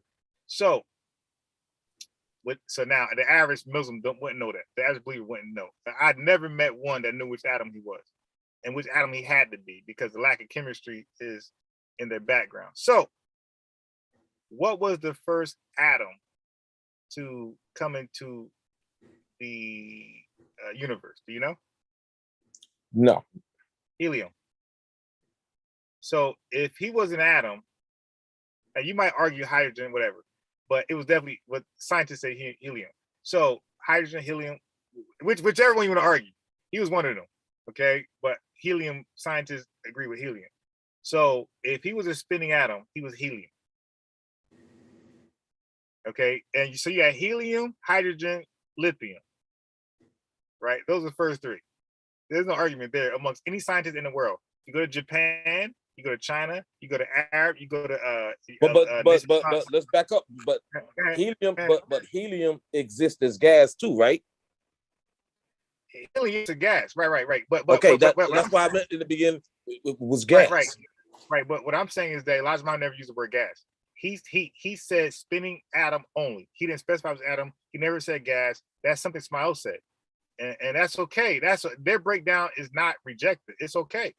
But I'm just going off the Lamb's word, not interpretations. You dig? That's what I'm going off. I'm going off what we actually read in these classes. Monday class, Wednesday class, and Friday is my best class was Friday because it's like really open subject. And I always directed the subject. You dig? So with that being said, even you say gases, you got to specify because there's gases, it's an S, and he couldn't be three. When you say atom, when a lot of them say atom, that's one thing because an atom is different by the number of protons inside of it. So when you add a proton to atom, it's a whole different atom. Okay, so that's how atoms change. So he can't just be atoms. You got to be one. That's like being cars, and you got GMCs, Chevy, Lamborghini. No, if you're driving a car, it's one of them. It ain't all of them. If you're driving to the gas station, I'm in my cars. You're not in your cars, my brother. You in a car. And which car is it? So he's not the atoms. He's not the gases. He's one. And he would have to be the first one if you're going to the beginning of Allah's creation. He's one atom. So he's helium, hydrogen, and if you're going to argue lithium, I won't even debate you. So that's not a problem. So now we know he's one of those three. So again, learning lesson. Got middleweight and oxide heavyweights. Now, based off that, he was a spinning atom. What happened from there? It went into motion, correct? Right. It was already spinning. It was already in motion. And matter of fact, atoms don't spin, by the way. It's just the electrons in the atom. Now, I got basic chemistry background, so I know the atom doesn't spin. It's just the protons don't spin, neutrons don't spin, only electrons. So right. Now, to back that up, now couldn't the protons, neutrons, and the electrons represent triple darkness since that's three? No, because you know why? Because all three was not in helium. They were in hydrogen, but they were not in helium. So the first atom didn't have all three. And all you gotta do is Google the periodic table and look at helium, and you'll see it don't have. I think a neutron is not there. I think it's a proton, electron. I don't think a neutron is there, but don't quote me. But I know it's missing one, guaranteed. But proton is definitely there. I think a neutron's not there. I think helium got all three. I'm sorry, hydrogen got all three. I don't think helium. I know for a fact helium doesn't have all three. It got two. Or hydrogen. One of them don't got all three. I don't know if it's one or two, but one only has two, and the other has three. Okay, I'm a little, I'm just freestyling. Right. I ain't prepared for this. So, but anyway, I'm not even arguing triple darkness anymore. I'm letting you go with that. Right. I'm past that. I'm not even debating triple darkness. I'm talking about the creation of Allah. Mm-hmm. Is it scientific? Because there's no way he could teach chemistry and teach that. Because if he teaches chemistry, then the self-creation should line up with chemistry. You know why? He's using chemicals as part of the periodic table. When you say atom, you're talking chemistry. So whatever you're saying afterwards need to line up with chemistry. You can't use the word atom and then defy chemistry. That's not gonna work. And then if you are doing that, then you ain't teaching chemistry. You teaching some bogus shit. So we go from there. Now he's a spinning atom. How did this atom become Allah? Because right now it's not Allah. It's because he got to create himself. He started with the atom. See, it's when he's done, he's Allah. So you got a spinning atom. What comes next? Do you know? Time. No time. No. that well, physically. Let's say that. Let's say like because the atom is physical. But you understand when the atom is making a motion, you're producing time. Okay. Now I'm talking about because time is what? The calculation of one distance to another. Okay, no problem. I'm saying when I say what comes next, I'm saying what comes next in the making of Allah, like physically. After the atom, what else is? So the atom is physical. That's part of Allah. What like Voltron. So what comes next that helps form this Allah? The mind. Are you sure you said mind? The mind, not the brain. The mind. You sure? Okay, I think you got that backwards, my brother. I think brains came and not the mind. So what I'm gonna do is, I'm gonna share my screen so you can see it for yourself. Okay. So okay. So I'm no longer going to trivia you to death. I'm just going to show you. Okay. So let me know. I'm not sharing my screen just yet, but let me. Yeah. Yeah, you gotta love technology. Huh? I say you gotta love technology. Oh yeah, definitely. All right. Can you see my screen? Hold up, it's coming up now. Yes. Okay. So you see what it says, right? Chapter 11, paragraph 25. So now I'm gonna make this bigger. And you see, I made things bold when I wanted to emphasize on something. All right. So let me just make this bigger so the chat can see it. So you'll see that there's no such thing as mind here. So he says, imagine you close your eyes.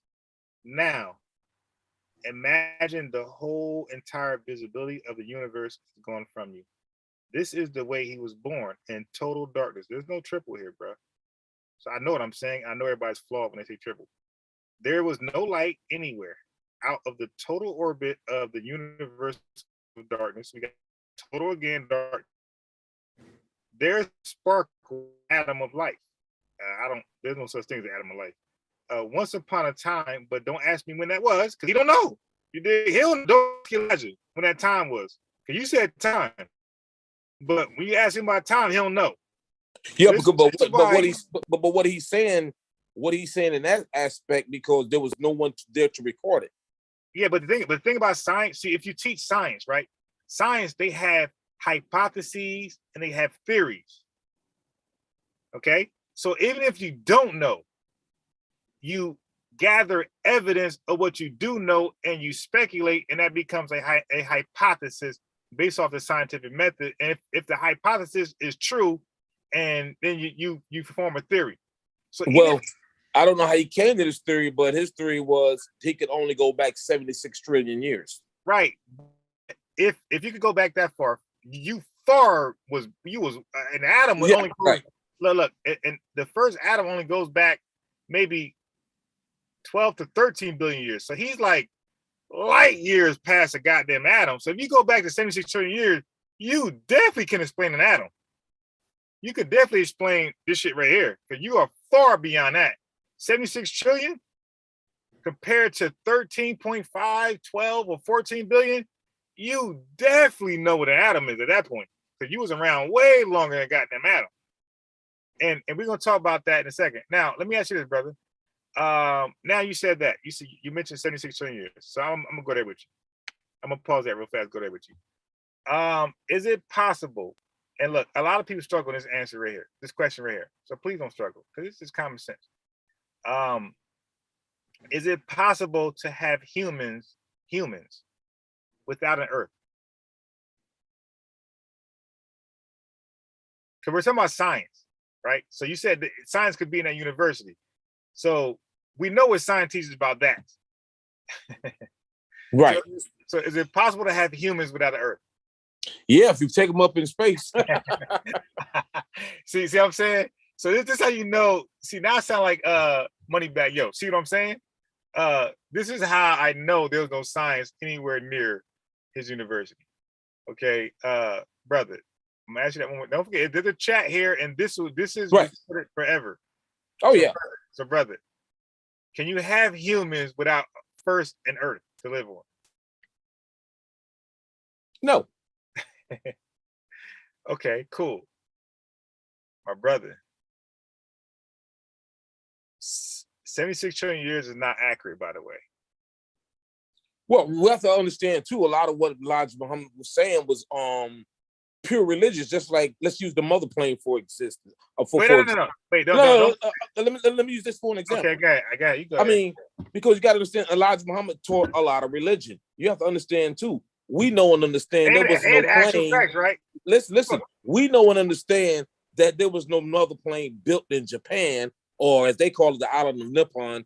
That time. That's what they believe. That's what that. But see, belief isn't facts. Yeah, well, Elijah Muhammad taught that as history. Right, but we know wasn't no plane constructed over in Japan. So he lied. Yeah, that wasn't true. Right. So how's he different? That was more or less a religious thing. Now some people say you have to look deeper. You have to look deeper into it. Quote unquote. So now my only problem with that, Jay, is this. Because I had a debate with a Muslim brother, and I was telling him that there was no way a mother plane could be built in Imperial Japan during that time period. Of course not. But Elijah and they said it was what, for $1 billion in gold? Oh, well, exactly. Well, $1 billion in gold. There, if you look at the history of ships, no ship could carry that amount. Right. So this. So those are the ships that carries what that carry the containers. They can only, even in this day and time, carry so much. So there was no way that you could carry $1 billion in gold. But Jay, in the 1900s on a ship. But Jay, this is what you would say if you got a third grade. See, you see what I'm saying? Like you passed the third grade, right? Yeah, of course. That's why you know that. See, when it comes to the teaching, I put it to you like this: I eat the fish and spit out the bones. But hold on. But let me explain something. There should be no bones.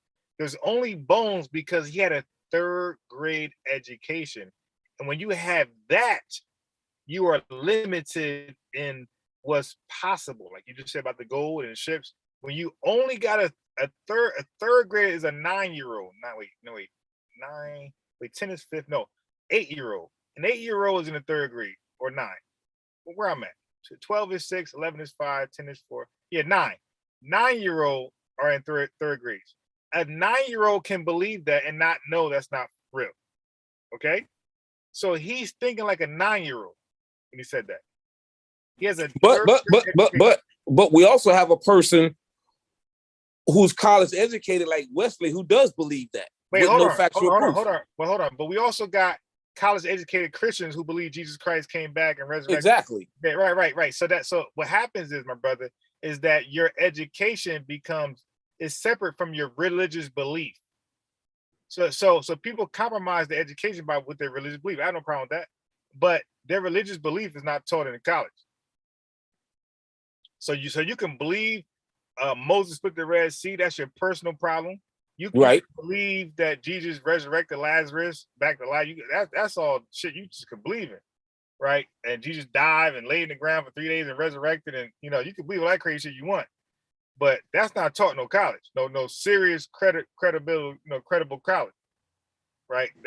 That's in seminary school and religious shit like that. But that's no serious college to represent your country. That's not there, right? When countries want respect, they're not putting their religious shit there. They're gonna put their real fields of education there to represent them to be taken seriously. So unless it's one of these so-called Middle Eastern Islamic countries. But even they put the education first over their religion. But the religion is the forefront of their education, like Saudi Arabia. Well, it's a theocracy, so so their religion is a different way on the country.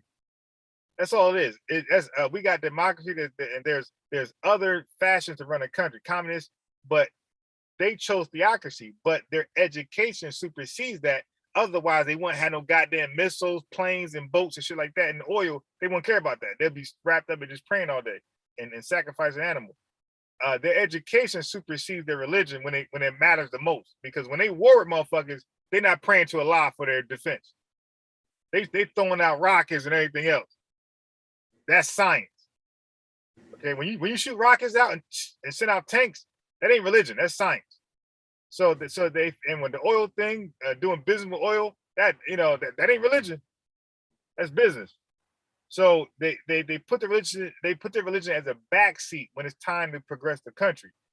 But when they want to feel good and do all that shit, then the religion pops up. So my point is, well, that we said, it wouldn't matter if Dr. Wesley or Dr. whoever, Dr. Seuss come out. Nobody can explain away what's not scientific with pseudoscience. Pseudoscience is pseudoscience, no matter what. That's why science is retestable. It don't matter who's testing it. The results should stay the same no matter where you go.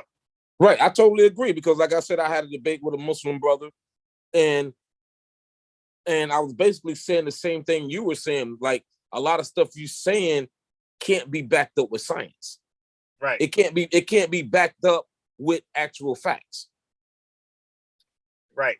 And that's why we went into this science. So I have no problem with that, because for me personally, science settles it all. Yeah, exactly. So this is why the self-based and truth, and I go with truth, fact, and evidence, regardless of wherever it comes from, because it can be tested. Like, if you tell me something, I can go back and I can do research on it. Like I did research about the gold and on cargo ships. Most people wouldn't even do that research. They'll just go along with that. So I'm glad that research is a standard, right? So if you Google the first atom, the first elements, you're gonna Google helium or hydrogen as your first. It's gonna say helium, by the way. So that means that Allah, if he was the first atom, he was definitely helium, right? Or at least hydrogen, right? Right. Okay. Now, that's a gas, like you said. So you actually agree with that without even agreeing with it. You said gas. Okay, because okay, let's go forward then. Now, the next phase, so the atom was there first, spinning. The next phase, you said mind. That's not true. It was brains. Right. The messenger said it was brains. Right. You see that's why I told you earlier. There's nothing you're gonna like really catch me on. Like, I know these teachings. Okay, I know these teachings. So brains are the next thing, right? And so we got an atom, we got brains, and where are we at right now? Are we still in total darkness? Yeah, because there was no light. Okay, and where is this? Where exactly? If you can pinpoint this total darkness, where is it? You can't. In the whole universal world, where is it? You can't. Now, okay, if you could just try your best to describe where it's at, where is it? You can't. I mean, okay, so let me ask you this: is it on Earth? Is it on the top of stars? Is it on the moon? Is it in the sun? Where is it like that? Where is it? You can't. I mean, there's no way you can pinpoint it. Okay, is there an Earth at this time? That I don't think so. Of course not. This is. I don't think so. Dude. No, because I'm thinking back to these lessons I have on on the planets and when they were put into the universe and stuff. I got that too. My right. I got all the red books. The ministry book, the spring books. I got all of them. You dig? So I'm trying to tell you, I'm well equipped. Now, 78 years is the actual time, by the way. It's not 76. It's 78 years. 78 trillion years, by the way. So this was happening 78 trillion years ago. There was no Earth. There was no sun. None of that. It tells you total darkness, nothing there. If the Earth was not here before Allah. So this is a simple answer you're making difficult. The Earth was not, the sun was not here before. He created those things. He was here first. Okay. That's what I'm saying. Like, we got to be open and transparent and be honest. And we deal with science. So nothing was here. So he's in space, right? Universe, right? Mm-hmm. How in the hell can a brain be created in the universe without water and oxygen? It can't. So how the how could it you got to understand what a brain is made of? Blood vessels and all that other good stuff. So how's that in space? That couldn't even exist. Like I said, you won't find any debate with me about any of that. So he was wrong. But yeah, he's wrong about many things that he taught.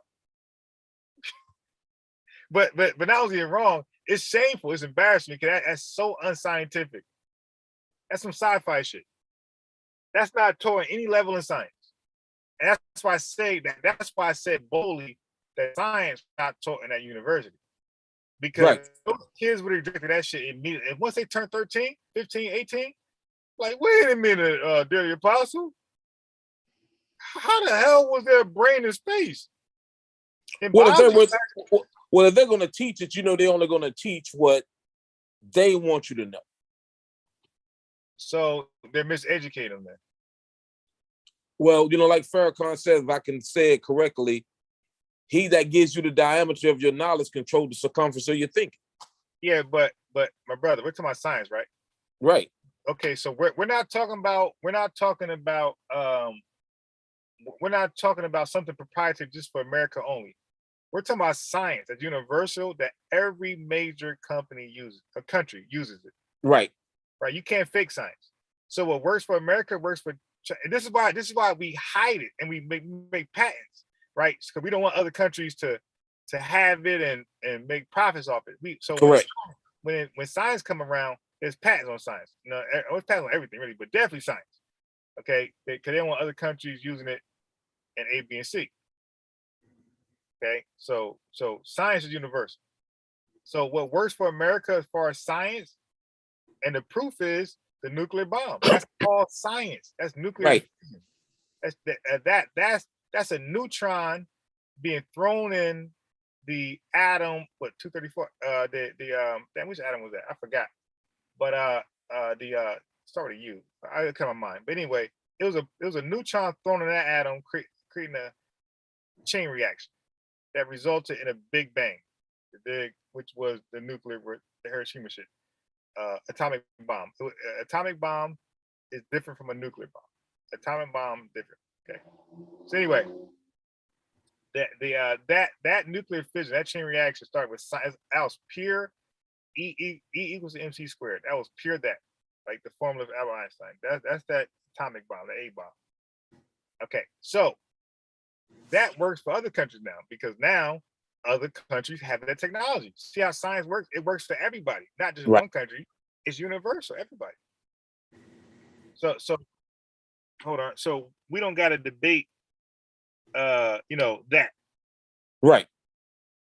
Okay, so just hold on 1 second. That's my joining in. Let me just let them in the room. All right. Yeah, let's get to the Malcolm thing because I gotta go. So I'm probably give you 35 more minutes of my time. Go ahead with Malcolm. Go ahead. You can No. What you said you wanted you was asking me, and I asked you. I said, could you be more specific? Okay.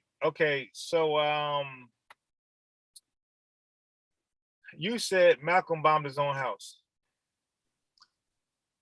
Yes, I believe he did. I believe he did. Like, what would be the because at that point he'd be trolling, right? And today's time, that would be considered trolling if he bombed his own house, right? So right. So what would be the advantage of bombing his own house? Hey, if you can't have it, no. If I can't have it, you can't have it either. You got to understand when you're in a feud in a situation like that, like you said, they were both in each other's ass. Yeah. So you can't rule out anything. According to the fire department, there was a bottle sitting on his shelf full of gasoline, kerosene, whatever it was.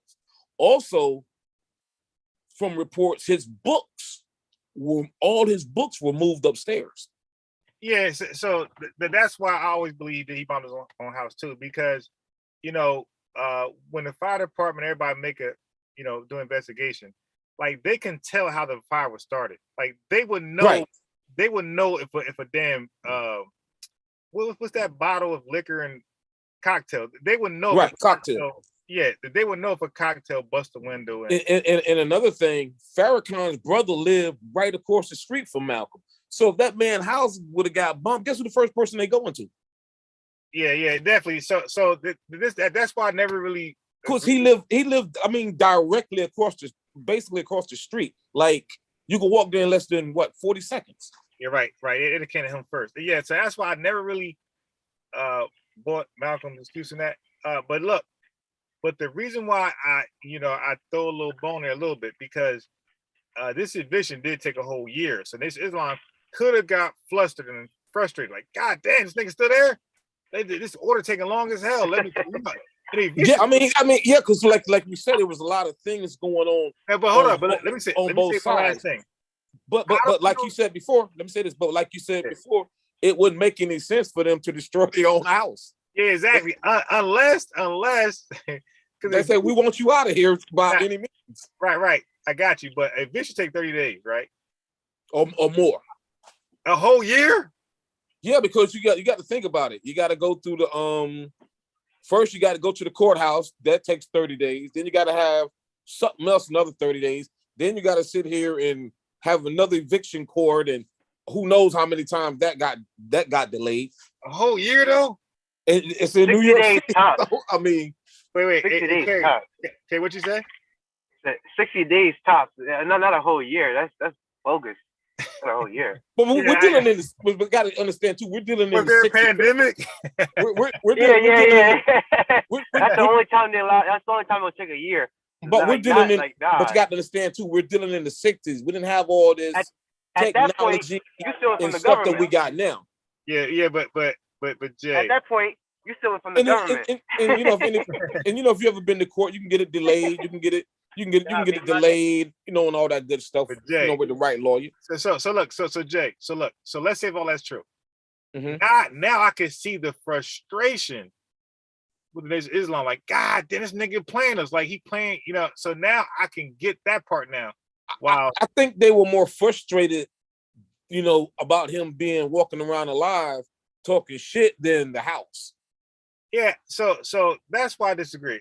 I don't believe they was ever threatened by Malcolm X shenanigans. Like I just don't believe, I don't believe because no member was riding with him. So it wasn't like he took a large portion for membership. So I really don't believe they thought he was a big threat. That's why I told Chef I don't believe they killed him. I don't believe they took him as a serious threat. Because nothing he said stumped the numbers. They kept growing and growing and growing. Like nothing and growing.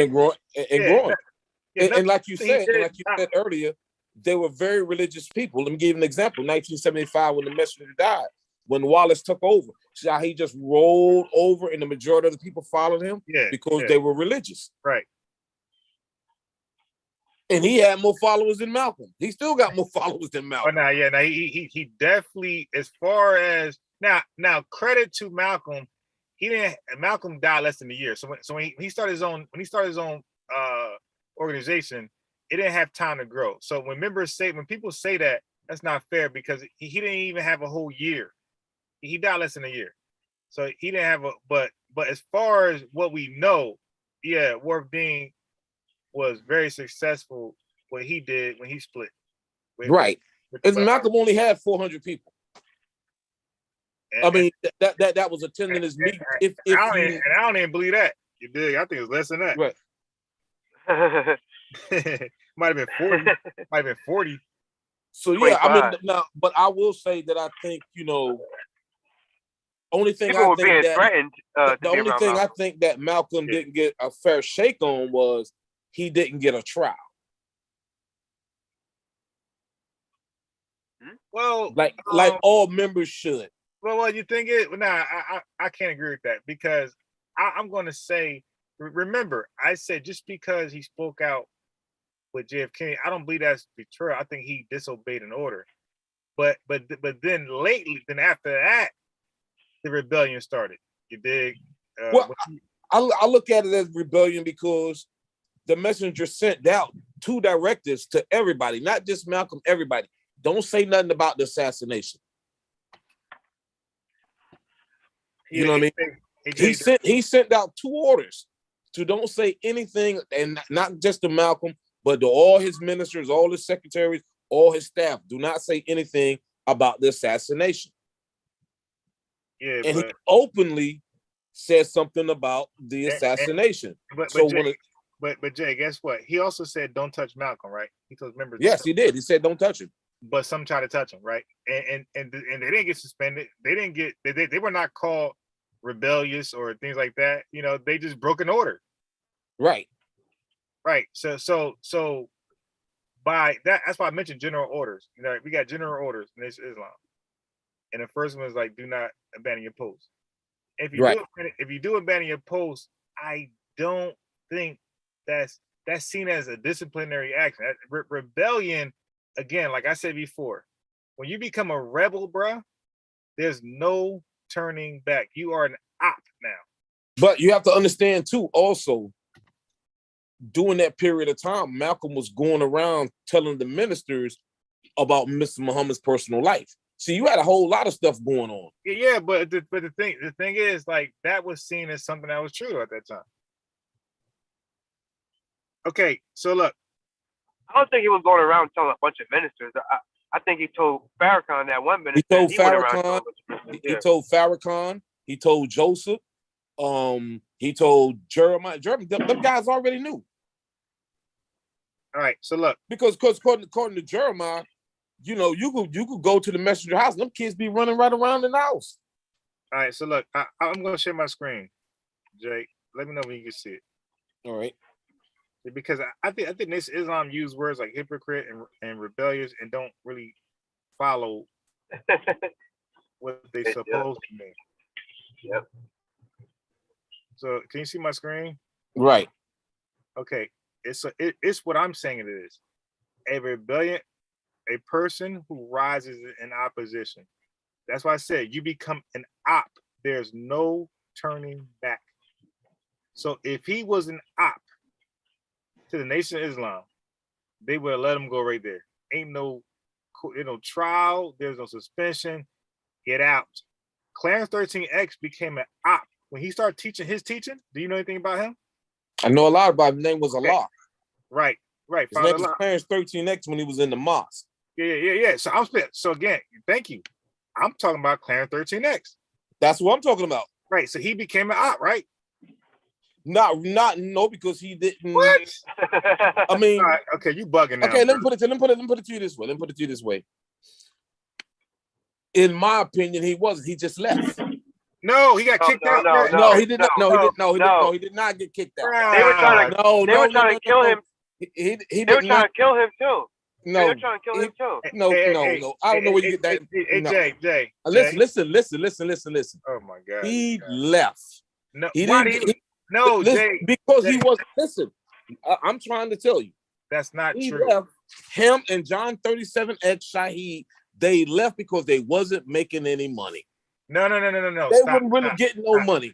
And he was teaching. Hold up, he was. Now I know what the old folk tale was that he stood up in the mosque. That was old folk tale, but he got the true story. Yeah. I know the old folk tale. You know, he stood up in the mosque. He said he was Allah, and Captain Joseph say, yeah, he talked that talk. No, because you know what? I talked to the man. I know the man personally. Ah, shit. Who birthed the Allah's son? Because he was like a what do you call the female that gives birth to the child? Mother. The mother. No. You know what I'm talking about? Like instead of going to the midwife, that's what they call them, right? Okay, I got it. Well, this brother he raised Allah's son. You know what I mean? And Allah and the woman that had Allah's son, that's his sister-in-law. Jay? No. So I'm telling you, he didn't get kicked out. He left. Jay, listen.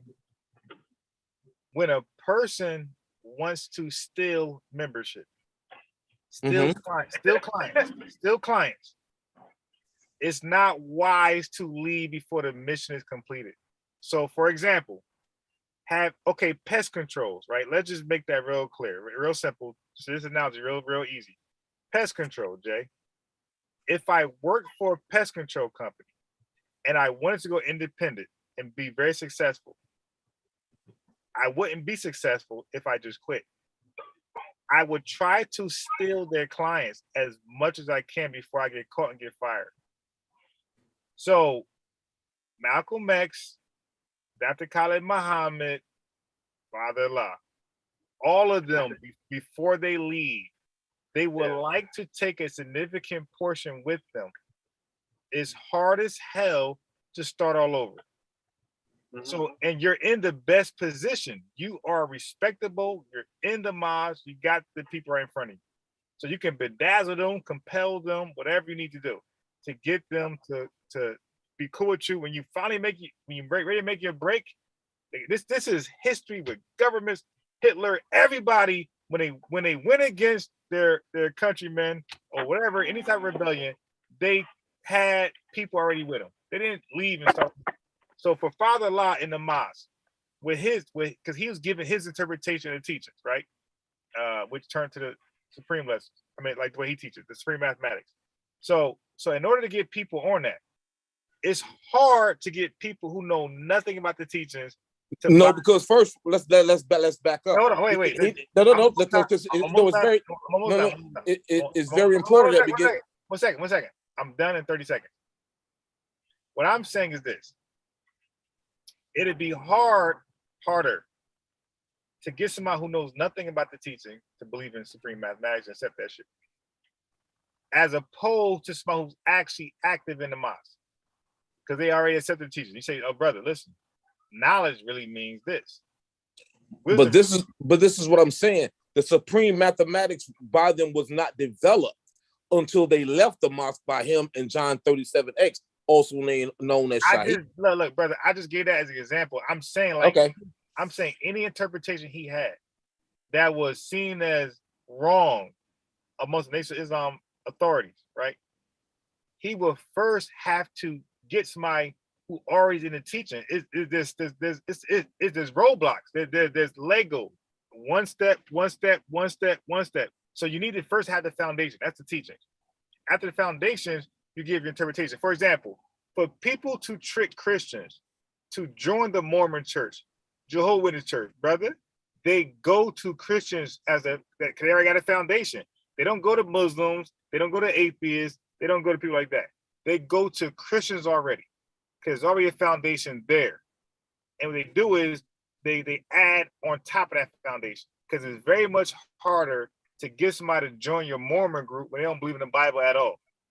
So it would be easier for all those guys, Dr. Khalid, Malcolm X, Father Allah, all of them, to be more successful while they're actively in the mosque. So I could see them all getting kicked out, even Malcolm with his rifle associated. I could see him trying to change members' mind to lead them that way and then risk getting kicked out because mentally he checked out anyway.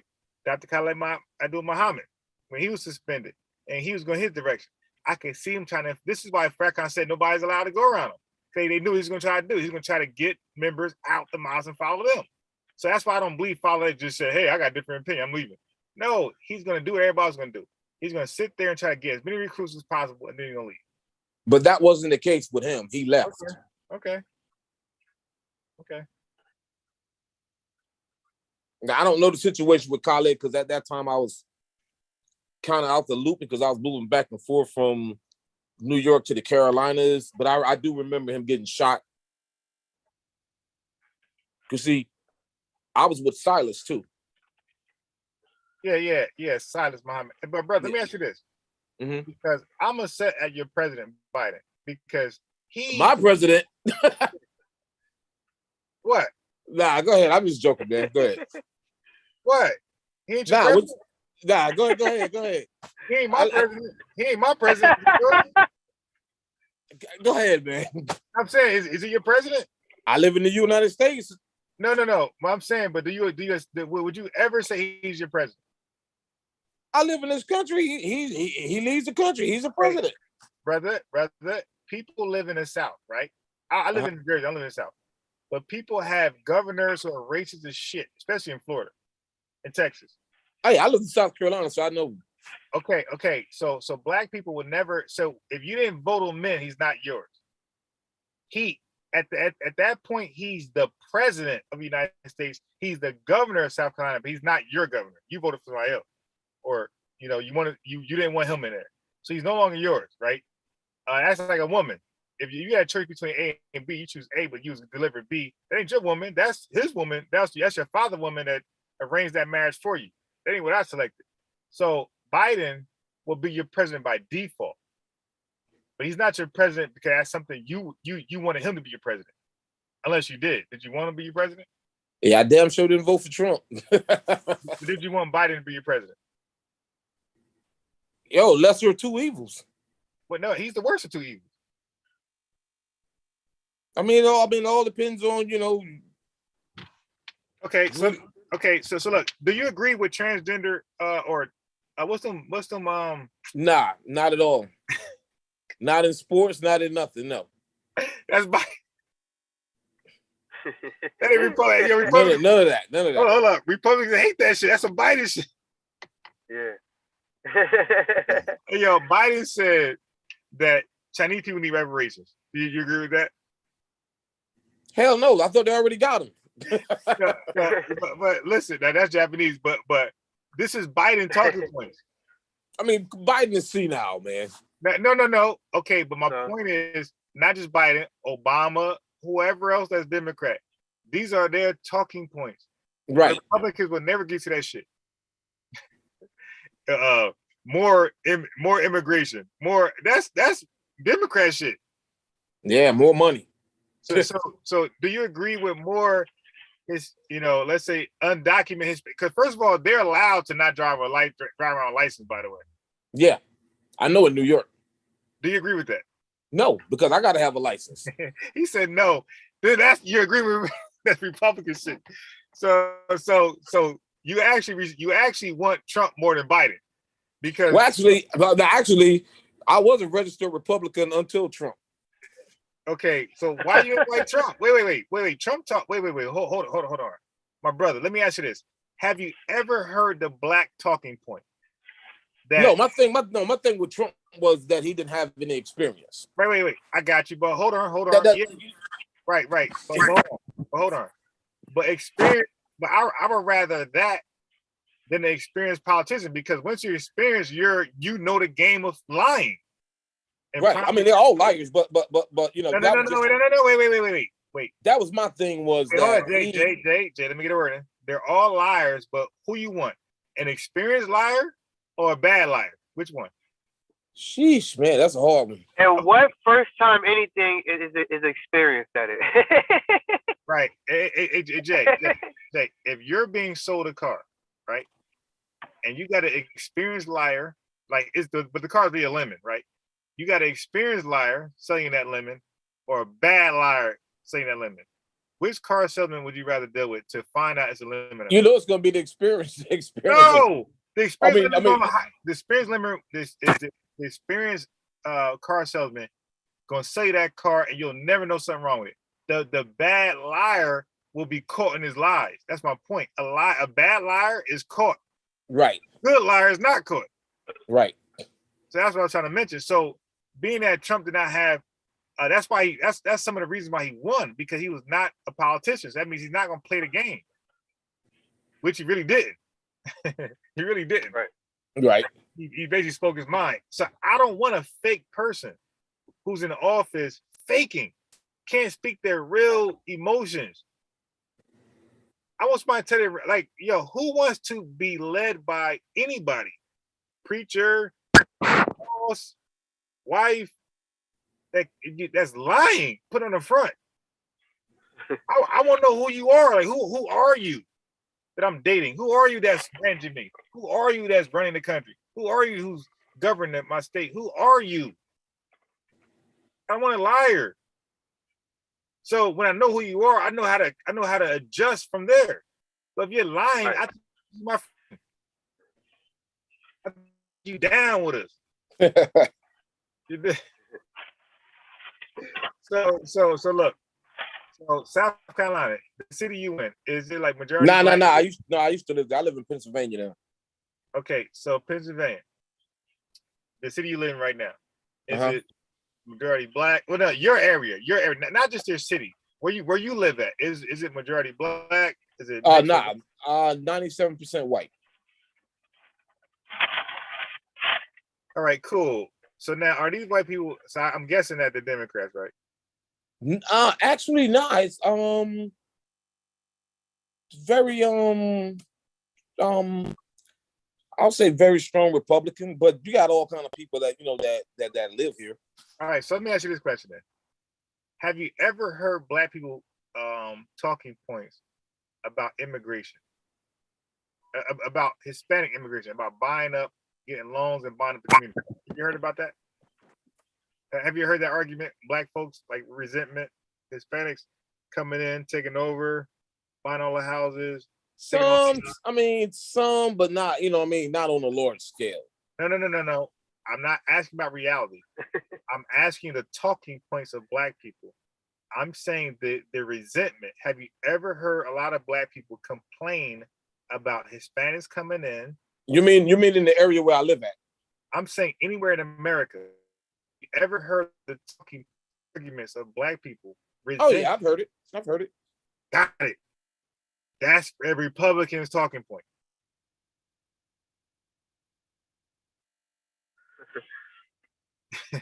so if you listen to Black people talking points, what they complain about, you're going to see it lines more up with Republicans than Democrats.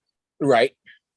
Democrats are pro-homosexuality, right? Homosexuals, gay rights. Blacks don't give a shit about that. No, they're not. We're homophobic as a collective, and so are Republicans. Okay?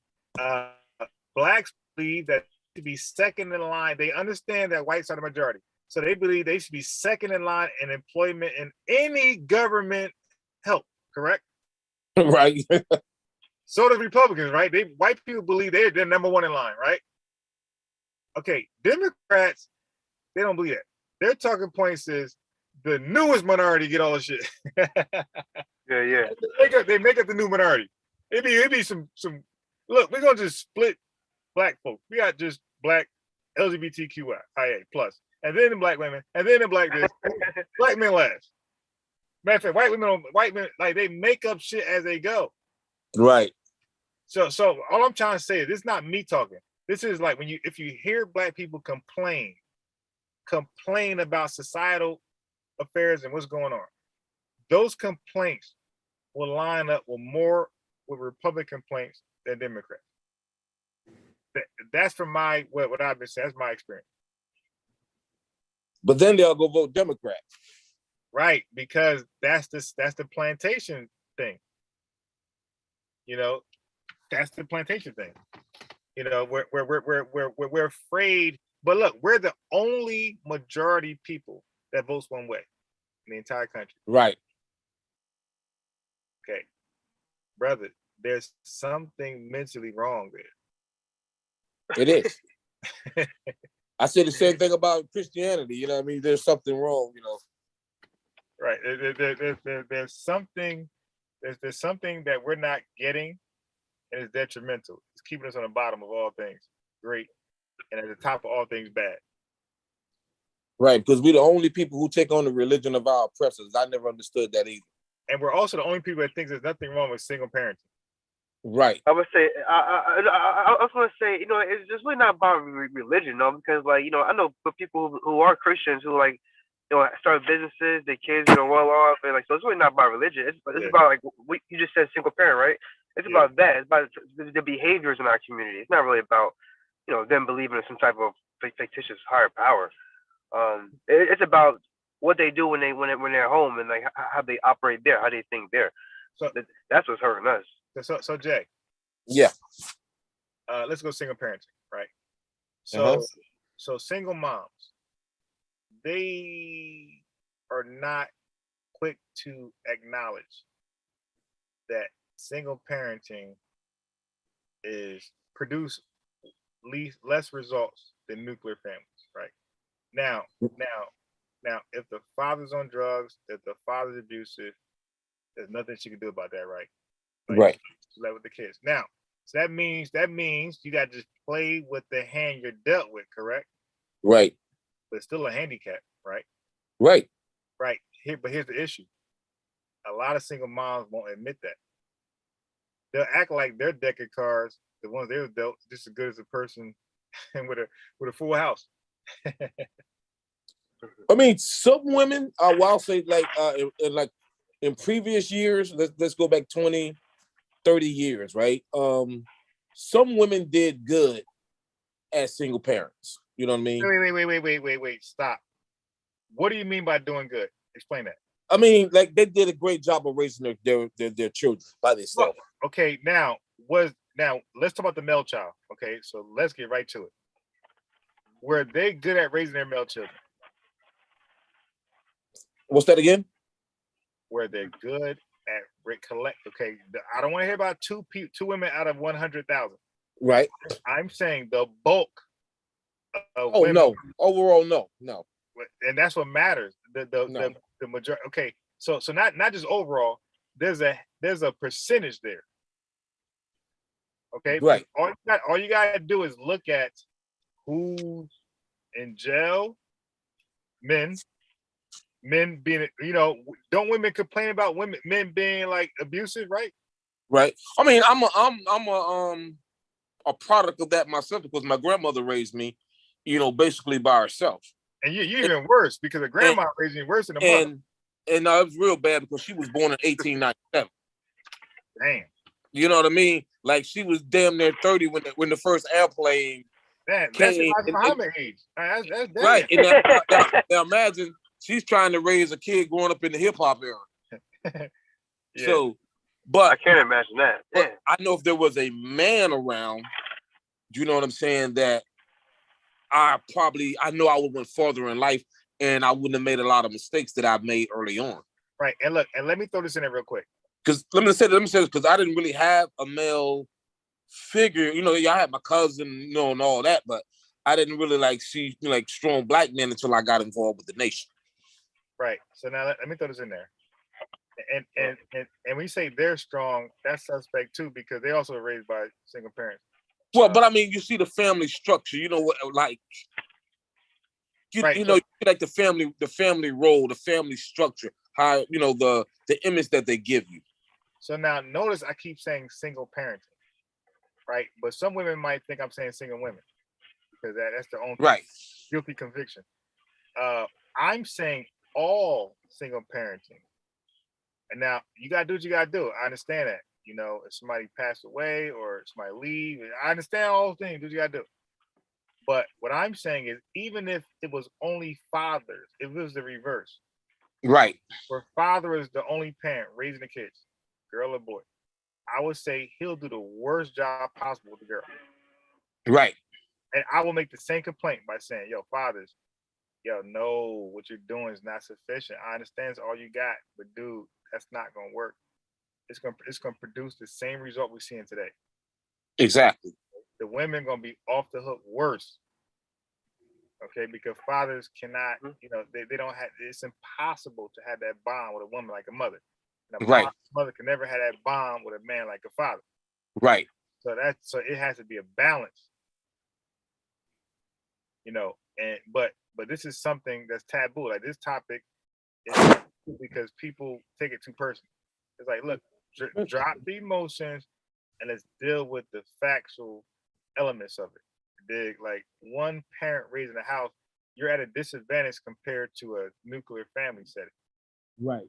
First of all, the household income alone, right, is going to deprive you from raising your kids properly. Right. The help they need, the money for college, the money for whatever you need is already compromised when it's just you. When this person has two parents in the home, they can afford stuff much easier. Bills are paid on time. It's some savings for you. That's just it's just a lot easier like that. And again, I'm not saying judge anybody. I'm just saying that's something we just got to accept. That nuclear families are better off raising families and more successful, more productive than single parent homes. But nobody wants to admit that. There's no doubt about it. Like you said, but nobody wants to admit it. Wait, you breaking up there, bro? Like I'm saying, nobody wants to admit that part though. Right. And like I said, the saying, like I personally know men who has full custody. The mom was deadbeats on the other side. Right. And he's struggling with his daughters. Right, because I got old daughters. No way I could have did it by myself. He's struggling. Right, because you gotta damn near be gauged, to relate with him. Like right. they're gonna hide secrets from you. You know, Right. and then how do you know the game? You're not a woman. So when they do like the little girl game, you know, play lie to you and at a party lining not, that's something the mother would know. Like, nah, girl. Right. Like the same thing with a guy. We are men, and you had your grandma, I had my mom. I'm pretty sure Kay had his mom, and we could trick them easily. You know, I'm over here, and it Exactly. worked, right? Because mom wants to believe us the whole time. Like, that's something a dad be like, nigga, you ain't over there. Stop it. Well, guys, I got to exit because I got to get up early in the morning. It's been great, and you know, maybe we can do it again. Yes, sir, bro. I will possibly live again tomorrow because again, this Malcolm X subject wasn't even my subject today. Right. But yeah, we can get back into that. Yeah, well, next I'm going to just respond to Dr. Wesley Muhammad's video, like, and not every point because he's not wrong with everything, but the things so now I'm gonna do a live reaction to his video next. Like, that's where we're going next. So I'm gonna play his video and the things I believe I disagree with, I'm gonna point it out and we'll talk about it. All right, what time is that going to be? I can't tell you because I would love to go. Like 7, 8. But Jay, to be honest, sometimes I wait too long to eat. Right. I'm not doing nothing till I eat first. So if I eat early, like I'm supposed to, then I can do it around 7, 8. Right. And that's the time that, you know, and then like I think Thursday and Friday I can go a little earlier. But Tuesday and Wednesday is pretty much gonna be 7 or 8. But yeah, so you can expect around that time, around 8 o'clock. All right, I definitely will check it out. All right, y'all have a great one. Peace. Peace. Yeah. So now, are you able to see my screen, Kay?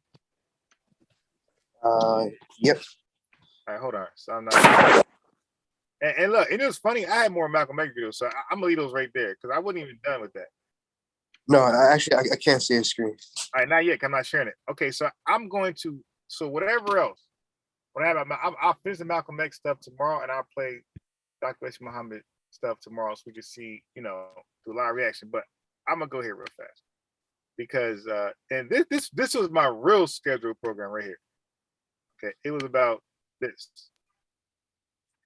So it says gun club leader, no guns and Broadmoor Park Sunday. So anyway, like these are, so when Malcolm X talked about a rifle gun club and all these great things, in the mid 60s, the Deacons of Defense took advantage of that. Black Panthers did it, and I disagree with the Black Panthers' overall aim and agenda. I thought it was very radical and extreme.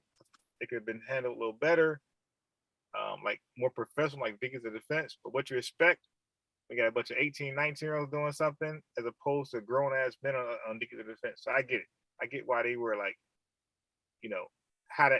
If y'all go ahead and watch, there's a movie. It's free on YouTube. Just type in Deacons of Defense. They were around before Black Panthers. They inspired the Black Panthers to do the whole gun demonstration thing. They inspired them.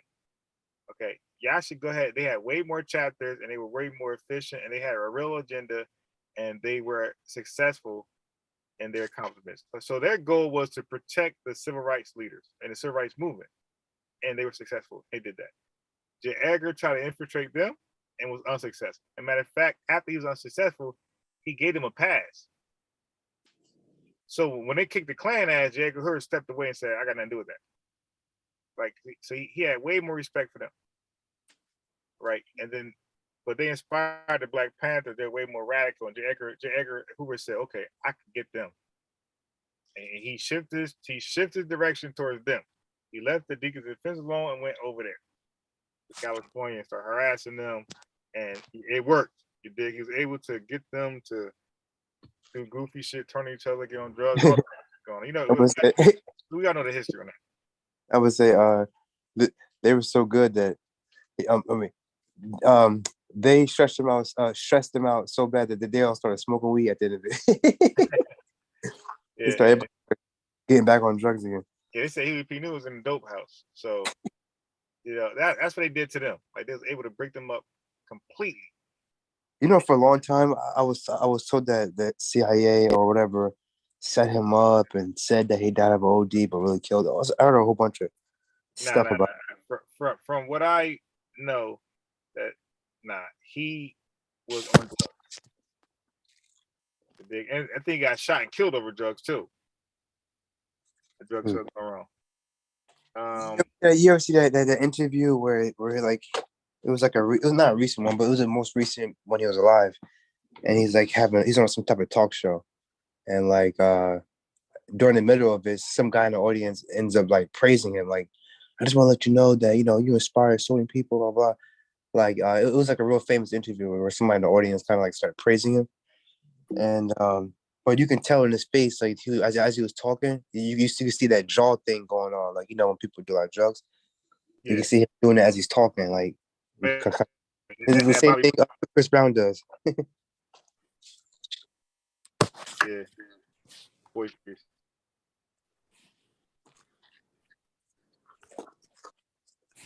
Yeah, I get what you're saying. No, ma'am, are you there?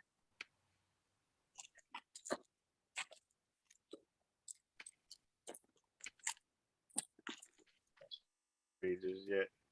All right, so I am. I was really trying to copy the link to post it again, but I accidentally kind of clicked in. Y'all continue. Okay, so I posted the phone number and the Zoom link. So anyway, so what I'm sharing right now is a brother named Target Bay, and he's you a clip of an incompetent rifle gun club. It's supposed to be out here saving black people. I guess I don't know what the hell their aim and mission is, but it's very extreme and radical. So anyway, you're gonna hear it for yourself. Okay, so here we go. I put the phone number, I put the link in there, the Zoom link, and I put the phone number. You just want to call I it. think she might have wanted the link to maybe the Deacons of Defense, or what you looking at now. Okay, all right. Yeah, I think that might be what she. Yeah. I'm telling you. Yeah, if you watch Deacons of Defense, you guys are gonna be really elated. You're gonna be like, yeah, okay, good shit, because you're gonna wonder why did nobody ever hear about this group, and they inspired the Black Panthers, and they were way more successful, and their mission was to protect the civil rights movement and the leaders against the Klan and other radical whites, all the mass shooters and shit, and they wanted the real smoke. Like they brought their guns ready to blast. They weren't talking, no demonstrations, none of that shit the Black Panthers doing, none of that.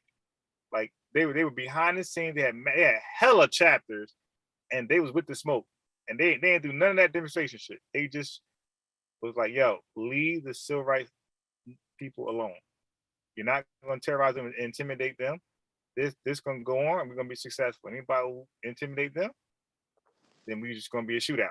You dig? And that was their aim and mission, like really. But all we hear about is Black Panther, like the whole radical group. So that's all we hear about. So let me. Yeah, but they are really, really good. Let me see if I can pull that up. It's free.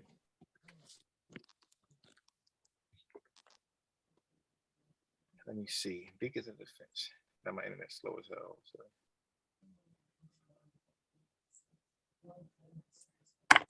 That's me a little enough. Nothing.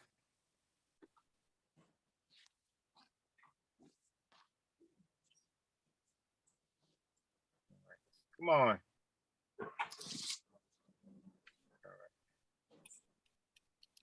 She just doesn't. Yeah, this show right here, I love this show right here. It's about like rat control, because I hate mice, I hate rats, and all I do is watch shows where they just kill mice in various ways. I love it. I hate rats. I hate rodents, man, more than anything. Deacons. Here we go. All right, so I'm gonna show you the trailer. Then I'm gonna go back and Let's see. Yeah, let's go to Cheller first.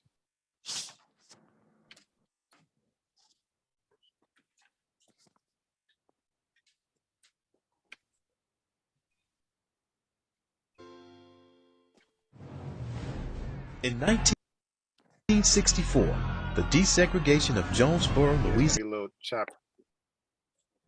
High School was threatened by local authorities with fire hoses. 4 armed black men arrived with loaded shotguns. Without firing a shot, the mob dispersed and the authorities retreated. All right. You see, their position was a little different than the Black Panthers. No demonstration, none of that shit. They just pulled up, guns aiming. And the mob dispersed, police retreated. That's what we got so far. The students entered the school without incident. And as you can see, they were protecting black people. You know, civil rights leaders obviously at 64, and the students entered the school. You see what they're doing? They put their lives in line to accomplish this goal.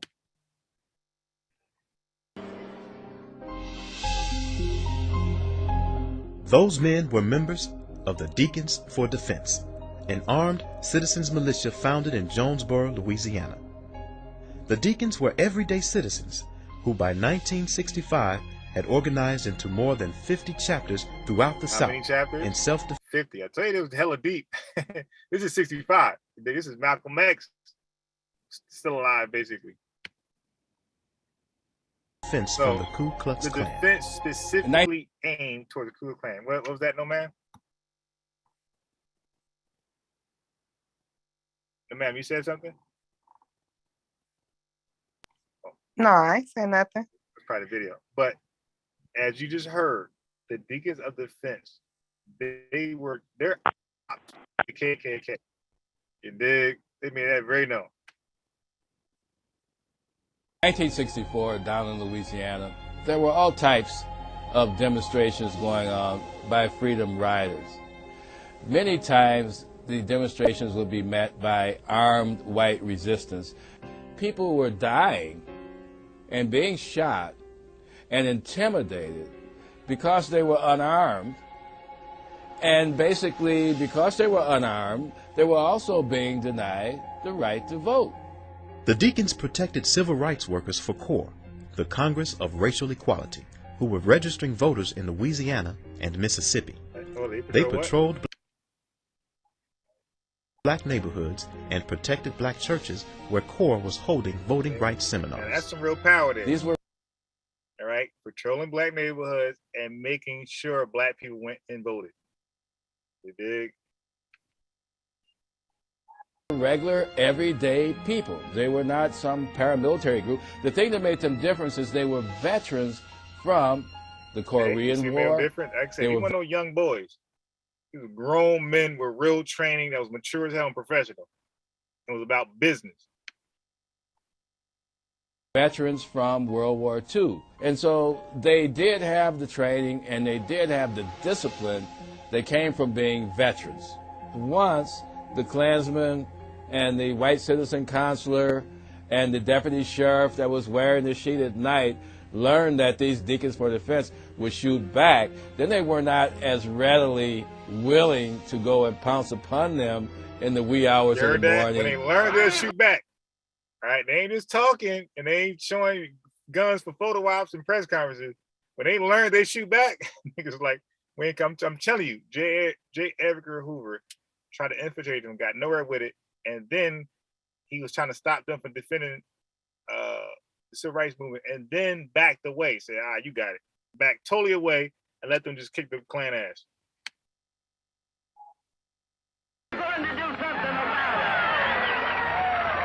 Because now they knew that, well, the right to bear arms is providing constitutional rights for these blacks, irrespective of the fact that we want to take away their civil rights. They're fighting on solid ground.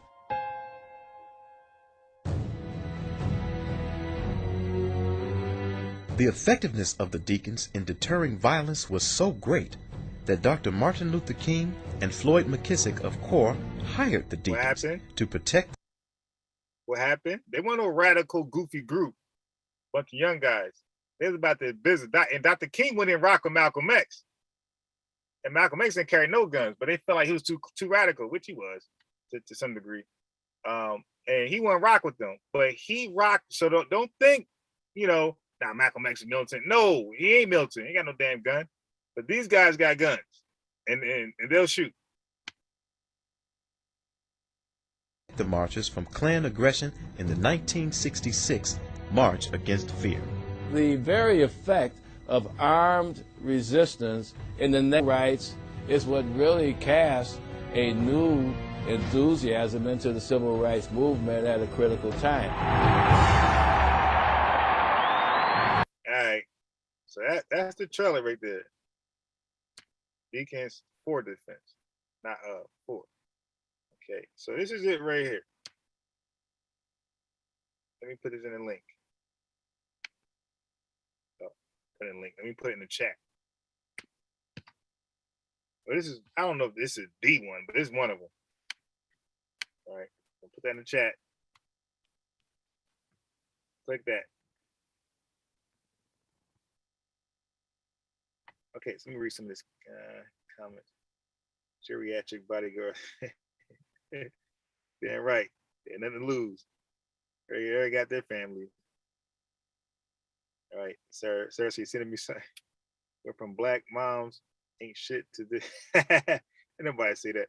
I said black men, single parents are ineffective, well, or compromised as well. Not ineffective, but compromised as well. Their daughter's gonna be crazy. Man, my elders and grandparents lived through this. Gives me the chills. Yep. Keep that strap. Never know. Get the smoke. Hire professionals. You damn right. I was at the gun range this past weekend, and it was more packed than I ever has been before. I was the only melanated person in there for 2 hours until finally 2 melanated males came in. Yeah, I'm trying to tell you, we ain't taking it serious. Now here we can't carry guns now. I mean, it's been struck down. Say working on, the requirements supposed to carry guns, but believe me, we doing that. Now, I'm definitely doing it. So I don't know what state you in though. Are you saying no other melanated people were there? That's what she said. She says all non-melanated people. So anybody want to comment on the trailer? Nothing? No? Okay. So now we went from deacons to defense to this. Not that. Because Malcolm X spoke, in favor of rifle gun clubs in 65. And maybe he spawned the idea for the deacons of defense. Maybe he did. Maybe he didn't. You dig? But he definitely spoke publicly about it. We should join. We should have rifle clubs. And maybe he did, because I'm thinking that if he'd known of the deacons of defense, I believe he would have shouted them out, because at this point he was not with the Nation of Islam, and he was pro-gun and self-defense. I think if he had known of them, he would have shouted them out. All right, but we went from that to this. Now look what our self-defense are doing now. Who's hiring these guys?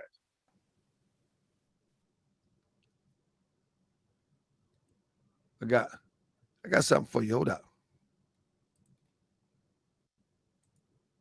We gonna work it We out. tried to come talk to you. You didn't want to talk to us. We tried to come. Look how the mother is so passionate. Watch Talk to it. you. No justice, bro. And you did not talk to us. 6 months. Police said we good. Thank you.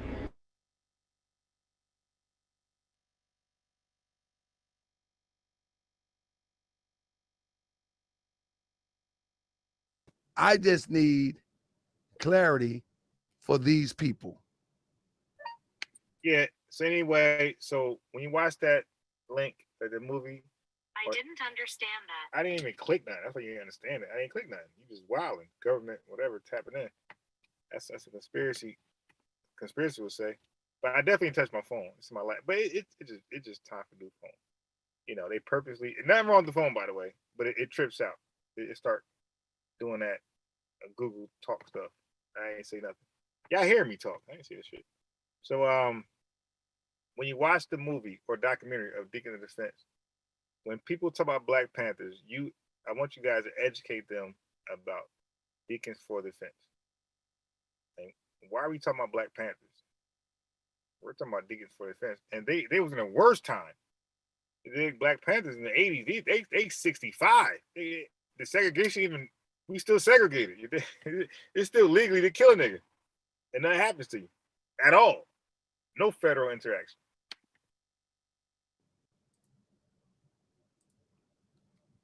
Yeah, I thought. Yeah, now Lyndon Baines Johnson started some stuff like in the late 50s, but it wasn't. Again, it was no real federal protection. They were all together. Listen. We tried to come talk to you. You didn't want to talk to us. We tried to come talk to you. No justice, bro. And you did not talk to us. So now they're yelling at police officers. So how do we go from Deacons for Defense to this? Like just pulling up, yelling at police officers. Like, like you're supposed to be trying to get intel. You're supposed to come there armed defense, but still like journalists. You're trying to figure out what's going on, why this ain't happening, you know what I mean? And you supposed to be kind of implying if this doesn't happen, we're gonna seek our own justice, not towards the cops or whoever it is. It may be a cop, but it's not all cops. It's the person who was involved in whatever we believe to be wrong. The person be wrong. So if it was a cop, yeah, we coming. If something don't go down, no court, no charge, indictment, then we gonna see that person. We gonna take justice. I mean, something like that need to be implied, not just yelling at police officers who had nothing to do with it. Whatever. I don't even know what just happened. Who knows what happened? I don't even know if a cop was involved because they're just yelling at people, not getting answers and questions and things like that. Police said we good. Thank you. Thank you. Frankenstein going back in his cave. She been trying to talk to them for 6 months. For 6 months, she been trying to talk to them. Now watch this.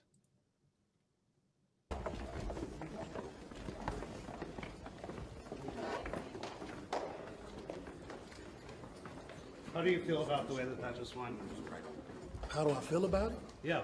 Well, yeah, I mean, the European film crew is waiting for them and got a nerve to send me, look at the European in the corner in the left, to send me an email about me monetizing something.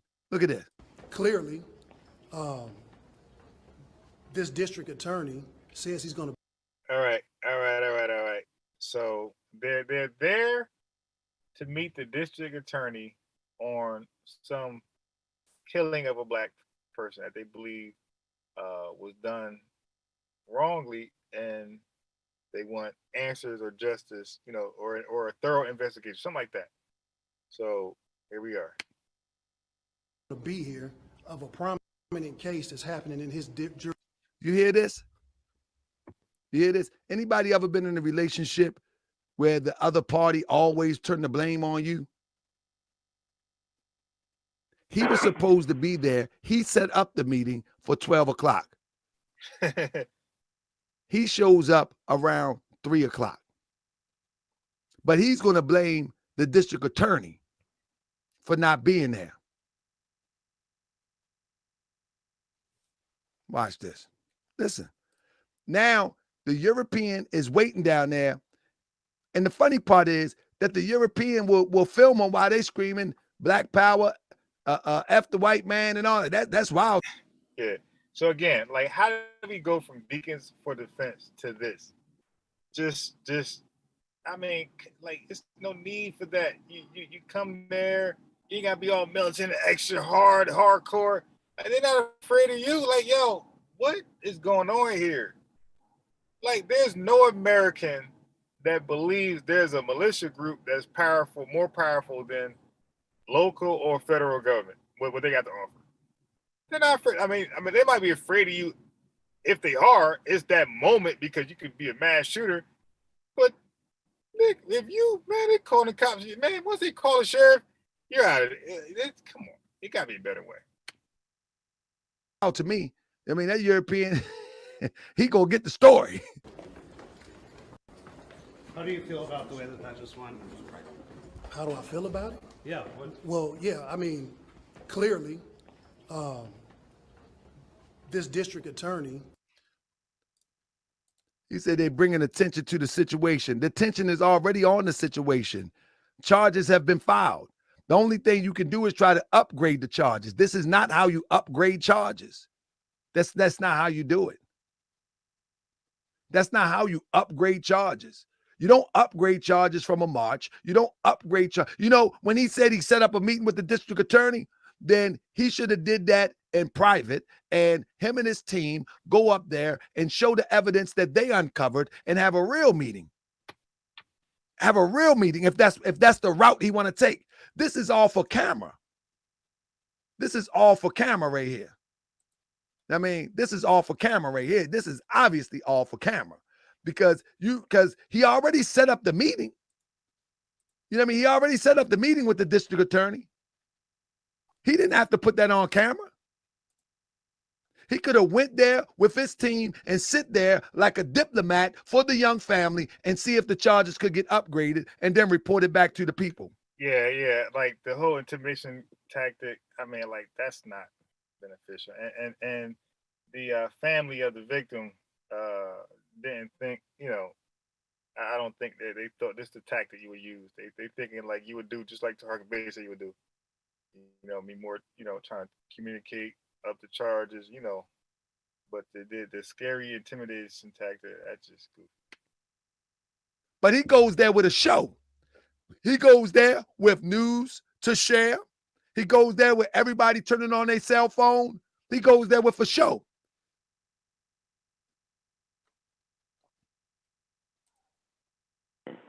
That's the issue. This is another social media. This is another social media stunt. Clearly, this district attorney says he's going to be here of a prominent case that's happening in his jurisdiction, and then he leaves. He hasn't Okay, now wait till you find out why he left. done anything to help this young man with his case. And then he knew I was coming to town. He knew all of us. Now, this is called black allergy. You dig? When you get to control the narrative, he's making this scene like the district attorney set up a meeting with him to address the case, to possibly listen to him why the charges need to be upgraded or not. And when it was time for him to come meet with him, he bounced like a scared. You know, you ever play Sonic the Hedgehog when you in like a level and the guy just runs away? Yeah, he's acting like that guy did that. We're coming to town, but then he chose to leave anyway, which tells me he doesn't care about justice in his jurisdiction. So, which tells me we have to ramp up the type of things that we do. Watch this. Until we get justice for D. Monterio. What do you think it would take to get his attention? Well, I guess you're gonna have to stand by and find out. Sure. See, that's tough talk. Okay, so what's it gonna take to get his attention? I guess you got to stand by and find out, right? Like, see, come on, why? And Dr. Khaled Muhammad to blame for a lot of this right here, because that's the approach he took, the radical, extreme, iron fist, but nobody's punching type iron fist. Come on. Okay. There we go. There we go. I'm with Tell Me No More Lies. I thought Nick Bezel would be the diplomatic one, but will also stand for what the principles of the revolutionary mind is supposed to espouse.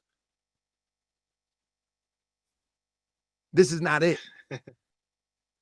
And can't nobody convince me otherwise. This is not it. Fred Hampton wouldn't have dealt with that like that. Well, let's get back to it. With Fred Hampton. We're not here to go after what's safe. We are here to go after what the world rejects. Because what the world rejects, God will accept. Look at the internet. It's circling. Come on. These are the lost sheep of the scriptures of the Bible. And these are... Yo, if your militia is talking the scripture of the Bible, you gotta tell them your service is no longer needed. Like, why do we always go there, man? The lost sheep of the Bible. This is what it's talking about. Oh my God. So the future leaders of our people. Yeah, what you got on this right here so far? Well, I'm kind of with the brother. He did it, you know, so to be seen, sort of. But I think maybe he had some troubles getting there or something on time. But you got to be on time, man. You know, was the district attorney there at the time, at 12, when they were supposed to be there? So they're gonna play what happened. So just let me find it for you, okay? Right here. Now, it says, if my people who are called by my name will humble themselves and pray and turn. Man, I'm not even gonna let y'all hear this. Please spare us. It's ridiculous. I will not torture you to this. Right, I will not torture you through this. Here we go. I had to go back. Here they go. I set this next one up. Watch this. This is it right here to answer your question. They're going to talk to the district attorney. Watch this. This is the most obvious thing in the world. Pay close attention.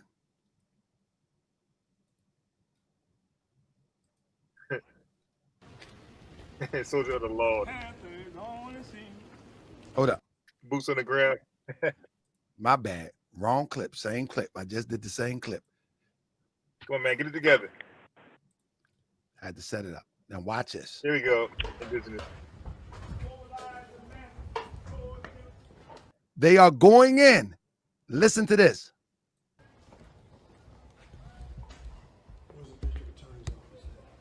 Excuse me, man. Where's the district?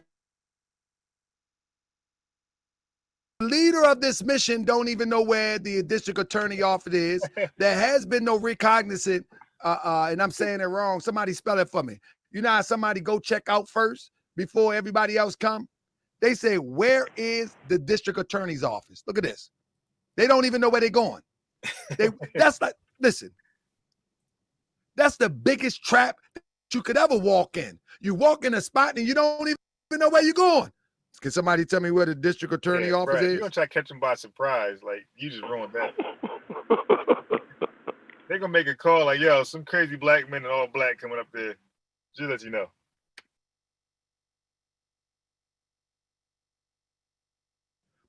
Listen, that's for regular civilians.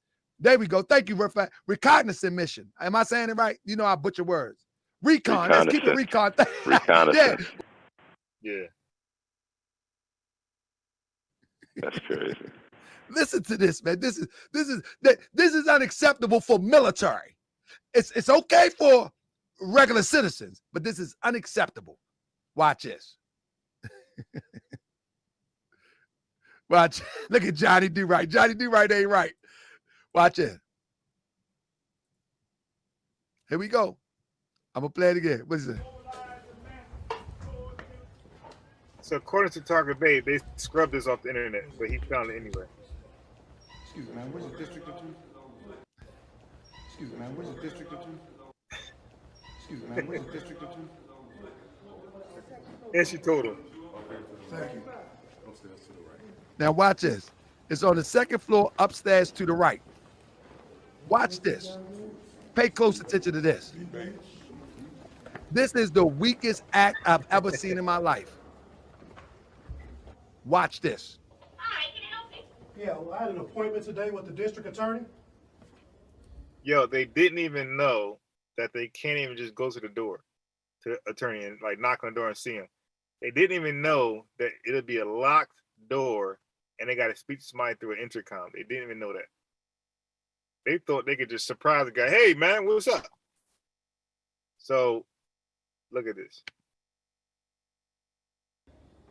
I'm sorry, he is gone for the day. He said the appointment was at 12, and so he had to go out of town. So he's gone for the day. Okay, so there you go, right there, Indigenous. he left at 12.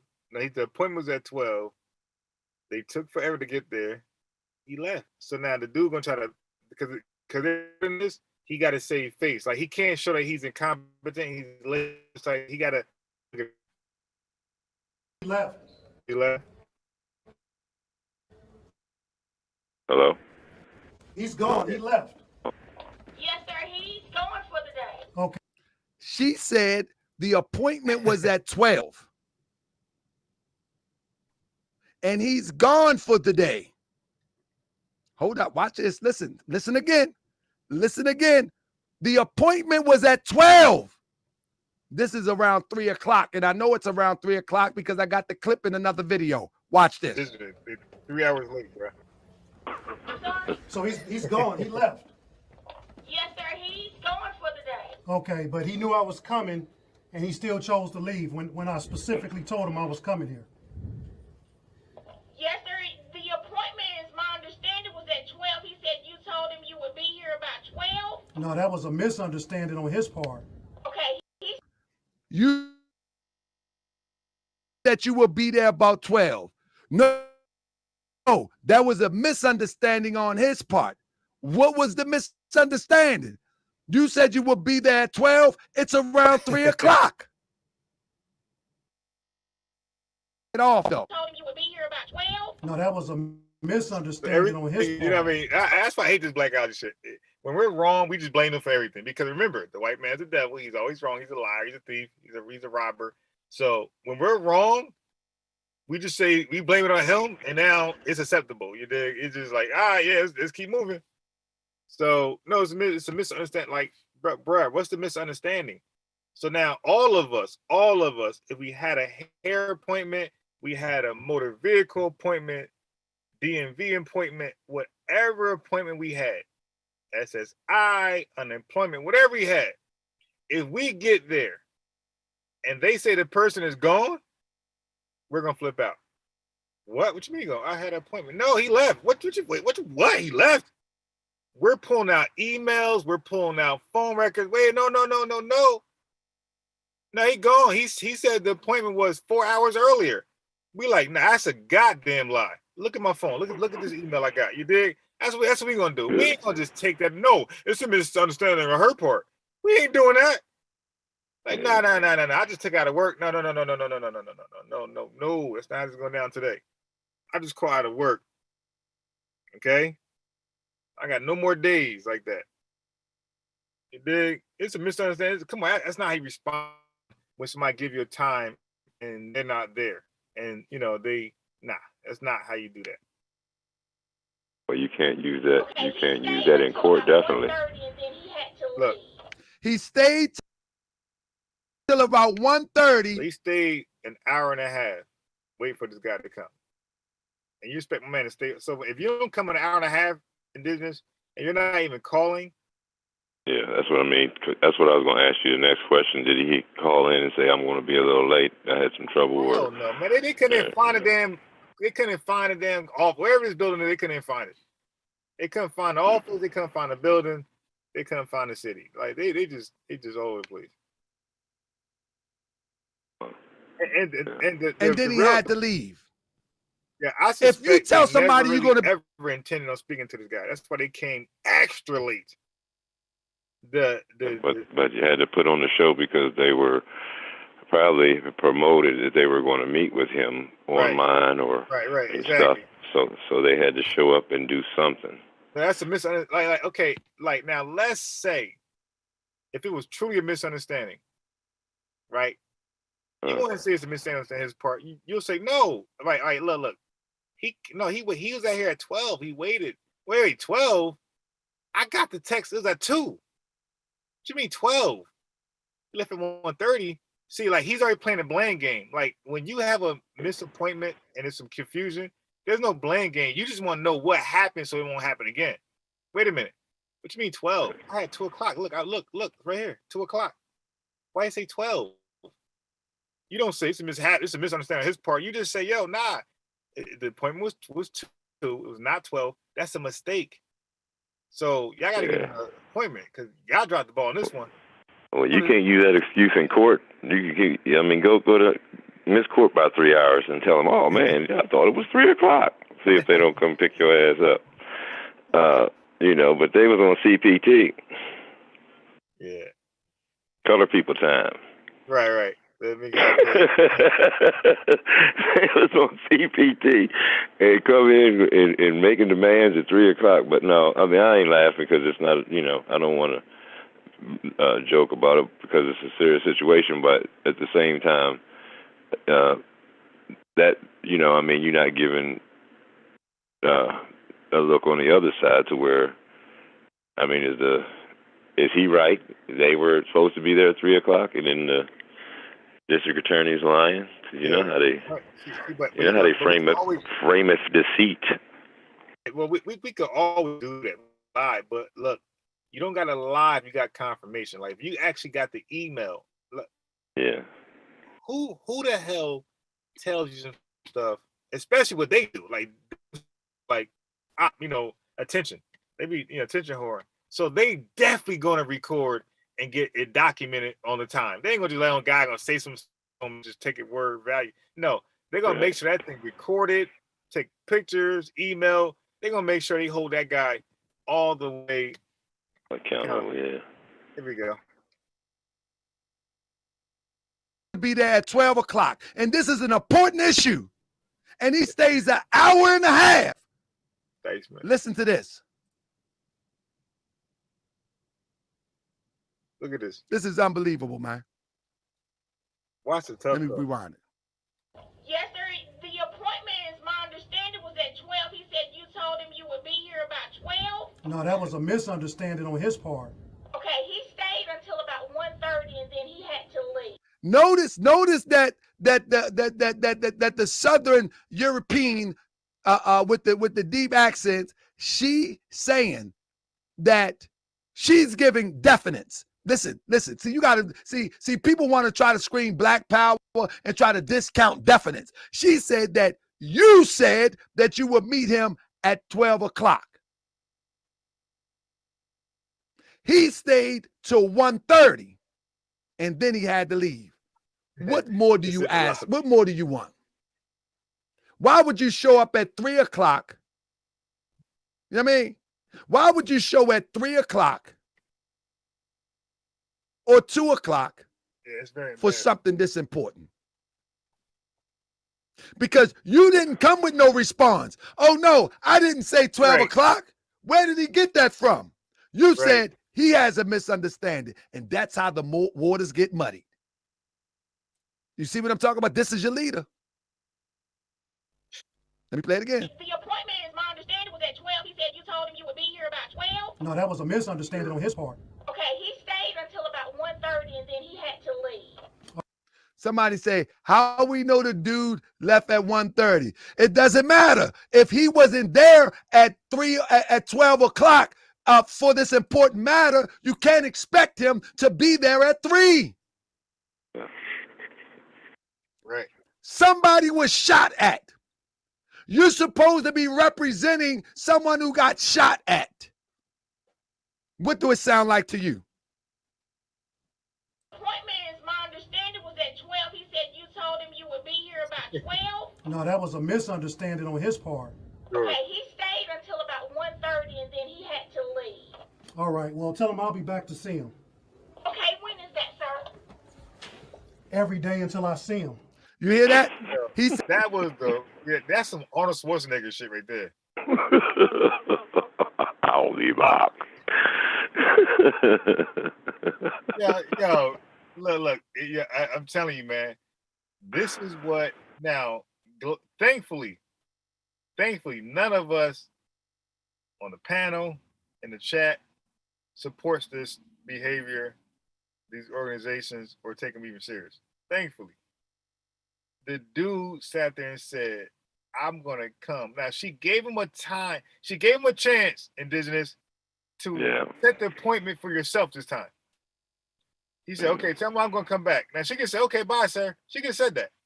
She said, okay, when? She going to put a date on it. This guy do not want a date. He does not want to talk to the district attorney. He just want to take pictures and have. That's what we do, man. I know if I was in this group, I'd have been very offended. Like, dude, she gave you a chance to set the date, and you don't want to do it. You trying to be tough. And it's got to be kind of a letdown to whoever the family or the victim is that they're going there to, defend. Part two, right? I mean, you go on late, and then you're gonna go and damn near threaten the secretary. I'll be back every day. Right. I mean, but like you said, he could have been a little bit more, professional about it and set up a date for the next time, or just say I'll be back. Like I'll be back tomorrow, but. The way he said it almost, I mean, stuff like, just little stuff like that, get the cops called and get somebody hurt, man. You know what I'm saying? Right. I'll be there every day, Tasha. Now she thinking like the guy's life is in jeopardy. It's being threatened. Well, see, that's what I'm saying.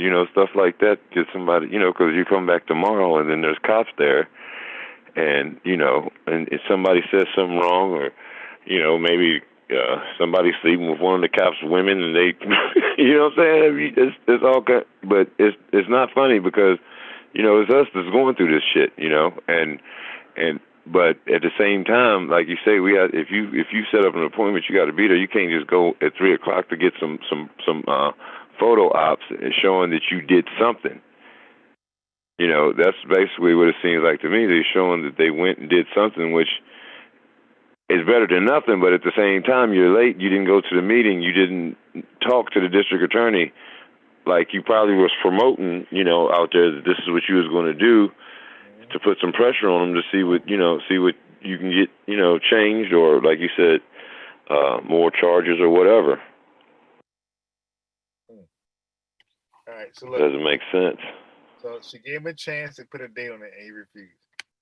Yeah, said, tell him I'll be back to see him. She says, when is that, sir? Every day until I see him. Now we know that that's the Grandmaster J one over the top. Every day until I see him. How can I be the bad guy? How can I be the every day until I see him? Like that was his walk off. So when you coming back, sir? Give me time of day. I put you in the schedule. Every day till I see him. So, sir, let's make this clear. You don't want to be in the schedule to actually talk to him? Every day till I see him. Sir, one more time, sir. I can schedule an appointment. I can reschedule an appointment where you actually sit down with him and he don't care if you record. Every day till I see him. What if the person would have said, well, if your card is that available, that you can do this every day until you see him, then why wouldn't you hear at 12 o'clock?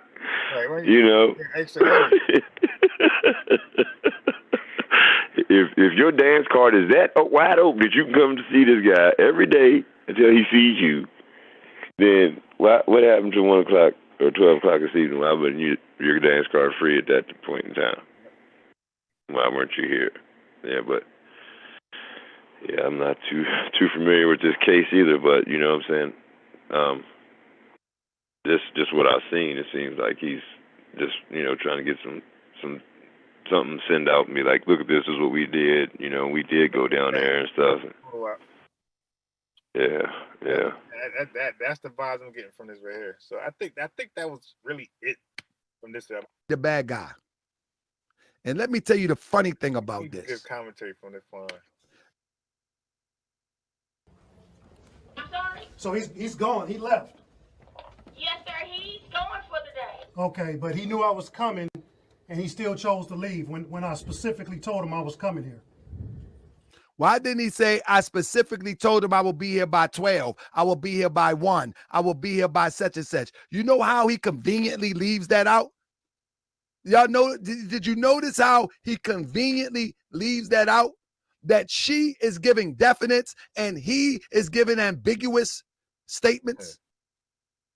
Anybody notice that? Press 7 if you notice that. Oh, damn. She's giving definites. That's pretty much it on that. Like, because he's going to keep replaying that point. But Yeah. That's the issue with these militia groups. Like they have no real aim, mission statement, anything, man. Yeah. And this is the Mississippi militia group here. Yeah, no, they went to Mississippi. I don't know where they are from. Oh, okay. Yeah. Did they say what? I mean, was that the Deacons of Defense? That wasn't the Deacons of Defense, right?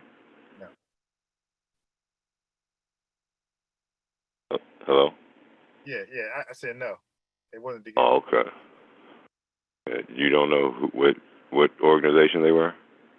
They're the new Black Panther Party. Oh, okay. Okay. We're at the The Panther. brother who went against Cesario. Is he the leader? He's the leader, right? Well, it depends. Cause they got like 1,000 Black Panther parties out there. They got the new Black Oh, Panther. okay. They got the new Black Panther. They got the fine and they got the refined Black Panther Party. They got the all type of stuff, bro. Damn. See, they done broke up like Christianity. All the different divinities. Protestant. Yeah, I see what you're saying. You know, Baptist and Methodist and all that stuff. They're all part of the same group, but they're splinter groups. Yeah, I don't like when they do that though. Yeah, that wasn't cool. I mean, you know, if you like you said, if you're supposed to be there at 1 o'clock or 12 o'clock, and he waited till 1:30, it's like the man is the district attorney, so you should be doing something out here. I mean, he shouldn't be sitting behind that damn desk. The taxpayers paying him all that money from 12 o'clock till 3 o'clock, waiting on you. You know, he set up an appointment, you get there, and then out, and then the man goes and does whatever. He might have another appointment, or he might have something else he has to take care of in the day, doing his work. So, I mean, I wouldn't expect somebody to wait on their job for me for 3 hours, especially somebody that I'm paying with my taxes and stuff. You know?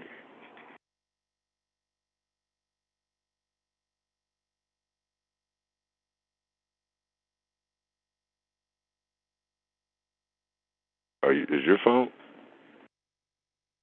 Are you there? Yeah, I'm here. Oh, okay. Yeah. I didn't hear you answer or nothing. I'm trying to look for another.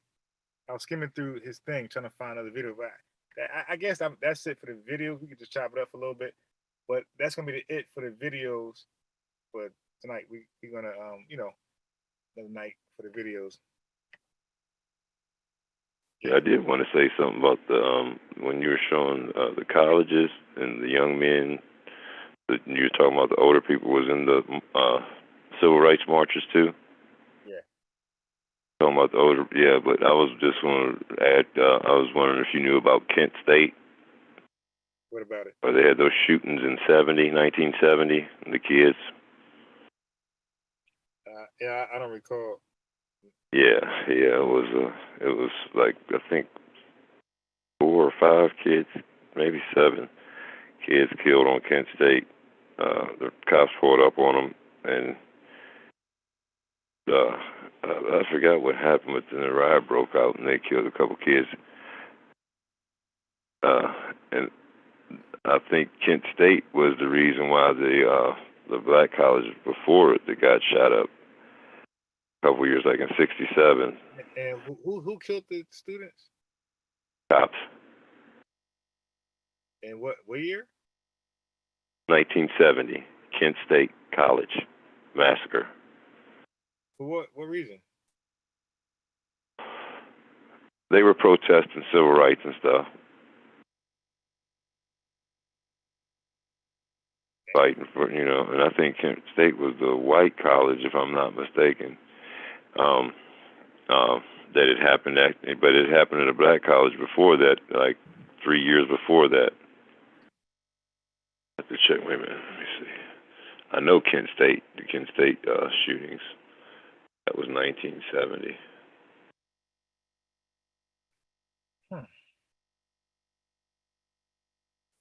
And 1970. You said the white people shooting.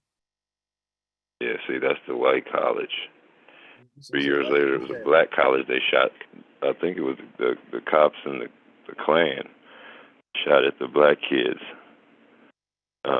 And shot a couple black kids a couple years before that. I'm gonna try to find that one. Or Kent State. Yeah, that was a shooting where they shot a couple white kids for protesting, but wait. Who shot at white people for protesting? it was the cops. It was the cops. They were protesting. The kids were protesting for civil rights. Both colleges. But the one before in '67, it was the black college. That's the one I'm looking for. Yeah, that's you definitely gotta find that.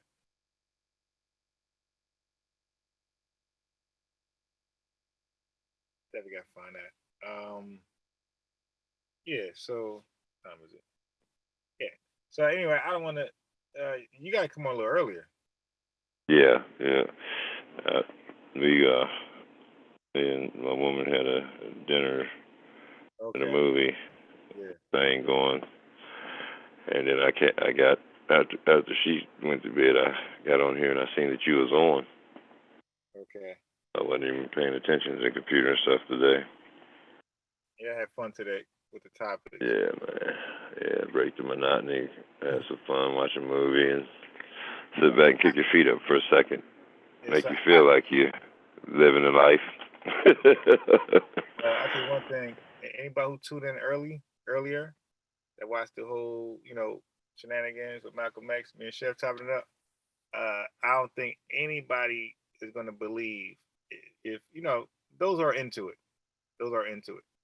No, we produced enough evidence where nobody's going to believe Malcolm X trying to get back to the Nation of Islam. Once 64 hit, 63 was the last devout year. 64 hit, he was totally done with them. And we got a date now. It's March. March is when he declared, "I'm good. I'm out." And he never looked back. And he got assassinated before a whole year. So his organization couldn't even. I hear a lot of members saying, "Yeah, it was organization never did anything." It's like they didn't get a chance. I killed him in less than a year. So anyway, so that link's in the chat for Deacons of Defense. You should really check that out. Indigenous, and I don't want the thing too long because then I can't edit it. You dig? Like the one last night, and the one before is too long. Can't edit it but it's just a good show though because I didn't do a second show. So my plan was to do a second show and then stop. People just reset their computer. But we had so much. I had so much Malcolm X content. Like I'm still not done. By the way, just had so much content. Like god damn.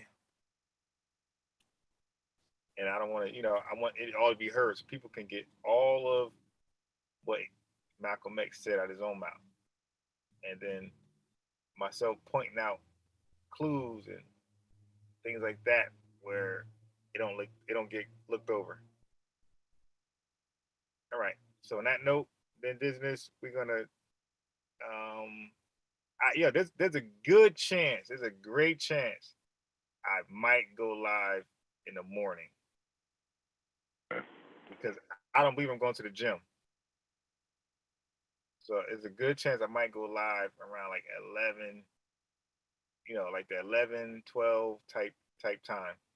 Like I gotta do that because my classes start at 5, so that means I can't play around with that. I can't go 3 o'clock because now I give myself 1 hour. Right.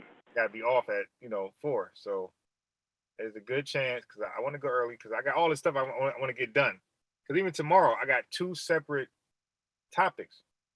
I got to finish this one. So it's actually 3 now. I got to finish this one, and then it'll be I'm going to review Dr. Wesley Muhammad video. And then or I might have the second topic and I might just have the second topic, but finish up on this and then continue the second topic, which would be some interesting stuff. Yeah, we'll figure it out. You got time to figure it out. It's not figured but- out. I got everything I need. I got all my videos lined up. Actually, I put them on playlist.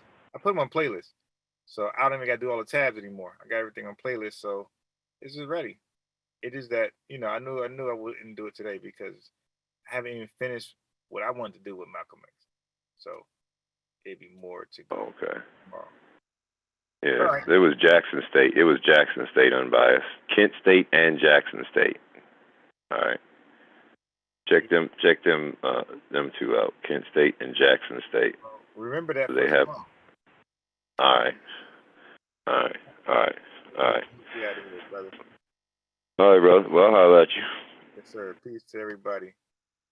Peace, everybody.